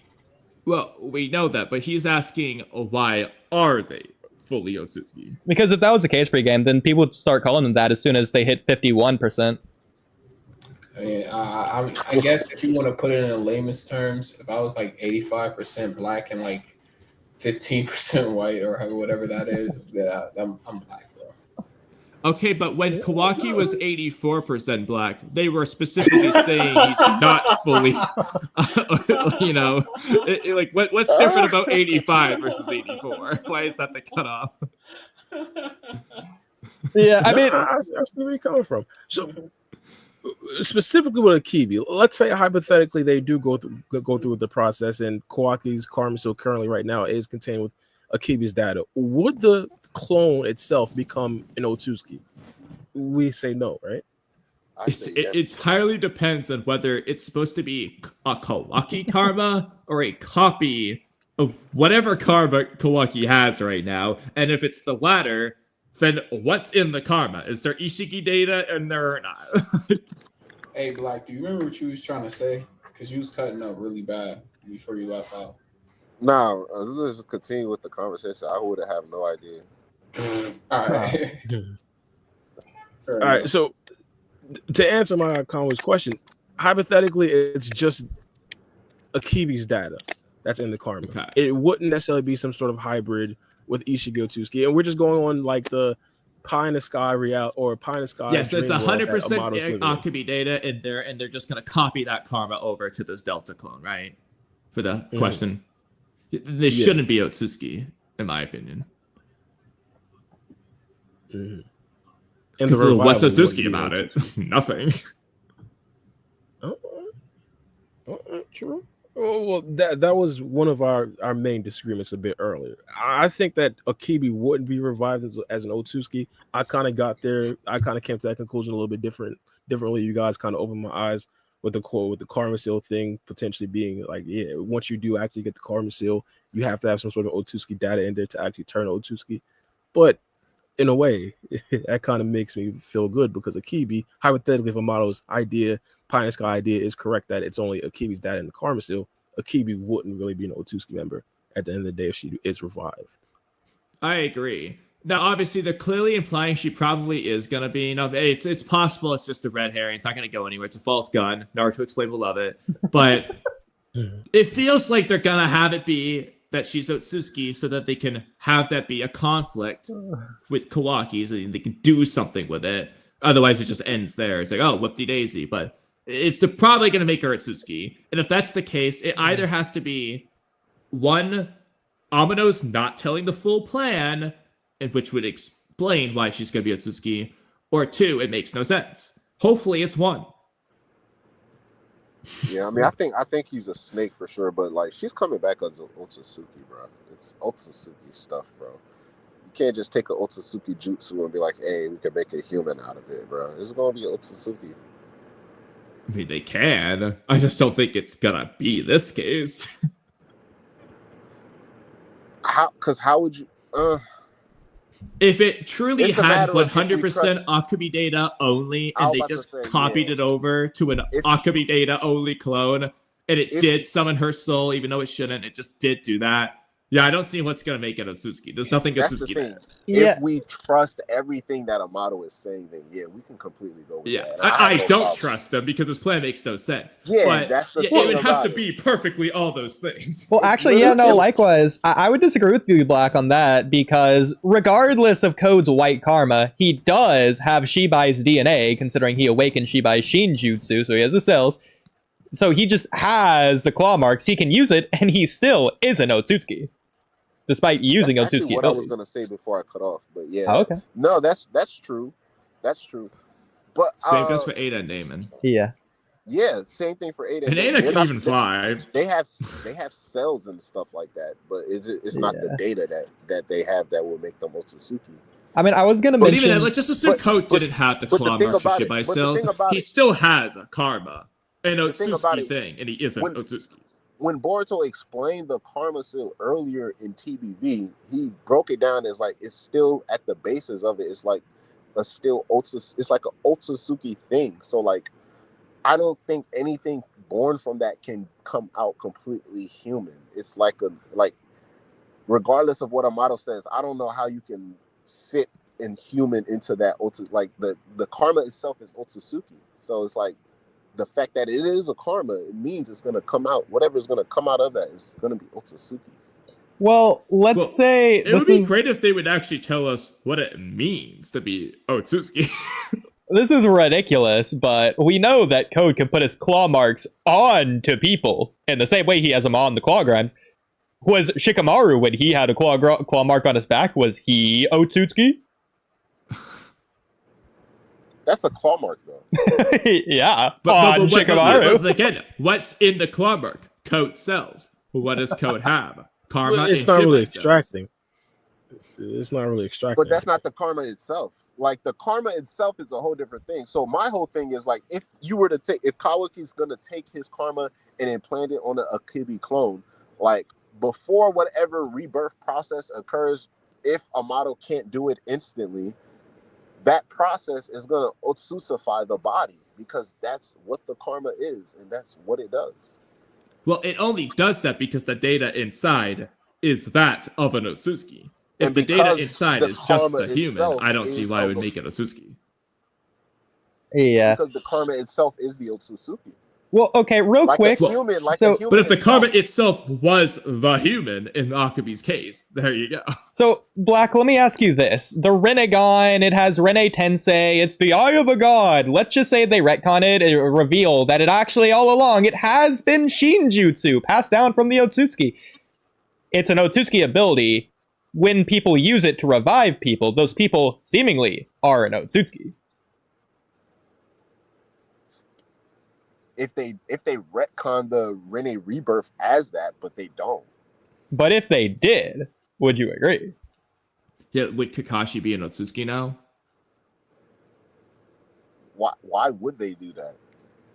Because it if was they an did, that Otsutsuki would be ability that revived him. what it is. But with Rene Rebirth, you're just bringing back the dead, those who died in whatever certain scenario you're casting the jutsu, and you're bringing back the dead in that scenario. It's a Rinnegan-based dojutsu, the Rinnegan deriving from the Otsutsuki.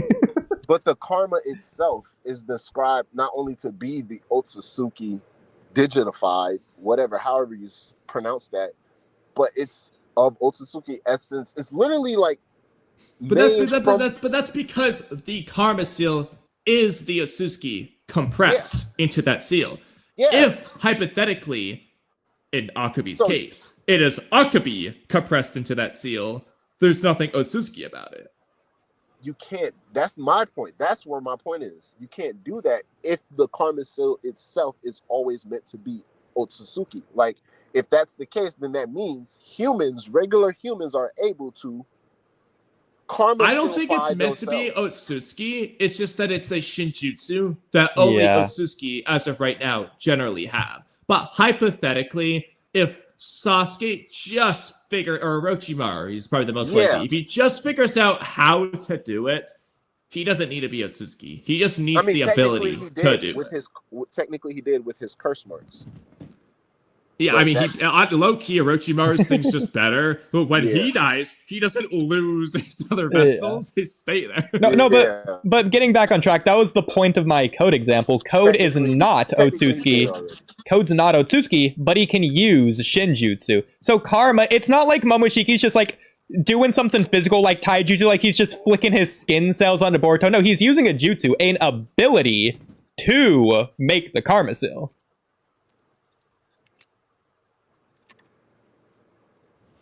So I would say it's the ability that counts. That karma seal should be it's the ability to compress yourself into data. That's what karma really is. Yeah.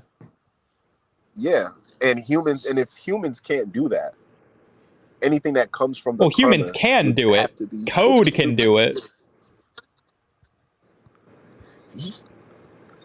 He can't make his own karma. As of right now, he doesn't have that Shinjutsu, but my point is that Code has Shinjutsu, and he's human. So any human, seemingly, can have a Shinjutsu. They just need to be given it. They can have a Shinjutsu. Yeah, and it doesn't alter them into Otsutsuki. Well, because hypothetically, if Code, instead of claw marks, just got karma as his Shinjutsu, he would be able to do it without being Otsutsuki. I'm not saying that human can't have a Shinjutsu. I'm saying whatever is born from a karma seal will not be a human. That's my point. It will always be an Otsutsuki because of how they explain the ability and the karma seal itself. Well, let's go with Kamui's hypothetical. Let's say that instead of awakening claw marks, the Shinjutsu Code awakened was karma. Code's human. If he would have woken a karma, then they probably would have explained him differently in terms of whatever he is. Well, no, he would just have the Shinjutsu to compress himself and extract that onto a vessel and all that jazz. It'd be the same explanation of karma. The only difference is that's what I'm saying. Code is an Otsutsuki. If he would have awoken that ability, his karma wouldn't have been a dud in the first place. Like, he would have been another legitimate... Well, no. That karma would still be a dud. That's Ishiki's karma. We're saying Code's ability is to put karmas on other people. So he'd walk up to Boro and say, hey, Boro, I'm giving you a Code karma. Then Boro has a karma that's turned into Code. If they gave him that ability, but he doesn't have that ability because it's not a real karma. Well, yeah, we're saying no. His white karma is a separate thing. We're saying his Shibai cells, instead of awakening claw marks, he awakens the ability to give people karma. Yeah. I mean, then that would technically be an ability that he would have as a byproduct. Yeah, and then when he resurrects, he would still just be Code, the human. Not Otsutsuki. The human with those Shibai cells, he would still have the ability to grant another karma seal, though. Yeah, but he wouldn't be Otsutsuki. Yeah, but that's in a hypothetical. That technically would work. That technically could work. Yeah, it was actually possible, considering that they just get whatever random Shinjutsu Shibai had anyway. Karma is one of those Shinjutsu. He literally could have happened. Technically, he could have. But up until this point, we haven't seen that. So, but we know it's possible. Yeah, again, we're not saying this as a theory or that off screen secretly he has it. We're saying hypothetically, what if that did happen? And I wouldn't say I would argue it's more realistically possible than what Ada got, omnipotence. Okay? If Ada can get that, I think Toad can get karma. I mean, I'm not gonna like be judgy, but like literally just getting the ability to resurrect yourself, like at that point you're not even like, that would be a lame, but I mean, that's cool, but like it wouldn't be Otsutsuki only. I mean, Orochimaru's been doing it. It'd be cooler than Claw Marks, which is just bad flying Raijin. What's also would be interesting for Coat's character, given his whole white karma thing, it would also be really interesting for Coat. I'm actually gonna spit for a second. So Coat's mad because he got a dud white karma. You know what also make Coat mad? He wants to be Ishiki's vessel. So he gets a dud karma, and his ability is what? To make his own vessel. That's not what he wants. He wants to be the vessel. So he got a dud karma and has the ability to make other people his vessel. He'd be furious. Imagine his hatred and like shit like that. He can make an army of codes that are all his vessels that work for him. That instead of the screw the claw grind, there's a freaking code grind when he's got in his arsenal.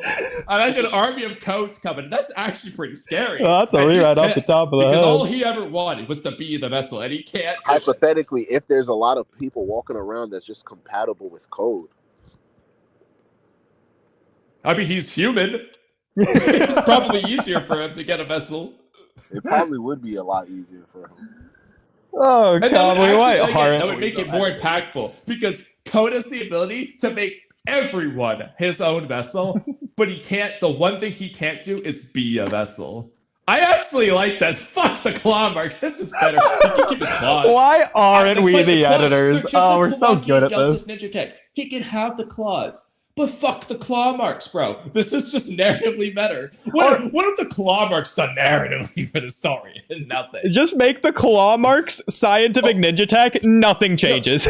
No, also, guess what? You know what makes even more sense with the tentacles? Screw the claw marks integrating with the tentails to make it. How about this? Code puts his karma on the tentails because he's going to make it his vessel servant thing, and then it turns into Jura. There you go. Makes more sense. It's karma making Jura. Doesn't it make more sense than the stupid claw mark? No, Jura's hair is not going to be weird. It's going to be normal. That's too smart for Code, bro. He wouldn't have been too smart to do that. Like it makes no, sense to do that thing. It's the exact same thing, except this actually just makes more sense in every way. Yeah, I'm ready to stop because it doesn't even matter if Code's doing it intentionally or not. Either way, he didn't intentionally make Jura. Yeah. He created this genius on accident, so. Yeah, it doesn't change that in this regard. Oh my god, no, but that actually is just good. I can't believe how good we are. Exactly, it's like Ikimoto, hire us, man. It takes us 3 seconds to come up with these things. Jonathan Oliver's rolling in his grave right now. Because we dare alter it's the perfect story. We dare say Major Ikimoto. Okay. So Para and Black Uchiha, you guys, a couple podcasts ago, I heard you guys were arguing over Sumere's character? Yeah. Yeah, what happened there? Maybe you guys can recap us. We always arguing over Sumere's character, bro. I don't even remember which one were you referring to. It was about a month ago. Oh shit! It was a long thing. Is Bar there? I think I could have sworn I did. Well, that's okay. I'll just get the link right here. Here, I got okay, so Black, why don't you refresh us on your thoughts on Sumere Bro, I just really been quick? muted the whole time, bro. I didn't even know. My bad. Oh, I was about to say, no, that's cool. I But thought I was nah, I could interjecting, giving refresh. good stuff. I mean, I was just muted the whole time. my whole point, my main consensus was that I had. Is there somebody in the background? Y'all heard? Probably Kamui doing his kitchen Oh, I stuff. forgot we're on StreamYard. Ugh. All right, hold on. Shit. Oh god. Yeah, You know but what? Okay, you're gonna hear some noises for a second, and I'm just gonna turn myself off and walk away for like 5-10 minutes, and I'll come back when I come back. Okay. Coolio. But yeah, my whole point with Sumere was just mainly that like,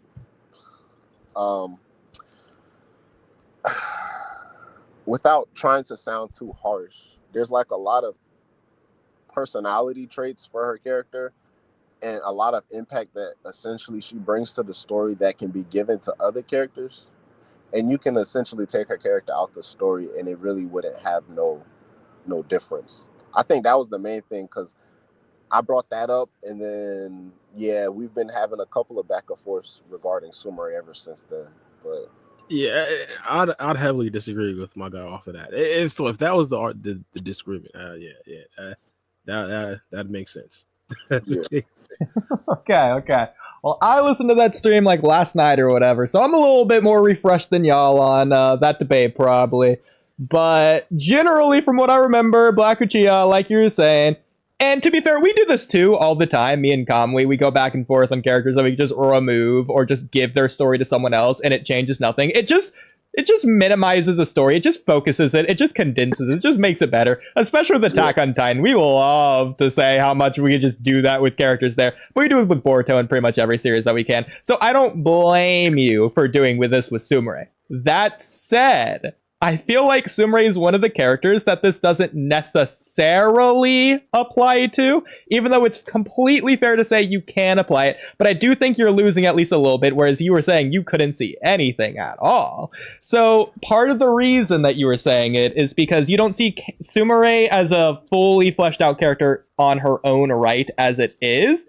My problem with that, and Bara's counter to this, I think was kind of fair, but I think there's more to it, is that Bara was saying, well, they're setting up a lot of potential strings for stories. For example, Nue might come back, the Amado spy plot line, right, that might come back, all these things might come back.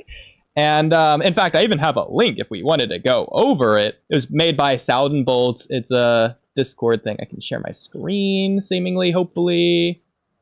Yeah, there we go. Yeah, so Saladin Bolts wrote the Sumere character and backstory. Interesting aspects of like different points on her whole thing from like Light Novel 3 and all these different crazy things.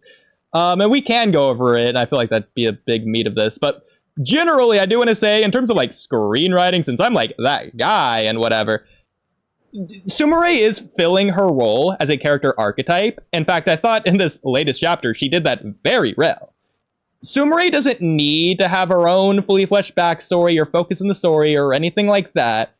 Sumere's role is as a side character, and that does matter. That is important. That is what Baru was saying. Why does that matter? It's because a side character's role in a story is to facilitate, either help or hinder, the growth or anti-growth of the main characters. That's exactly what Sumere's been doing, and she's been doing it well. She's been playing her role, thus she is serving her role in the story. In that sense, she's being a good character. Yeah.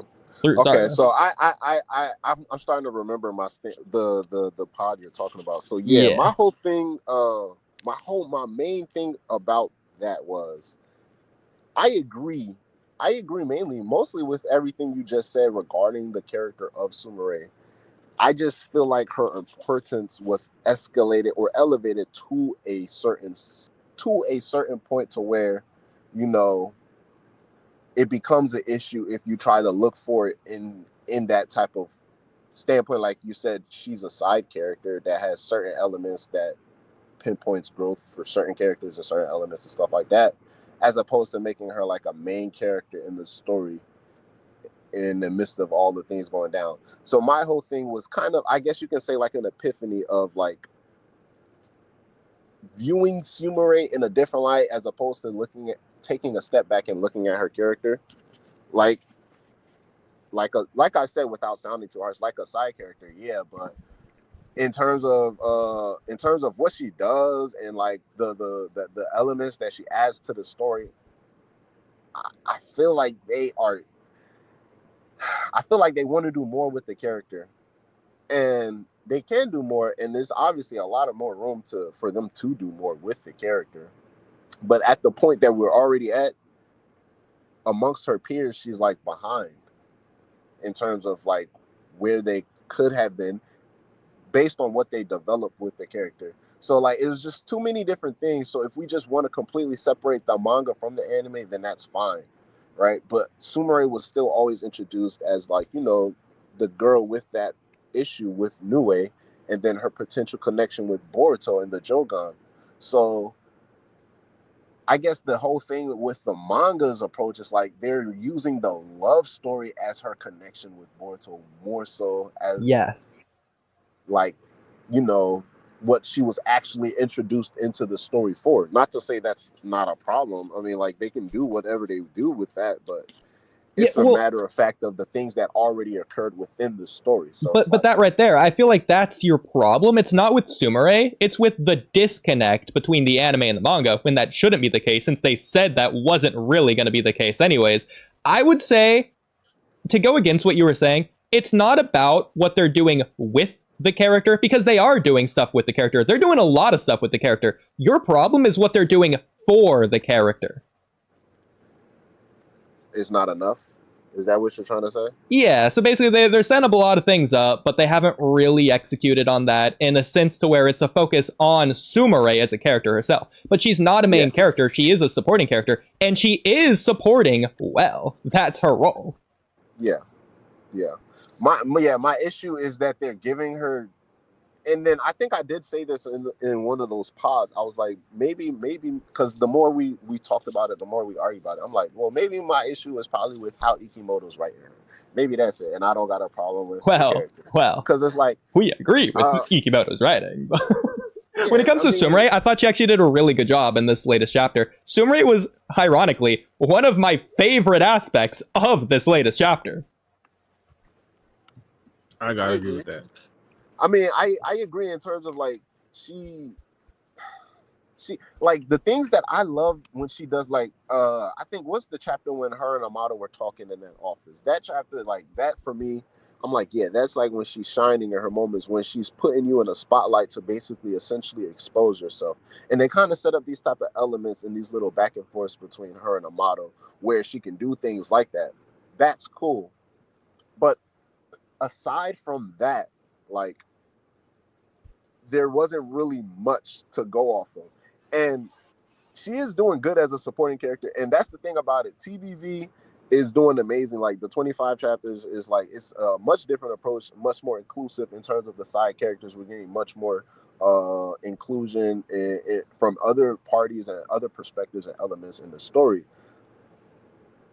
But that doesn't erase the buildup that necessarily wasn't there really in Next Generations. And I could say the same thing for like other characters basically who's not Boruto or Kawaki, right? They weren't really there, but certain things that are emphasized as much, it's like I don't have a problem with it being emphasized or being showcased or highlighted for the character, but some things are being watered down or other things are being taken away, or it's just like they're just suddenly implementing something to where it's like I don't think, I'm not one of those people who think that authors like see what fans say and be like, oh yeah, let's add that into. I don't think necessarily they're doing that, but it's, you know, it's just kind of feeling like that type of vibe when it comes to her character, where it's like so the other elements that they could be developing and should be developing, I think more, aren't being done that way.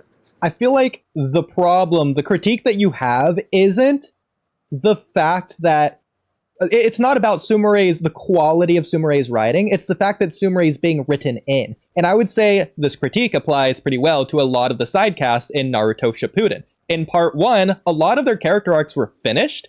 So in part 2, you got characters existing in the background, but not really facilitating to any sort of progression or change to the plot in any kind of meaningful way. They either do side stories Yeah. on their own, or Yeah. they're just there not doing anything. For example, Lee, Neji, a lot of those characters are just like Team Guy mostly, just like in the background doing their own thing or just not doing anything at all. But they're Yeah. constantly there, which is part of the problem. Whereas in part 1, they're very important. They have a huge focus until like the war arc where they randomly kill off Neji when he hasn't done anything for 300 chapters or whatever. So I feel like the same argument's applying there. But there's a problem with that in the sense that, let me ask you this.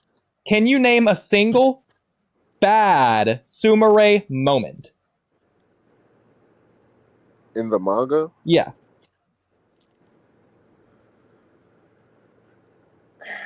Because if you're going to say a moment where Sumire is just standing there and watching, for example, the Sarada Hidari fight, that's not a Sumire moment. That's a Sarada moment. Sumire is just there.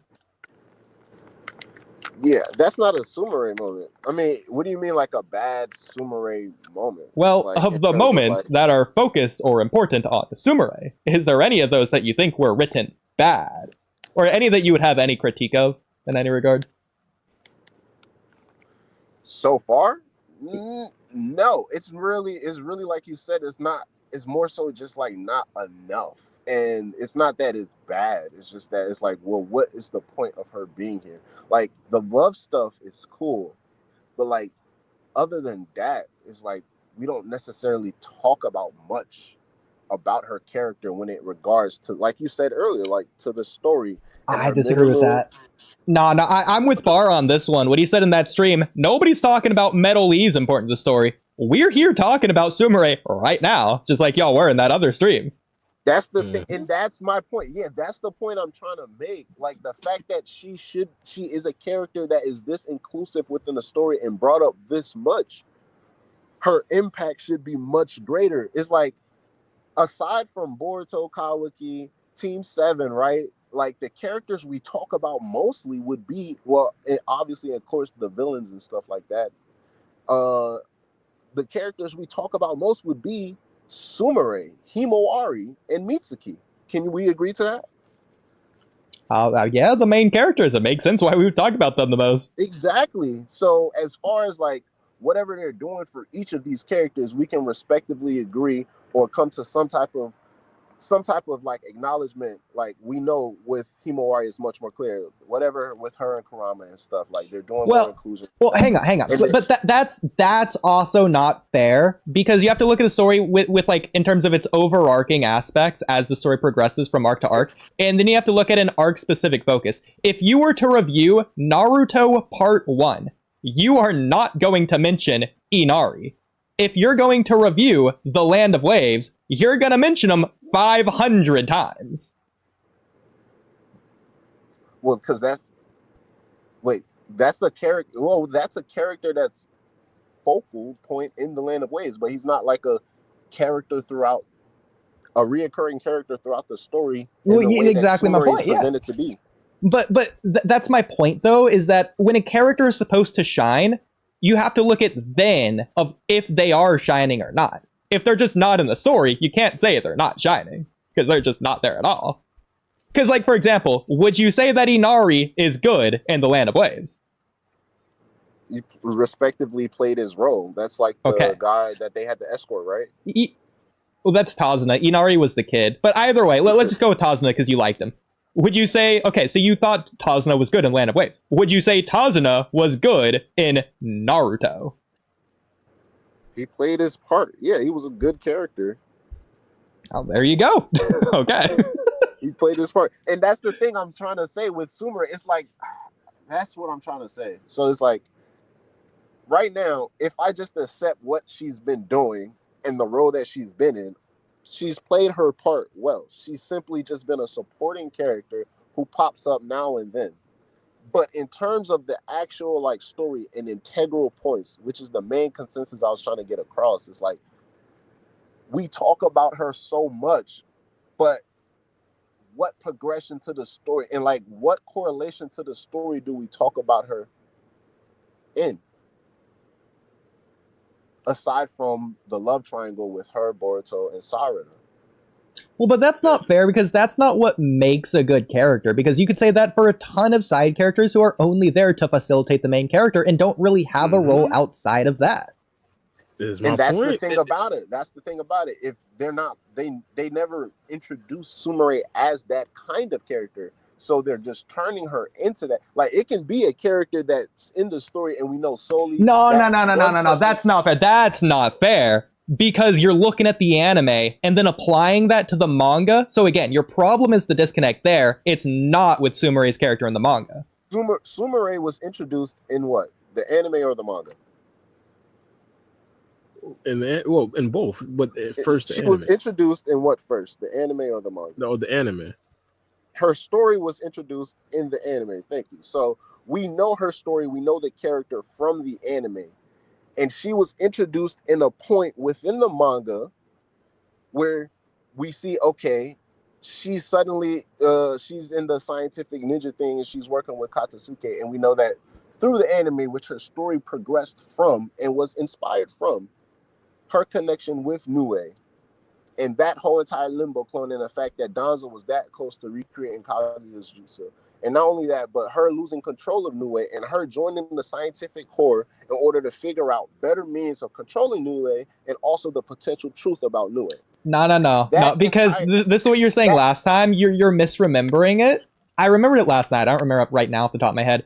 In the manga, it's stated she just has a different reason for being in the scientific ninja corps.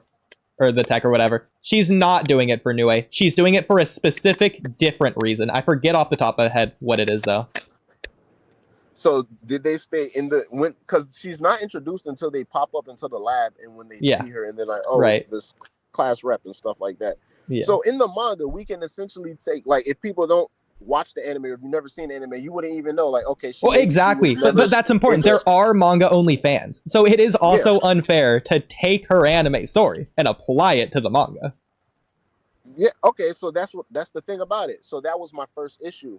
That whole problem is like, okay, they're changing the character. I agree, and that is a problem, but that's not a problem with Sumire. That's a problem with Ikimoto, with the manga. Ikimoto, yeah. I came to that conclusion. I was like, maybe my issue is with Ikimoto and how he did that. Okay, so that's agreeable. Now, just accepting the fact that, okay, this character is in the manga now, and their central character, they're going to have her be shown a lot. She's going to be there in the plot.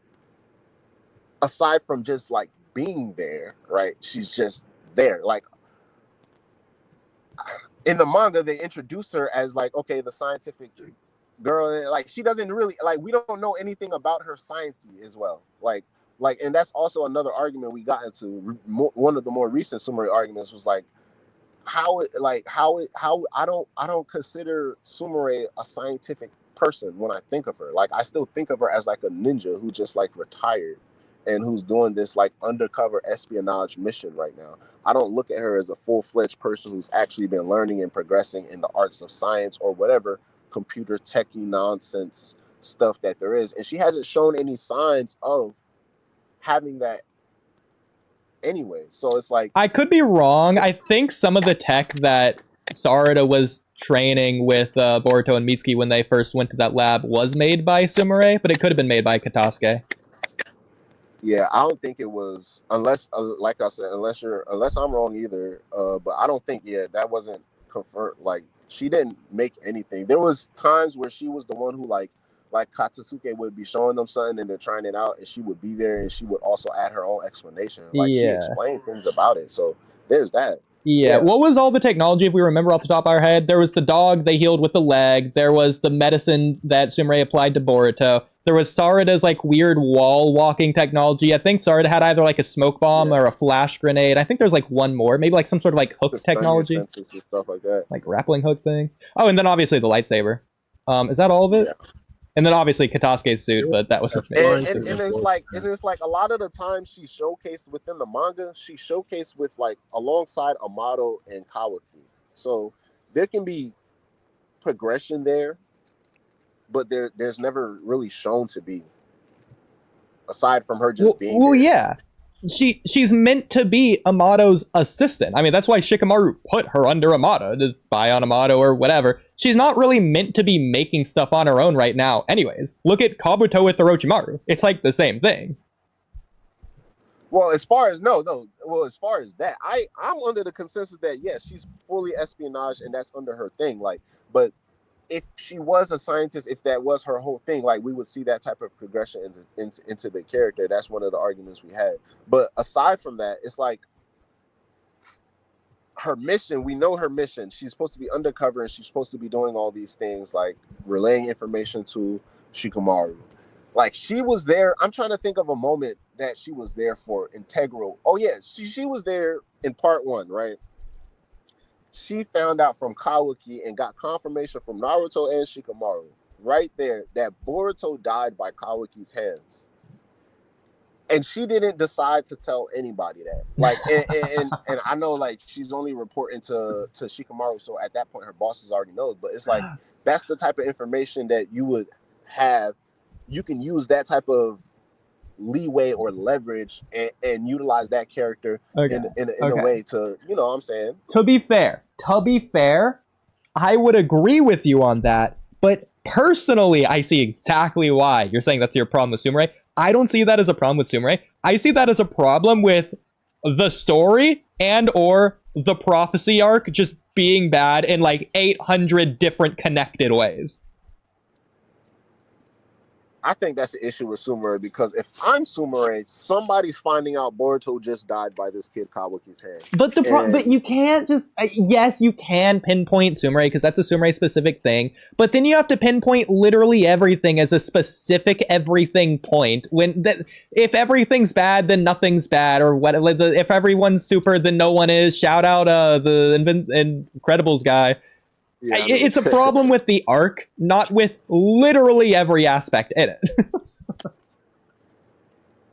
So I'm not under the belief that Sumire is like useless and stuff like that, but we can all agree that at least seeing the meme like of Sumire, like the ... We've all seen the ... and the sweat bead. Yeah. So that's obviously there for a reason. Like, so it's not like I'm just, so it's just things that I feel like a potential character that has so much more for them is not what we're already making it out to be, and like the inclusion on that part too. So I get what you mean. Like I should just chalk it up to the story, but I see a lot of these consistencies lie a lot of the times with Sumire's character. So one of the things I'm seeing, I just feel like you're judging her as a main character, not a side character. I think you should be praising the fact that she's actually in the plot lines. So those disagreements come from the fact that I was looking at her as a main character. That whole entire thing I brought up within the last month was that whole entire thing what you just said. I now look at her as a side character, and like Oodie said earlier, like she plays her supporting role perfectly. It's not that much. Like I'm not gonna expect a grander scale. Like that whole entire doorway between Nue, the connection to the Jogan, I'm not really looking at that for her no more. I'm not really looking for any potential other subplots for the character, like in terms of her connection with Kawaki and Amato, like how much further that can go in terms of all of the time she's there, like what she could possibly it's just like she's just there just to, like that's fine. And the roles that she plays and the dialogue that she's given, like as long as it serves its purpose. Like I said, I didn't say you can just take her out. Like you can take the things that she's giving to the story and give them to other characters. So that does mean she gives something to the story. But like, yeah, Here's the way I look at it. Sumire is Ino to where Ino, how she was to Sakura. Sumire is that to Sarada. Ino's a good character. Ino's a great character because Sakura exists. If Sakura doesn't exist, Ino isn't a great character. Ino is a nothing character. The same applies for Sumire when it comes to Sarada. Look at Naruto and Sasuke. They're good characters because of one another. Well, they're great characters because of one another. They're good characters on their own. You can't say the same about Ino, who exists solely for and because of Sakura. But that's true for a lot. Well, of yeah, side yeah, but characters. that's not a critique. That's a good thing for side characters. Well, it's just a neutral point. But that's how we are supposed to judge or critique them, based on that merit. But I do think there are exceptions to that because, like, for example, would you? Okay, well, I'll just ask everyone. In the Chunin exams, is Lee a main or a side character? Rock Lee. What, say that again? In the Chunin exams, that arc, would you consider Rock Lee to be a main character or a side character? He's a side character. Yeah, side. Okay. He's like an a elite heavily side character. supporting So Lee is a character. side character who's just a good side character on his own, and it's not really about his effect on Naruto or Sasuke or Sakura. Like, yeah, he does minor effects on them, but it's really just about Lee on his own. So you can't just be a good side character. No. I completely disagree. I think it's the exact opposite. I think Lee on his own is pretty good after this with this whole surgery thing, especially with Guy, since that is more of a Lee thing than a Guy. It's both of them, but either way. But I would say in the tuning exams, the whole point of Lee, not only to help boost Sakura's confidence and growth to fight off the Sound Trio and everything there, as well as for Sasuke as well, just the first meeting, just in general. But I would also say Sasuke was the one I was going to point to. How Lee looks to Neji, and they make this a point of the story 20 billion different times in the tuning exams, is the exact same rivalry as Kakashi and Guy, and same as Naruto and Sasuke. That's the point of Lee.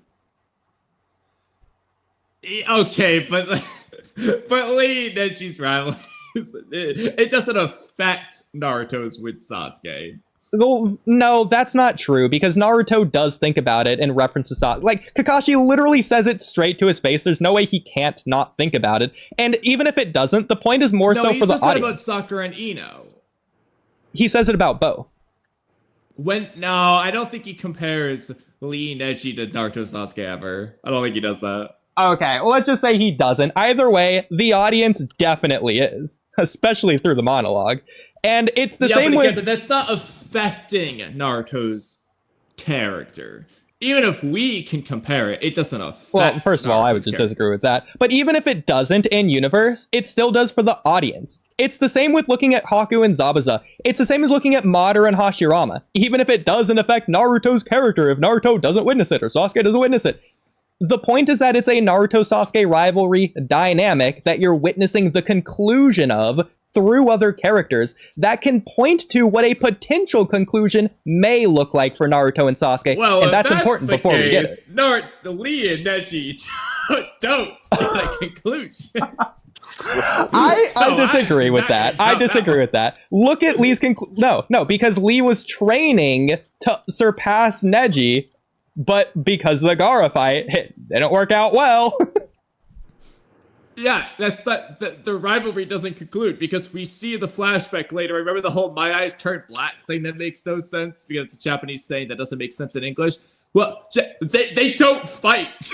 So yeah, okay, Kamui, I rewatched those episodes today, so I'm gonna say something that's gonna purposefully make you mad. Naruto watched Lee burn bright like a star, and he burned out to where he can never finish his rivalry or accomplish his dream. Naruto sees that and knows not to do that now. She said. Naruto knows not to do that now. Because he's seen it happen through Lee. Does he know that, considering the Four Tails versus the Orochimaru? And then the Nine Tails versus Pain? If anything, he learned nothing from that. Different context. So I don't think that helped him at all.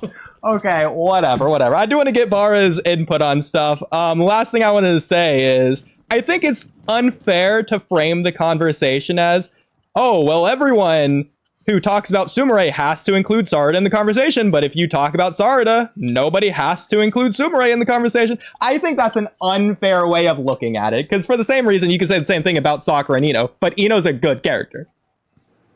Well, I also just disagree about Sumire, because, for example, if I talk about Sumire and Amado, we're not talking about Sarada. I would agree with that as well. Yeah. Or the Jogan. Or Nue.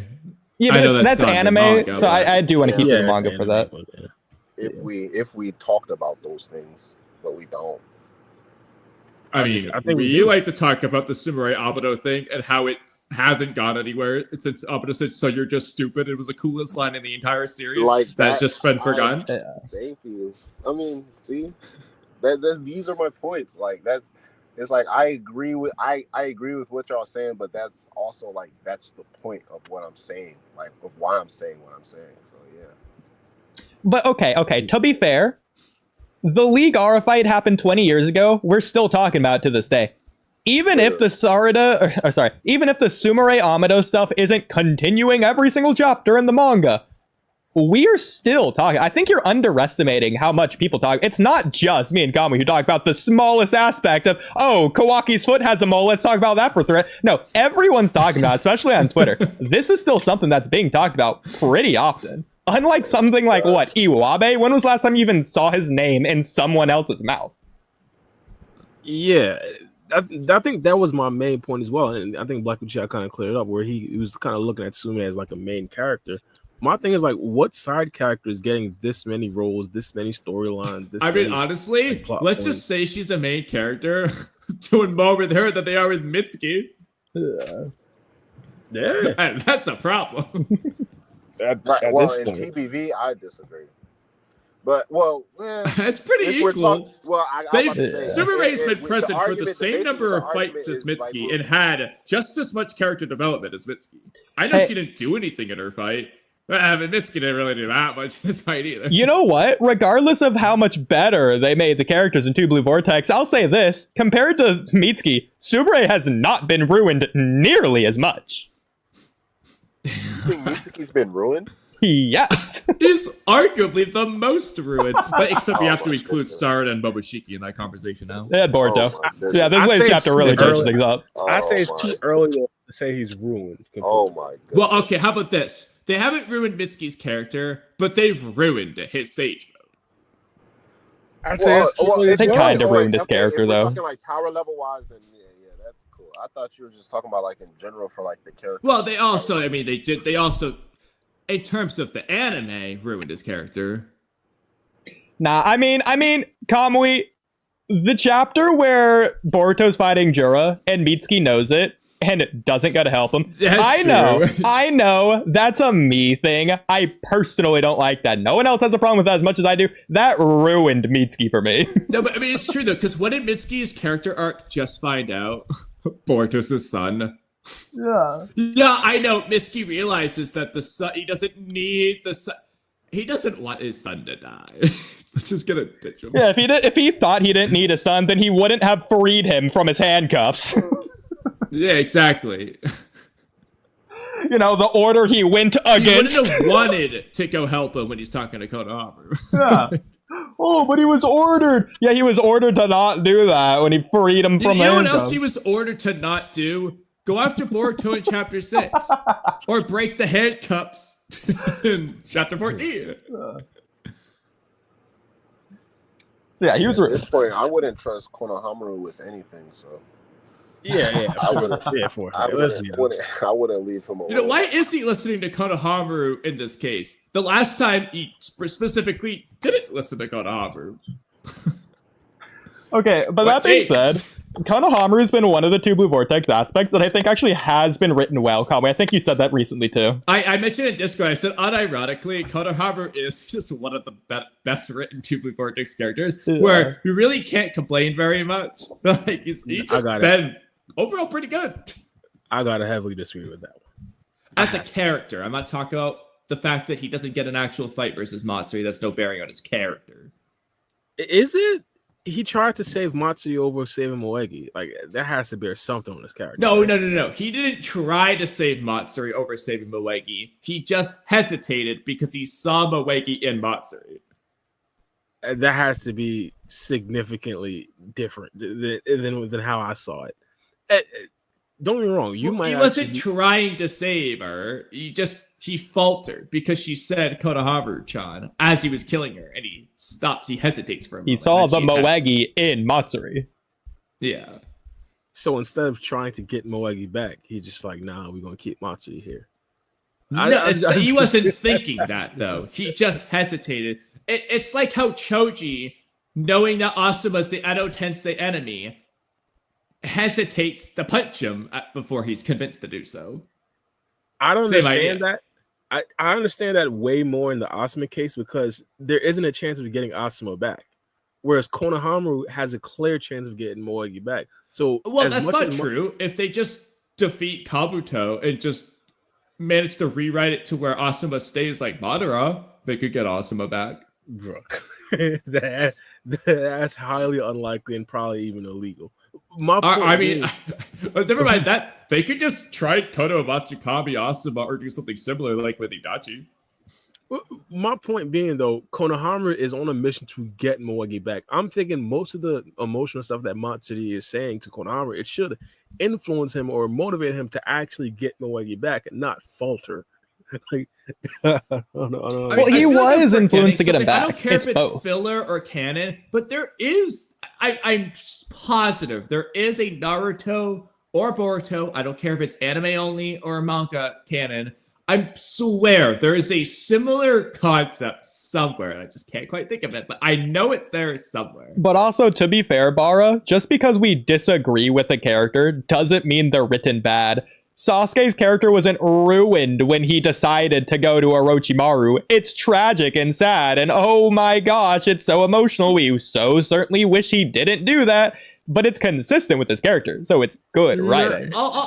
This isn't the example I was thinking of, but I'll use it. So in the war, Kakashi specifically comments on this. So Oodie, don't say anything because at the end of the day, I don't care if you think it's a retcon, it stayed in the war. So Kakashi comments on this. It's canonically the case. When Zabuza, after Haku dies, Zabuza goes to swing his sword and attack Kakashi. Kakashi comments on how Zabuza hesitated. No, there's no getting Haku back. Haku is dead, no matter what. Zabuza still hesitated. Why? Because he was going to have to cut through Haku to get to Kakashi. So, that doesn't make his character bad, just because objectively, that's not what Zabuza should have done in the moment. I'm going to change Haku. He's still dead. But as a person, because he's, you know what ninja are? They're not tools, Bara. Finish the sentence. What are they? It rhymes with human. I have no idea. They're human! The first theme of Naruto. Konohamaru's not a tool. He's human. He's doing the same idea as Zabuza. Is it the wrong choice for the mission? Yeah. But Konohamaru's human. And that humanity was a weakness for him in that moment. It can be a strength in other moments, but in that moment, it was a weakness for him. The reason why I have to disagree is because there's logical reasons as to why both Zabuza didn't do that and why I forgot the other. What was the other example you gave? What do you mean logical reasons? First of all, it's totally emotional. But let's go with the Zabuza case. What's the logic between Zabuza hesitating? Well, specifically for the character of Zabuza, you could think that the character of Zabuza didn't want to damage the deceased body of his once student. You could say that. Konohamaru doesn't want to damage the Moegi-like thing. That makes no sense. Why? Because it's just a tree. It's just a tree. It's not just a tree. Okay, Haku's just a deceased corpse. It looks like Moegi and talks like Moegi. Stop it. It's just, and if that's the case, he should be motivated to get Moegi back. That's the You know who killed Haku? Kakashi. Zabuza should be motivated to kill Haku's killer. Yeah, but he'd have to slice through Haku. Okay, it's in order to get Moegi, Konohamaru has to slice through the sweet, innocent, wild beast Cub Scout who looks like Moegi and talks like Moegi. He calls him Konohamaru, child like Moegi. Because he knows that's not Moegi, that's a tree. That's just a tree. He's not Boruto, though. He sees Moegi in Matsuri. And I think this could crystallize it. Hypothetically, if we switch Konohamaru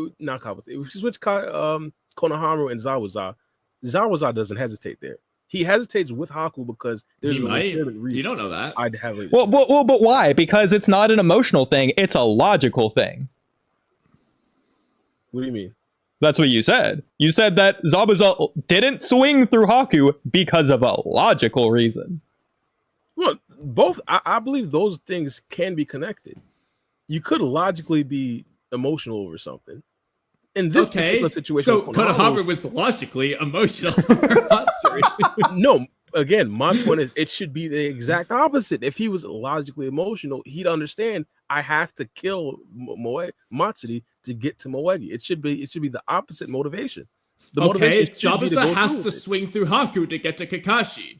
Haku's But he's killer. not getting Haku back. That's the thing. He knows he's not getting it. That's Then what why does he Yeah, but hesitate? he could get back at Kakashi. But he's not gonna. But he doesn't want to damage Haku's body. Why? Again, that's where the logic Okay, comes but in. Konohamaru doesn't want to hurt Matsuri if he could help Well, it. hang on, Kamui. Nah, he Before doesn't. that, we're missing a piece of the argument here. Why doesn't Zabuza want to damage Haku's body when he can't get Haku back? From a logical perspective and not emotional. Yes, because he doesn't want to damage the body of his Why? No, but why not? Logically speaking, and not star. emotionally. That's the logic. He doesn't want to damage the body of his star pupil. But why doesn't he That's want the to logic. do that? Because because that's disrespectful to the body. Also, he probably wants to give her a proper Well, burial or him. That's not logical. That's emotional then.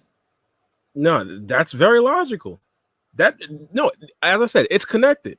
The emotion comes from the logic. What's My logical problem with about it? Konohamaru is that It doesn't logically help Zabuza in any way. you're talking about logically in terms of an actual battle. I'm talking about logic in terms of just a human being. This is completely different things. I'm Whoa! I'm In connecting terms of the being a emotion human to the being, logic. so the emotional aspects of being a human being. Yes, I'm connecting. So it's emotional. I'm connecting him. Yes. So if Zabuza doesn't want to cut through Haku for emotional reasons, then Konohamaru doesn't want to cut through Matsuri for emotional reasons. No, because if he's being logical with his emotional reasons, it should have influenced him to cut through Matsuri to get to Moegi. If Zabuza's being illogical with his emotional reasons, he wants to kill Kakashi, not only because it's his mission, but because he killed Haku, and Haku wants Zabuza Again, to succeed in his coup d'etat in the future, which requires him to kill Kakashi so he can kill Taza and get all his money. Again, you're just going on just the logical stuff. I'm talking about both. No, there's Emotions emotional for plus that. logic.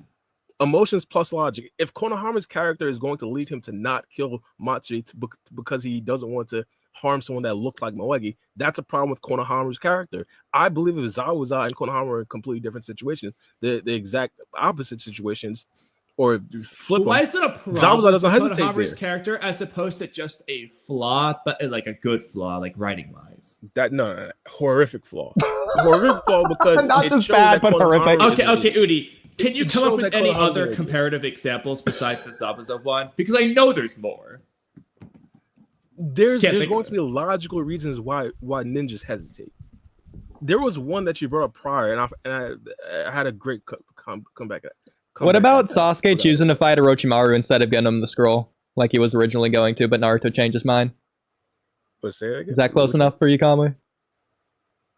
Well, I was really looking for something where they hesitate before killing someone, or something like that. Okay, what about... no, I got a good one then. What about the very final clash at the end of part 1? Sasuke doesn't kill Naruto. We'll go with it for now. Sure. There's clear reasons. Take it away. What's the logical reason? Well, again, if we're connecting both, it could be the emotional aspect that it is his best friend, but also it's the fact that he didn't want to follow in Itachi's footsteps on killing his best friend to get the Monkey Sharingan. But also the fact that it wasn't necessarily like his stated goal to kill Naruto. Like that wasn't his mission. Well, no, His mission that was just the stated goal. He said that, but ignoring that. But think about it. But then he changed his mind. with Wait, hold Itachi. on. So emotionally, he doesn't want to follow Itachi's path. But logically, if he does what Itachi says, he would get a Mangekyo Sharingan and logically be much stronger. So logically, it is what he should have done. He would be stronger, have an easier time beating Itachi. Because not only does he get out the curse mark and train with the Orochimaru, he'd also have Mangekyo. So logically, he's just better off doing it. But emotionally, he doesn't want to do what Itachi said. Why is it okay for him to do that and not Konohamaru? Even though it's not the same exact context, but logically, Konohamaru should kill Matsuri. It helps his goal. But emotionally, he doesn't want to do that. Logically, killing Naruto helps Sasuke's goal, but he emotionally doesn't want to do that. What's the difference? The difference is what Konohama is doing makes absolutely no sense in his overall goal. what Sasuke is doing makes perfect sense in his overall goal, especially since one of his overall goals is to not be like Itachi. Well, his goal is to kill Itachi. That's the goal. Exactly, but one of them is to specifically differentiate himself from Itachi. Okay, one of Konohamaru's You goals could is say- to not be a dickhead who kills innocent people. Then he shouldn't be a ninja. Well, hold on. This is the era of peace. He shouldn't Do be. you think? Wait, hold on. Do you think? Real quick. Do you think Naruto should have been a ninja? Yes. Okay, so why is it that Naruto isn't being a dickhead going around killing all innocent people, and you're okay with that? Because I think we agree. Naruto doesn't want to go around doing that. It's one of his goals to not kill people. Oh my god. Naruto has though. There's a difference. Naruto is not going to jeopardize the mission to not kill people. Well, that depends on your perspective. And specifically, I'd also add, the goal of the mission was to kill Matsuri. He faltered on that. It's not like this is like some different type of thing. Sasuke's is where his goal was just to escape and get to Orochimaru. That was the main thing. The main thing for Konohama is what he physically couldn't bring himself to do. Do you think it was That's bad an when indictment on his Sakura was character. physically unable to kill Sasuke in the Hokage Summit? Yes. Do you think it was bad for her character? Like, her character would be better Yes. if she did kill Sasuke, and Sasuke's just dead forever. It's better for the character of Sakura.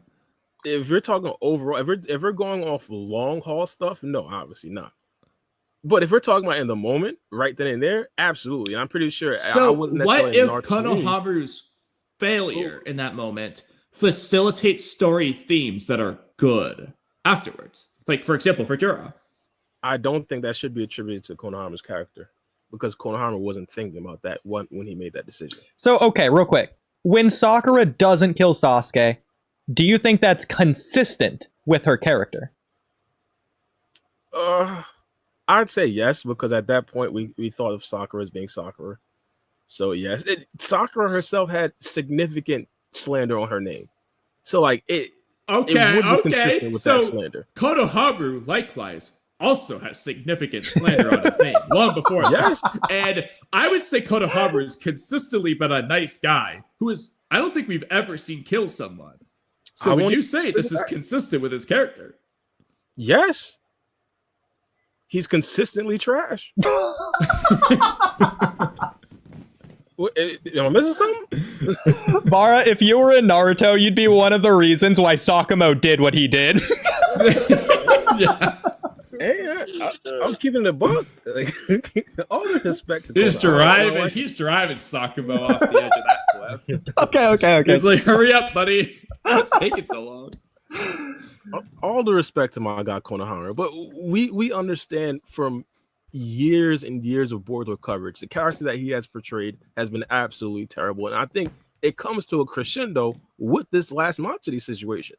Like, we just can't trust him to do anything, and to be honest, it's even magnified because coming to this arc, we thought of him as being a prime 8th Hokage candidate, and everybody looked at me like I was crazy when I mentioned Sarada, and Sarada handled this mission 10 times better than what, I won't even say it, 100 times better. Sarada's the reason Ryu caught on to them. I don't, even if she was, it's still 10 times or 100 times better than what Konohama did. Konohama physically couldn't continue the mission. That's a problem. Well, no, he was continuing the mission. He was still fighting Matsuri. In fact, the original plan was for them to finish off Ryu and then go to assist Konohamaru to finish off Matsuri. The plan was never for Konohamaru to finish off Matsuri on his own. So he did exactly what he was supposed to do. Because if Boruto doesn't show up, that's exactly what happens. But the plan wasn't for Sarada to 1v1 Ryu either.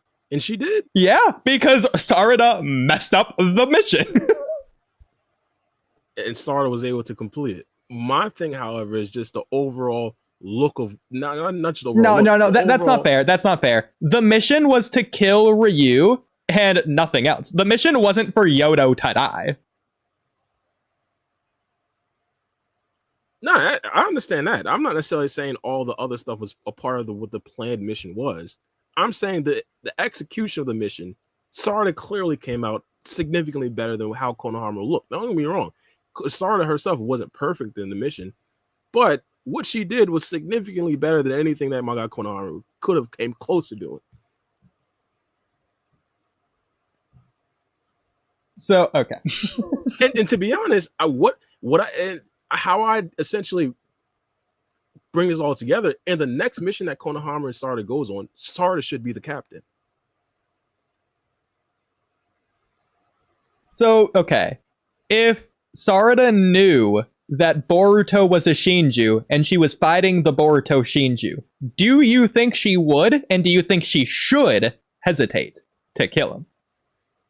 Yeah, she wouldn't. I don't think she'd hesitate, and no, she shouldn't hesitate at all. Okay. I think it'd be 2.5. As fast as anyone could say Rasengan, that Shinju of Boruto would be packed up. Like, it'd be instantaneously. Interesting. So let's just say hypothetically, Sakura. I think you could even go by the example of this past arc. Did Yodo and Araya hesitate fighting against Ryu? Wow. I don't recall. I don't recall a single time. Bloodthirsty. She was eager to get that kill. Depends how you think about it. But either way, okay, to be fair to Bara's perspective, I will say this. In the instances that we listed Kamui, with Sasuke not killing Naruto and Zabuza apparently, allegedly, supposedly, hypothetically hesitating to cut through Haku to kill Kakashi, in both those instances, both Zabuza and Sasuke had dreams of the far future that they need to be alive and complete their mission in order to achieve, whereas Konohamaru doesn't. Zabuza wanted to live, regardless of Haku, so that he can complete his destroying the water land, blah, blah, blah, and changing the land. Sasuke, obviously, kill Itachi. So they have dreams that they have set on goals for the far future. Konohamaru doesn't really have that. His goal just is Moegi in this case. So I will give Mara. That is a difference. But again, this is where I combine the logic and emotion. It's logical why Zabuza would hesitate because of his emotions. It's illogical why Konohamaru would hesitate because of his emotions in that particular situation. And I believe that just crystallizes how terrible of a character Konohamaru actually is. Oh my god. It's not logical for him to hesitate in that specific situation. So, Bara, do you understand why Konohamaru hesitated, regardless if you agree with it or not, or think it's logical or not? No. Okay. I mean, matter of fact, I disagree with that. I say yes, I understand. I don't understand that he can't go through with hitting someone that looks like someone he loves. But then again, that goes into the slander of the character. Well, no, it's not just that, though. It's not just that. Because if randomly Ryu did the transformation jutsu to look like Matsuri, and Konohamaru knew that, it doesn't matter how much Ryu looks like Matsuri. It doesn't matter if Ryu says, Konohamaru-chan! He's gonna be Rasenganing without hesitation, Ryu. The point isn't that Matsuri looks like Moegi, because Konohamaru doesn't care exclusively about Moegi's well-being. He cares about the sentiment behind Moegi, and he's afraid that Matsuri does carry that sentiment, those emotions, maybe even the memory. That, again, makes it even more illogical. That makes it even more illogical. Why? Because if she has the emotions, the personality, even literally confirmed through Ikimoto, the true personality of the person he loves, he wouldn't want to kill them. It would be both. He would want to get the person back, and he wouldn't want to kill the person that is them. Real quick. You say Konohamaru doesn't have dreams for the future? Nonsense! He wants to be Hokage! Okay. Are you forgetting this? Okay. That is already cooked. It should be cooked. He shouldn't be Hokage. He should be out of any sort of conversations. All due respect. All due respect. But he has the dream. I guess you could say. And it's for the future because he's not currently Hokage. Listen, has he said that once in the Boruto franchise? Not even Tubu Vortex, in Boruto has he said that? He probably said it in part 1. I don't actually know. Exactly. Has he said it in Tubu Vortex? Proves my point. You know, I'm curious now. Has he said it in the Boruto manga ever? Did Ikimoto forget? He said it in the anime. He's never said it in the manga. Okay. Even in part 1?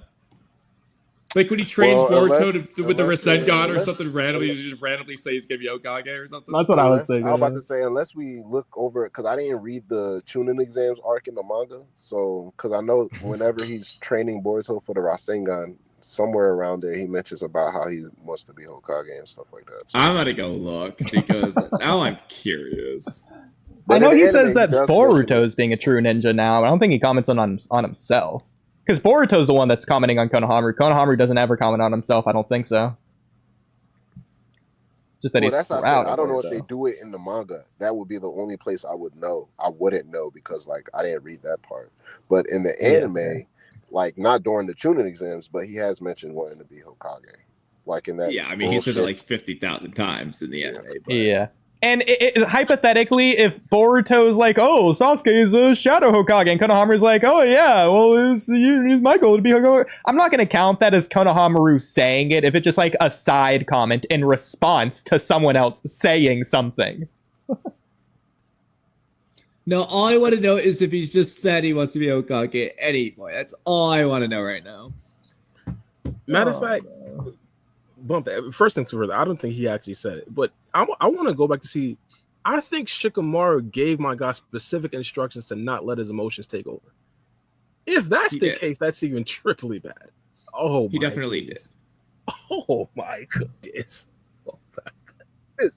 Bara, the first theme we learn in Naruto, the most important one, is that ninjas aren't tools. They cannot bury their heart no matter how much they try. I'm not saying bury your heart. I'm saying logically, why is your heart even connected to Matsuri if you know killing her gets Moegi back?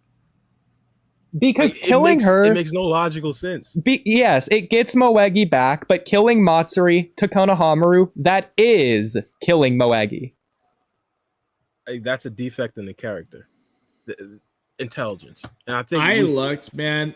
I don't think he randomly says in the hour. I don't think Konohamaru's ever said he wants to be Hokage in the Boruto manga.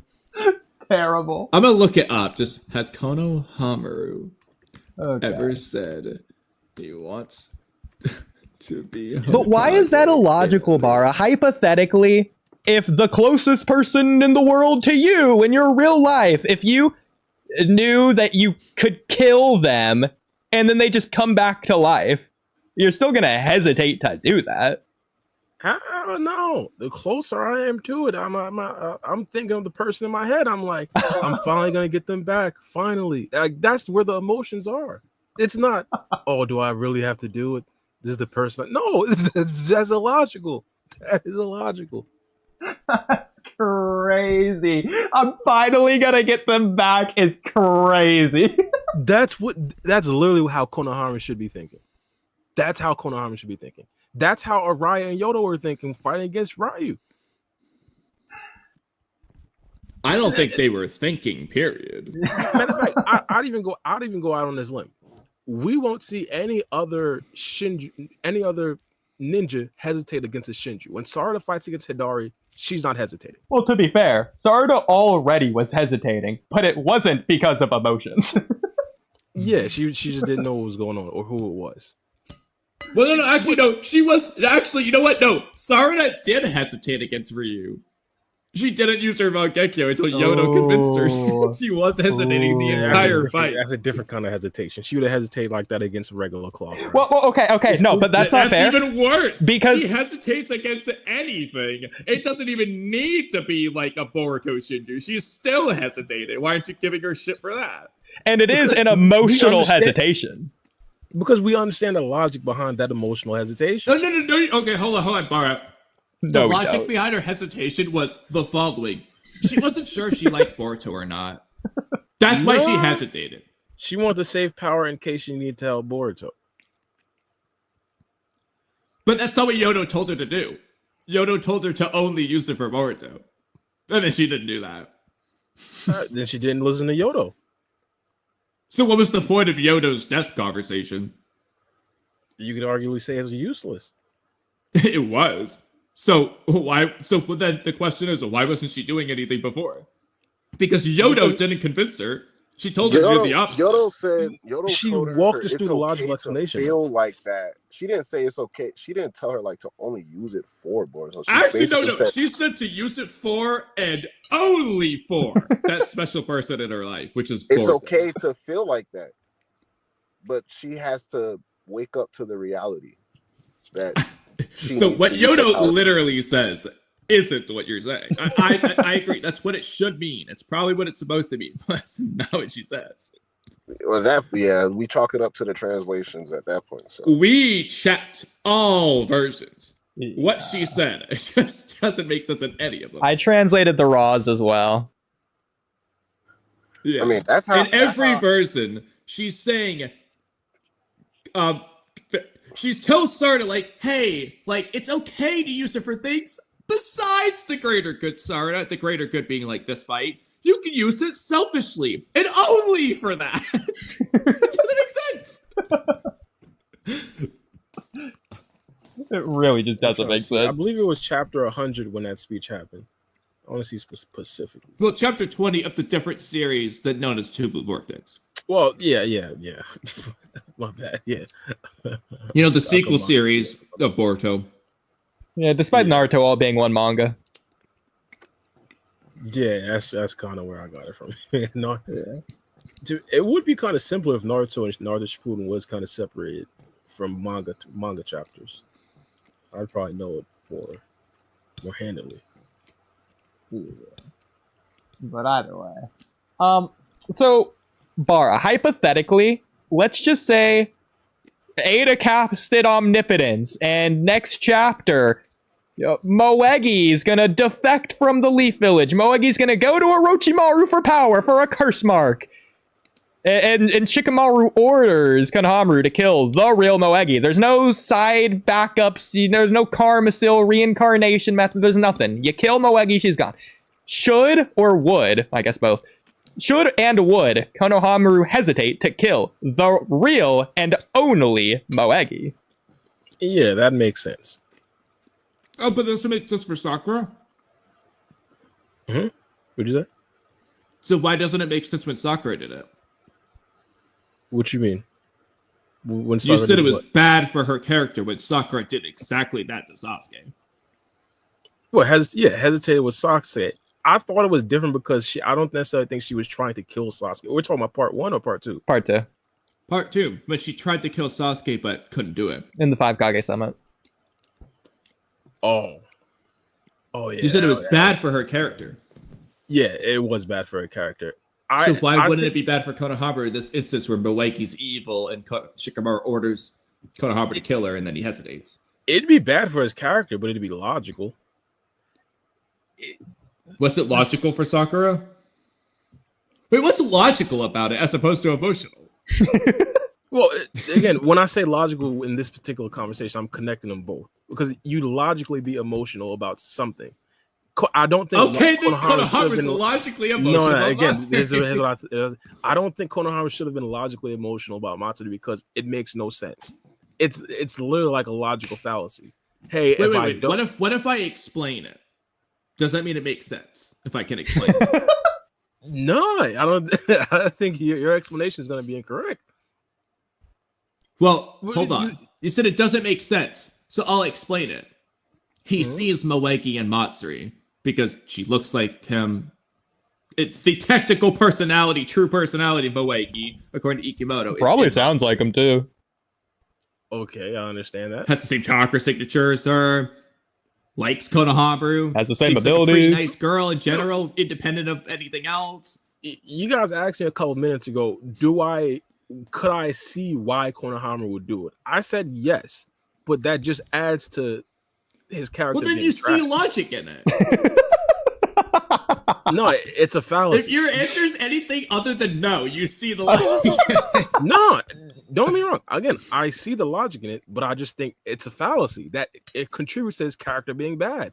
The logic is bad. I see the logic in someone saying 2 + 2 is 3. The logic is bad. But no, there is no logic. You don't see the logic in it. If someone could actually explain how they come with 3 if they add 2 and 2.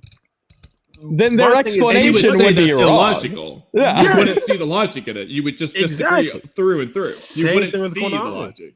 But same thing going on. That's my point. Well, no, but you said you could see the logic. And I disagree with it. But you wouldn't see the logic in 2 + 2 = 3. You would be like, what are you talking about? That makes no sense. No, if someone explains how they got to 3, I'd see why they got to 3. I still think that explanation is stupid. The same thing with Konohamaru. Well, you said it's a fallacy. Can you explain why it's a fallacy? Not stupid, but a fallacy. And which fallacy at that? Because believing that not killing Matsuri is going to somehow get Moegi back. That is not what anything Konohamaru has ever implied. No, I think that's the logic behind it. The logic behind that is not the logic behind it. The logic behind it is that he doesn't want to lose the Moegi figure that's in front of him. No.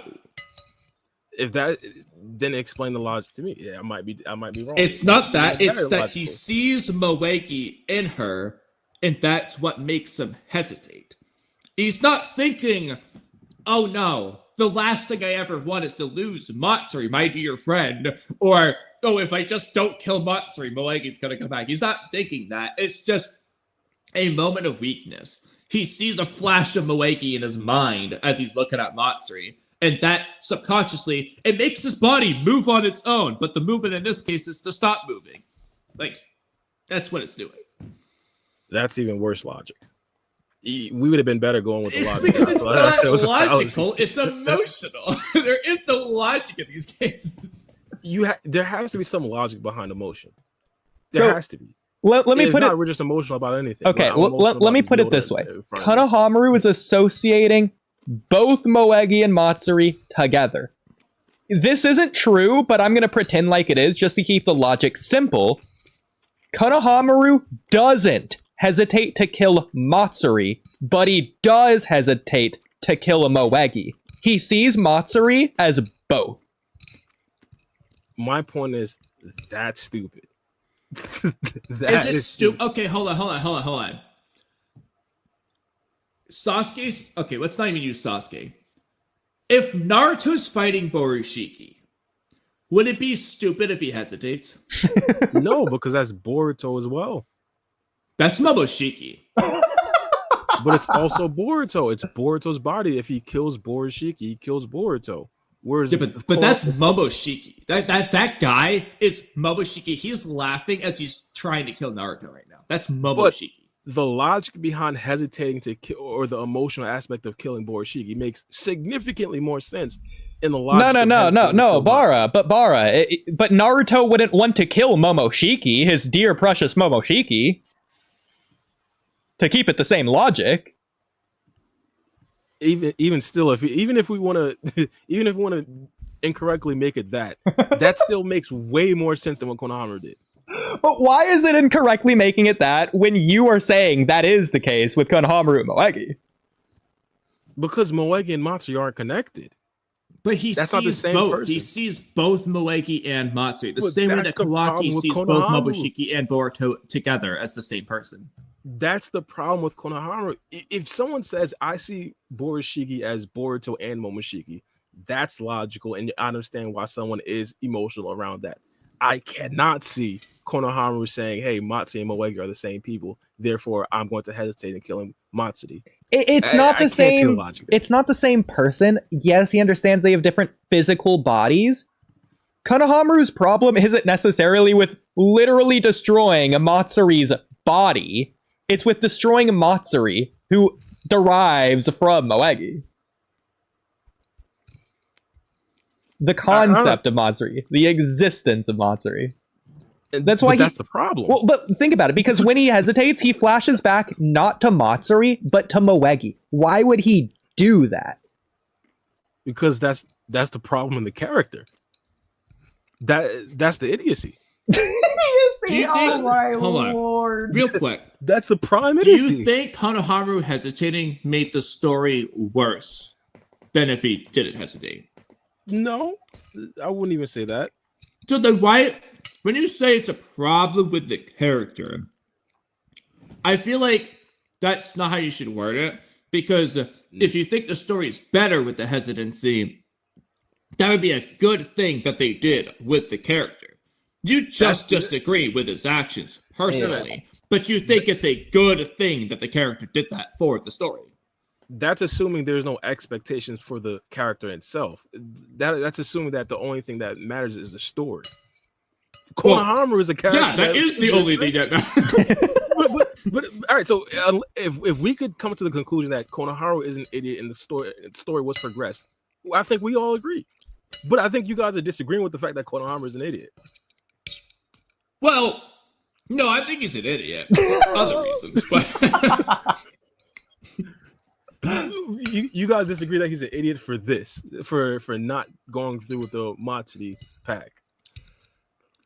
I think that's the problem. It's objectively the wrong choice for his goal, but I'm not going to say he's stupid for it. I'm going to call him emotional for it, but not stupid. Yodo, I'm calling stupid. Sarada, I'm calling stupid. Sarada can't recognize it's Sasuke when he looks like Sasuke, sounds like Sasuke, talks like Sasuke, Sasuke's chakra, everything Sasuke, everyone tell him about Sasuke, can't figure it out. I'm calling Sarada stupid.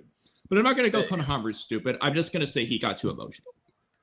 Again, if we want to go with that, I'm not even going to say you're wrong. I'm saying that's a defect in the character. Like, again, we talk about that's not a defect in the character, unless you mean it's a character flaw, and you mean that. I'm hard pressed to call it a flaw, though. It's a bad way. It's a flaw. Again, we talk So, about okay, it's a flaw from Jura's perspective. But I'm also hard pressed to call it a flaw because the it's story like the theme of the story. Shinobi are human, and that's a good thing. So if anything, the most healing person on this. If anything, literally every single character in this manga has a flaw. That's the very same flaw. That's not it, because we talked about Zabuza's flaw.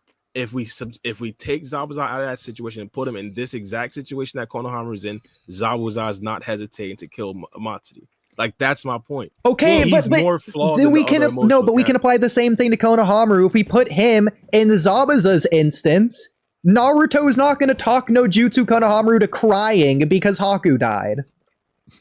I don't know. I think he might. No, he's not, because Konohamaru doesn't care about Haku. Well, obviously, we're not necessarily saying every character is the same. Hypothetically, if it's someone that Konohamaru really loves and he have to slash through, even let's say Boruto, someone he trained, he's not slashing through Boruto to kill his op. Like, it's not the case. Yeah, that's the same thing. But if Haku was a Shinju, Zabuza's going to go through the same situation. Again, I heavily disagree. I think he kills whatever Shinju of Haku there is easily, like without any hesitation. That's my point. Same thing with Sarada, same thing with Boruto, and same thing with Yoda and Araya when it comes to Ryu. I don't think they'd have hesitated at all. But and don't get me wrong, he could be emotional, but that's the difference between him and the other emotional ninjas. They wouldn't be that illogical with their emotions. Well, no, that's not fair, because what you agree with me, Konohamaru intended to finish the job. He hesitated, but he didn't change his mind. He was going to kill Matsuri. Again, I believe that's even worse. That's not even where it starts. It starts with Shikamaru warning him to not be emotional. She's going to look like Moegi. That's where it all starts. So he knew what he was getting himself involved in. He knew to prep himself. It's different to hear something and then to be right in front of something, though. Yeah, like, he knew it was going to be a Moegi clone, but he didn't know what that would feel like to him until he was there. Oh, it's the same, again, going back to this instance, it's the same as Naruto talk no jutsuing Zabuza. Zabuza already knew everything that Naruto said. He saw Haku died. That's not news to him. Why wasn't he crying the moment that he Kakashi knew that killed him? Haku had always been there for Zabuza, and that Haku only cared about Zabuza's dreams and shit. So nothing new is being added or said. The only difference is that Naruto was just saying it. Again, he was recapping Ikimoto's favorite. Sorry, parsing it. It's still different. There's reasons as to why those emotions are popping up at that particular time. Again, the There's the reasons why emotions it happened for that Konohamaru too. and I think those are worse reasons. But that's my point. I think So those I are agree inherently they're worse. worse reasons, but it's not because Konohamaru is bad. It's because the Naruto Zabuza thing is just that good. Nah. Yeah, I'd let that. I'll let you get that off if we haven't seen countless examples of Konohamaru doing absolute BS, absolute putrid. Ninja Okay, work. what BS has he done in the Boruto manga besides this? In the Boruto manga? Yeah, what BS has he done? We could go back to the Owl fight when Boruto had to take command over the entire thing. Why? Owl is stronger than everyone. Was he? Owl is stronger than everyone there. They had to team up against him. And Konohamaru had to save Boruto I thought from the you said laser Konohamaru beam was thing. stronger than everybody. I thought you said Konohamaru was stronger than everybody. My thing No, is, yeah, sorry. Owl was the strongest one there. Yeah. At that particular point, though, Boruto still had to take lead, and Boruto still had to be the one to defeat. He took the lead. Not only that, when Konohamaru sacrificed himself to save Boruto from Ao's drone laser beam. Yeah, so when Naruto and It was Sasuke... Boruto's incompetency, as Mello would say, that led to Konohamaru having to sacrifice himself. Yeah, when Kakashi's trapped in the water prison jutsu by Zabuza, and Naruto and Sasuke have to take the lead, did that ruin the Land of Waves for you? And Kakashi's whole character, irredeemable. But the difference between That's that some situation, BS. it was clear that Kakashi was not only stronger than but stronger than his proteges, but also was the smartest one of his proteges. Like, it was clear. So smart that he got caught instantly in Zabuza's water prison? So smart And that couldn't come Naruto up and with a Sasuke strategy had to take the lead? And he thought Smart that there people was can't get no caught. way they were going to free them from Zabuza. Naruto and Sasuke outsmarted Kakashi. They proved him wrong.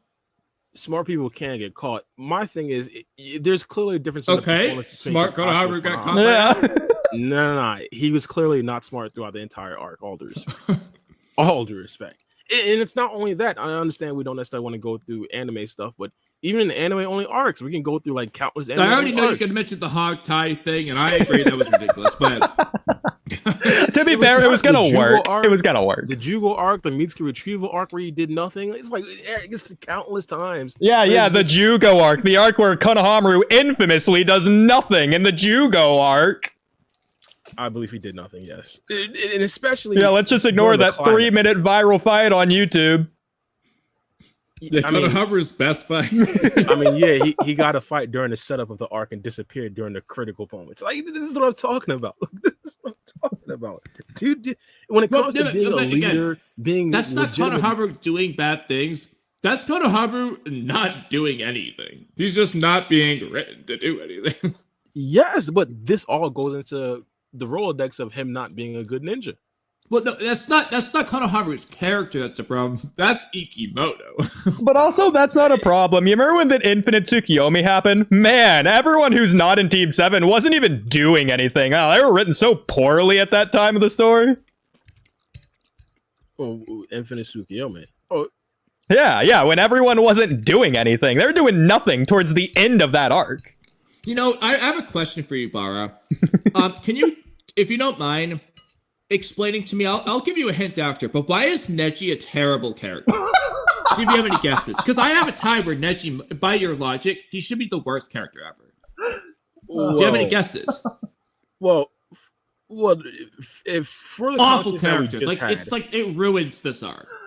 for the conversation that we just had, I wouldn't necessarily know, but I have specific reasons why I think he's a terrible character. I think he should have joined the Akatsuki in Naruto Shippuden. Probably even. Does in it have part any one of relation Naruto. to the fact that Neji, who was perfectly fine, didn't help in Konoha Crush? When was that? Well, You know, when you remember when Konoha- Orochimaru and the Sand Village, they, attack Konoha? the tuning exam thing. Yeah. Yeah, you remember how Neji's like standing up and talking to Hiyashi in that room because he's not actually, and he got hit once by Naruto and he's like fine 10 minutes later, and he's good at breaking Genjutsu realistically, considering that like Shikamaru and Shino can do it and Neji can do it, let's be real. And he gonna just lie. didn't help. I'm terrible at part 1 lore. I haven't seen that in years, probably. Well, I'll tell you right now. Yeah, Neji could have done something. In fact, they make a filler arc where he does do things because he was able to. But in the canon, he doesn't do anything. Man, you remember when Guy does the 8th gate in the middle of the war? Man, it sucks that he wasn't around for the last half of the war. What a terrible character. I'm not saying not doing anything makes you a terrible character. I'm giving you the example as to why I'm not giving Konohama the leeway as I'd give to other characters. Like, Well, what's hypothetically, your excuse for Neji? The excuse that wouldn't necessarily be like the thing that makes Neji a bad character. That would just be supporting evidence. Don't get me wrong. If hypothetically he just didn't join, that would be criticism on his character. But that wouldn't necessarily lead me to believe he is the worst character. My thing is, you're saying, why am I giving Konohama this abnormal amount of criticism that I wouldn't give a character like Zabuza? As I said, first thing first, I think Zabuza wouldn't make that decision. But also, he hasn't given me all the other supporting evidence to make me believe he's a bad ninja, like Konohama has.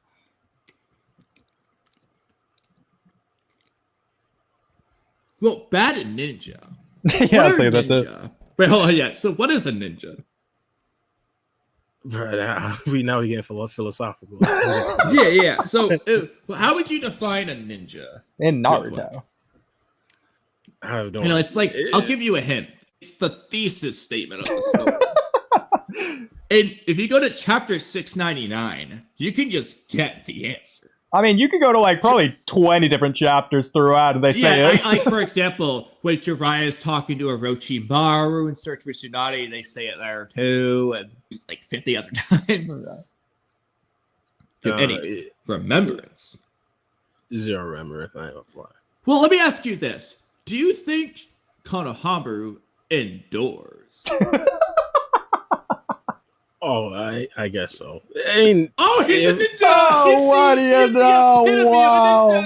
Perfect. The epitome of being a ninja. He's word for word a ninja. I mean, he's a ninja. Doesn't mean he's a good one. Well, is he good at enduring? I'd say no. Well, hold on. When he was hogtied, that was like hours, and he endured that. It's true. That's pretty good. I mean, all he did was survive. I don't know if that's like. Oh, he endured. And he didn't give up. And he didn't go back on his word. I mean, they didn't try to kill him once he was hogtied. It wasn't necessarily like a hard endurance. All you had to do was sit there. But he never gave up. He never gave up sitting, I guess. Well, Bara, I feel like you're really And it wasn't about his underestimating. ninjutsu or genjutsu. I'm Bara. It was about his guts. Have you ever sat there, quote unquote, sat? Have you ever been hog-tied for hours? I think it's more than just sitting there. Oh my days. And it's probably not very comfortable. And Konohamaru never even complained about it. Man, almost something that you'd have to have, I don't know, maybe a little bit of a endurance to do. Oh my days. It's literally all right, so as a ninja as it gets. He's met the definition, the book definition of a ninja. The thesis statement, yes. How is this evidence that he's not a garbage ninja? Well, because Kishimoto tells the reader that a true ninja is the thing that Konohamaru does. So he's a true garbage ninja. No, he's a true ninja. Now, if you want to argue that true ninja are garbage, that's a separate argument. But he's a true ninja. I'm arguing what kind of true ninja is he? We could say, yeah, he's a ninja. The unfalse kind. Of ninja is he? I don't necessarily think that makes you a good one. Kakashi said Zabuza's a bad ninja. That's in terms of like spirit. Like, is he evil or not? Yeah, you know what endurance would do? It's about spirit. Oh, but that's different. He's talking about goodness and righteousness. He's not necessarily talking about the functionality of Zabuza. Well, good and righteous people usually endure. Look at Taiza. Yeah. I guess we could pretty much sum this up with we're essentially taking Konohamaru out of the Hokage conversations. Agree or disagree? Well, hold on. The Hokage is the one who endures the most. The truest ninja of the village. Konohamaru is that. This is bad. And to be honest, I think this even, like, it's crystallized once we've seen how he folded once he's seen Ada for the first time. I think that right there made me understand, yeah, we should have zero expectations for this character. It pretty much made us hold on. Hiruzen is a Hokage, and he had a worse reaction to sexy jutsu than Konohamaru to Ada. That's sexy jutsu. That's something completely different. Ada has omnipotence, the Shinjutsu of Shinjutsu. Yeah, but that's Naruto is different. Sexy jutsu. Completely different. Again, with the omnipotence, it's directly correlated to how intelligent you are, like how well you could essentially reject it. That is not true. That is a fan theory. That is not a canon fact of the series. I'm pretty sure it was stated. No. It was specifically being simple-minded. Amato said for simple-minded types like Delta. No, she said simple types like Delta just get infatuated. He's saying that Delta is simple. That doesn't mean the smarter you are, the less effective you are. So Konohamaru is simple. Yeah, he is. He's simply a ninja. No, simple mind. Oh, I guess Naruto's like the best ninja, and Naruto's the most simple person in the entire series. I disagree with that. They called him the most unpredictable ninja. Like they had like a whole entire episode for that. Like, they just...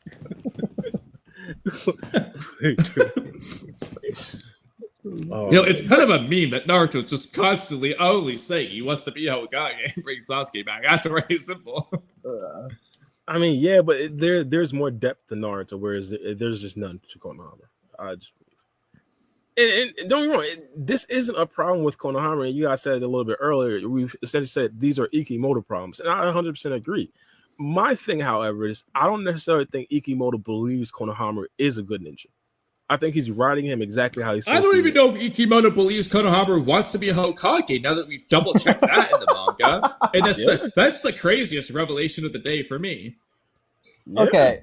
Getting back to Konohamaru in a serious note, Bara, I would say that Konohamaru is scared. He's afraid of confronting the reality that is the truth behind Moegi. His true feelings for Moegi. That's fair. It's a human thing. He's afraid to do that. And I think that's overlapping into him being a ninja, but that doesn't mean he wasn't going to get the job done. Boruto got in the way. Boruto could have got in the way of Sarada. Okay, Sarada, yeah, she finished the job, but she's the one who got the job messy in the first place. You can say the same about Konohamaru. We don't know. He probably was going to finish off Matsuri, possibly. Oh my days! To be honest, I think he probably got packed up if they didn't save him. Well, it was part of the plan for them to help out, but he was still fine on his own. Yeah, and besides, he was fighting to win. It's just like Naruto and Sasuke versus Ishiki. Yeah, they were never gonna hold him off for like 3 days. That didn't mean they weren't gonna try. Let's also just keep in mind, Konohamaru had to do this 1v1. Sarada's her team. Yeah.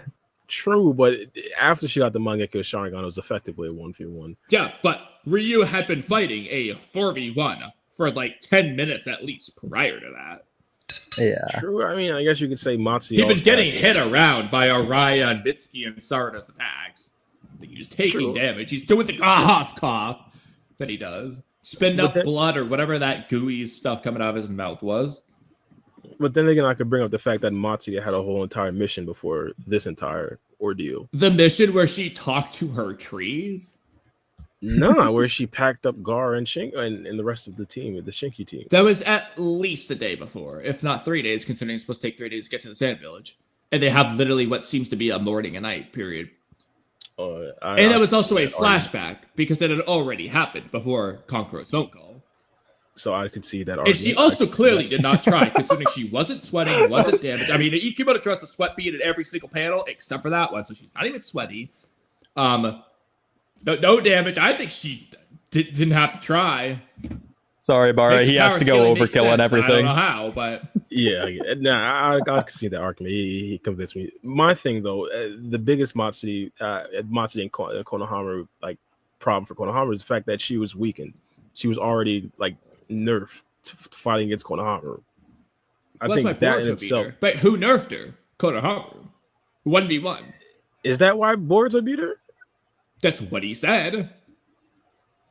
He She basically was said, already, like, paraphrasing, done. the meaning She of was what he already said is, cooked. I beat her easily because you did half the work.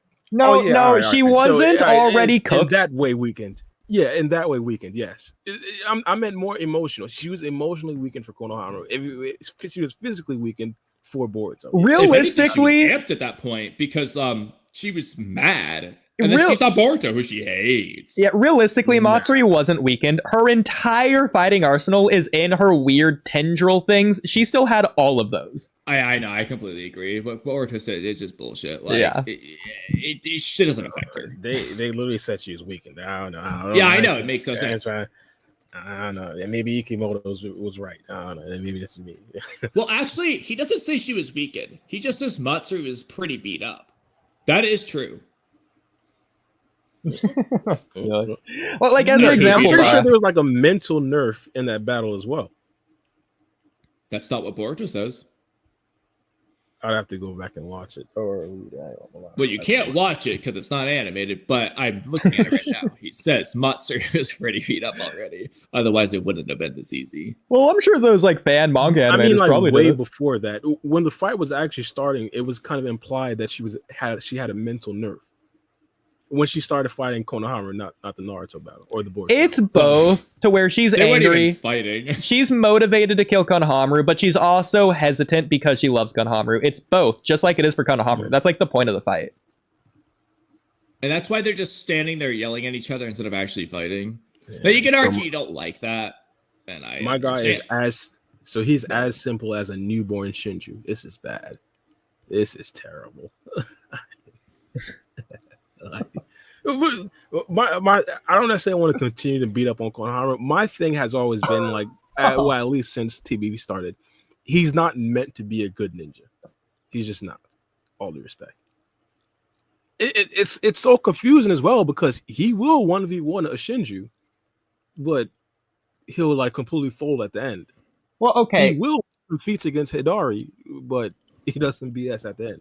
I have no idea. Ignoring the endurance meme, what do you mean by ninja? Because the Naruto series does present two different types of ninjas. What's a way that I can word this that Kamui's not gonna fight me on? The Danzo sure. Sai ninjas and the Naruto Rock Lee Might Guy ninjas. Yeah. Wait, say that again? I dropped something. The Jiraiya Naruto Might Guy type ninja versus the Danzo Sai Zabuza Blood Mist Village ninja. So Those okay. ninjas. I know a way that I can word. Okay, Sakura says it best in the Land of Waves when Haku quote unquote kills Sasuke, and then Sakura goes over to his lifeless corpse quote unquote. And it's like, oh man, I knew all 100-something shinobi principles, and shinobi principle number 25, a shinobi must never show emotion in combat, because it's a weakness. So it's a shinobi that would do that, versus a shinobi who wouldn't do that. The shinobi who try to be tools, and the shinobi who embrace their humanity. Yeah. I think it's different. I think Konohamaru takes it to a different level. In terms of what? To being a different, if we're saying the classic what's it called, the classic shonen main villain is like the simple-minded guy, the dry type, he's like that on steroids. Do you think Danzo's a good ninja? In the sense of like righteousness, no. So I mean, specific. Okay. To help you out, because I'm sure you don't want a certain stigma out there publicly. I'm not talking about Danzo as a human, specifically as only looking strictly at being a ninja. Do you think Danzo is good at that? Yeah. Okay. Do you think Naruto is good at being a ninja? Yeah. Do you think Jiraiya is good at being a ninja? Yeah. To clarify, I don't think any of them hesitate in that situation that Konohamaru hesitated.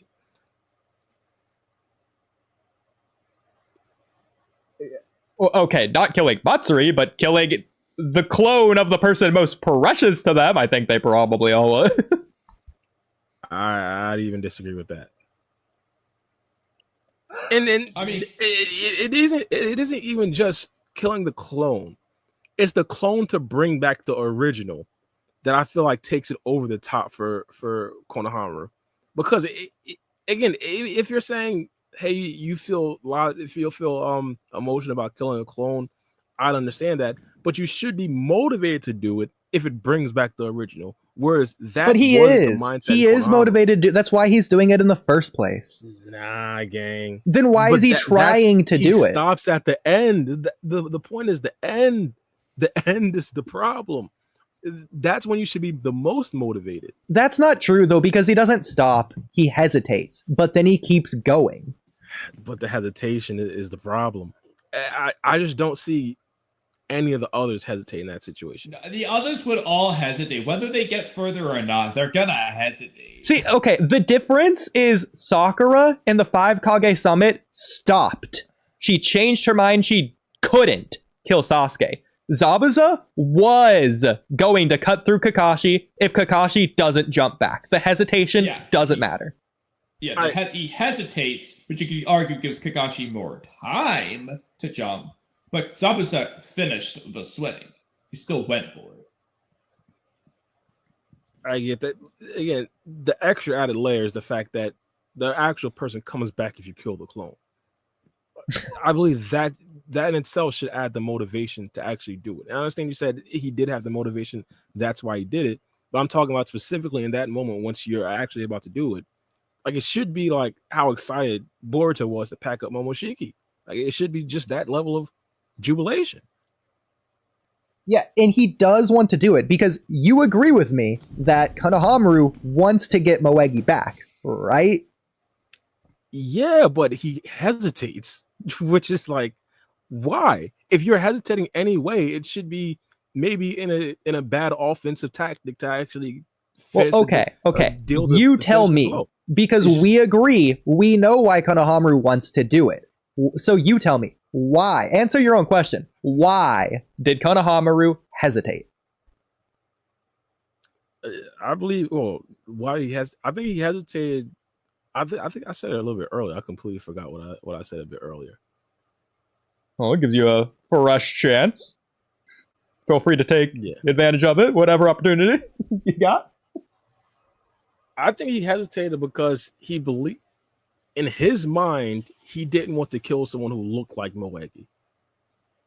Do you think if he knew Jura transformed into Matsuri, that he'd be able to kill her? Ask that again? Okay, let's say Code. Code learns the transformation jutsu, and before Konohamaru's very eyes, he transforms, not even into Matsuri, I'll just say straight up into Moegi. So Code looks like Moegi. Would Konohamaru hesitate? I believe so. and I'd even go further. I think a simple transformation jutsu from a genin might fold Konohamaru. Let me take it a step further. Let's say Boruto never shows up, and this is ridiculous. So Boruto never shows up, so Konohamaru versus Matsuri continues. Let's say Matsuri's next move is to use the transformation jutsu to transform into, I don't care, Floegi. Sure, new character. He looks like Floegi now. Matsuri doesn't look like Moegi. Matsuri looks like Floegi, who looks completely different. Does Konohamaru hesitate? Yeah. He does hesitate to kill some Matsuri who doesn't look like Moegi anymore. Oh, who doesn't? Oh, never mind. I thought Floegi looked like Moegi. Does Floegi not look like Moegi? No. Okay, I'll just change Floegi into Tsunade. Konohamaru looks like he's fighting Tsunade when it's Matsuri, and he knows it's Matsuri. Yeah, he doesn't hesitate then. He probably gets packed up by Tsunade, just the fear of how Tsunade looks. So he probably gets packed up by that. All the respect. But yeah, he wins. He wins? Yeah, I believe so. The idea is the current Matsuri, who's like completely packed up already. Boruto already said she's weakened. You feel me? Konohamaru can defeat that Matsuri. That's not the problem. The problem is like the emotional aspect of him. And that's why I think it's so frustrating with Konohamaru, because I talked about he has feats against Hidari. He has the 1v1 feats against Matsuri, even though we could say she's nerfed. But the critical situations, it's like, what is he doing? What is he doing? So I think it's also unfair to say that the Shinju are fairly newly born or whatever. Because, yeah, their physical bodies manifested recently. Realistically, I don't think so, because I think those Thorn Souls were always in the God Tree Tin Tails thing, just waiting to be turned into a person. But, you know, the wood itself, let's just say it's new, even though it was probably not new, but plastered on by that tree, it's just that same wood. But either way, the chakra, the memories, the emotions, the tie, sentiment, personality, it all comes from the 30-something-year-old Moegi. Matsuri is 30-something years old. I wouldn't. What you mean? I wouldn't necessarily disagree with that. In terms of like her history and all that, she's like basically 30 years old. Like she's not coming out and if you play peekaboo with her, she's gonna know what you're talking about, whereas a newborn won't for the first 2 years of their life. I get it, but when it comes to more complex thought, they are essentially infants. Like what? What you mean? So you say ask that again? Like what? Like, for example, Hidari didn't know that he couldn't use the Shidori without the Sharingan. Hidari's not Matsuri, though. Hidari doesn't know who Sasuke is. Matsuri seemingly just knows everything. I'm assuming that they'd essentially have like mostly the same knowledge, and to be honest, I'd probably say that Hidari doesn't know what a disease is. He doesn't know where. Like Hidari's just stupid. He doesn't know anything for whatever reason. I think Matsuri is kind of similar as well. Ooh, no, she knew what deep sadness and rage was when she was first born. Yeah, but then again, she knew all about Code's history. That's then again, Kamui, okay. She met Code yet. She's meeting Code for the first time, and she knows what his destiny is. But to be fair, it's also inconsistent because Matsuri didn't know what a tear was. You know, even though Ryu knew what an emo girl was. Yeah, and again, to be honest, I get where you're coming from, but I think a lot of other stuff, a lot more complex stuff, she doesn't understand. I think honestly, Hidari might even know more than her because Hidari's older than her. Hidari is not older than Matsuri. Or were they born on the same day? Yes. Oh, my bad, yeah. Hidari probably came out first, though. Twins age. They might have all been born at the exact same time. Thinking back at it, all of them did pop out when Ten Tails just disappeared. Yeah. You might be right. I have no idea. But overall, though, I think Konohamaru should be better. He should have significantly better roles. And at this particular point, like, I'm just not including him in any sort of Kage conversation unless he finally gets a W. And the W has to be so insane that forces me to say, all right, he's back in the conversations. Regardless of his role, what do you want him? What about his personality or decisions do you want to change going forward into the future? Initiative. I mean, one of the things that we loved about the one of the things that we loved about Kakashi is like how much of a leader he was, and specifically like how he went about doing things. The aura of Konohamaru is like absolutely different than the aura of Kakashi. It's completely different. I won't even trust my guy to complete. I won't trust Konohamaru to complete a B rank mission. Whereas like if Kakashi was the leader of an S rank mission, I wouldn't even blink an eye. I wouldn't even look. Yeah, he got it. It's just, and I can't even question Konohamaru's power. It's just his initiative. What he does. So I want you to define initiative a little bit better because I do think I think Konohamaru did take initiative against Matsuri. In fact, I would say he's acting as that cold-hearted, callous ninja that you want in the Matsuri fight. He tricked heartlessly Matsuri into grabbing his hand so he can take out the bottom half of her. I think played with her Man, emotions. I won't even go power. Stabbed her in the back. I won't even go power. Subtract Konohamaru and add in Kakashi with the Ao arc. I think that arc goes significantly better. Significantly. I don't think Boruto is as you guys said, Boruto made that mistake, which forced him to have 1v1. I think Kakashi stops him from that. Ignore power scaling. What decision does Kakashi do that's different from Konohamaru that leads to a different outcome? I'd have to go back and just watch the specific arc because I completely forgot the course of events which lead to that 1v1. But my thing is, Kakashi did things specifically that aided missions, and not just aided missions. He was like the star of it, especially in the beginning of it. Konohamaru, in my personal opinion, has never really been a star of a mission at any point. Most of the missions that he goes on, another character, his underling, would essentially become the lead. And that's my thing with initiative. He doesn't make anything happen. To be fair, has Team 7 in the manga gone on a mission normally? I don't think so. That's another thing. But that's even... There's the panda mission. Konohamaru did take initiative there. That's another thing, though. Hey, when he used the ninja tech thing and blew up the mountain, he was the star of the show.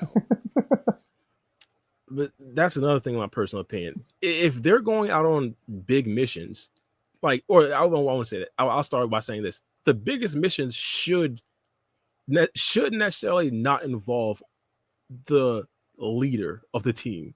It just doesn't make sense. What it felt like is they were grooming Sora. Hold on. Because in part 1 of Naruto, only one of Naruto's missions involved Kakashi. Konoha, the Chunin exams, obviously Kakashi's not going to be there because Chunin exams, but he's not there. Konoha Crush, Kakashi's not there for that A rank mission. Search for Tsunade, that's an S rank mission. Kakashi's not there. You can say, oh, whatever, but Sasuke Retrieval Arc, the biggest mission of Naruto's life, Kakashi's not there. The Tenchi Bridge Arc, you know who's not there? You guessed it, Kakashi. But there was someone acting as their leader. I get what you're saying, but most of them, someone's either acting as their leader or it's like a specific special type, which is the Sasuke Retrieval arc. I understand where you're coming from, but hypothetically, even if we include one of Konohamaru or Kakashi on these missions, we clearly understand who performs better, even though I won't necessarily think people should be surprised with this. Not tactically, statistically, Konohamaru should be the much stronger character, but Kakashi just makes things happen in a way that Konohamaru doesn't.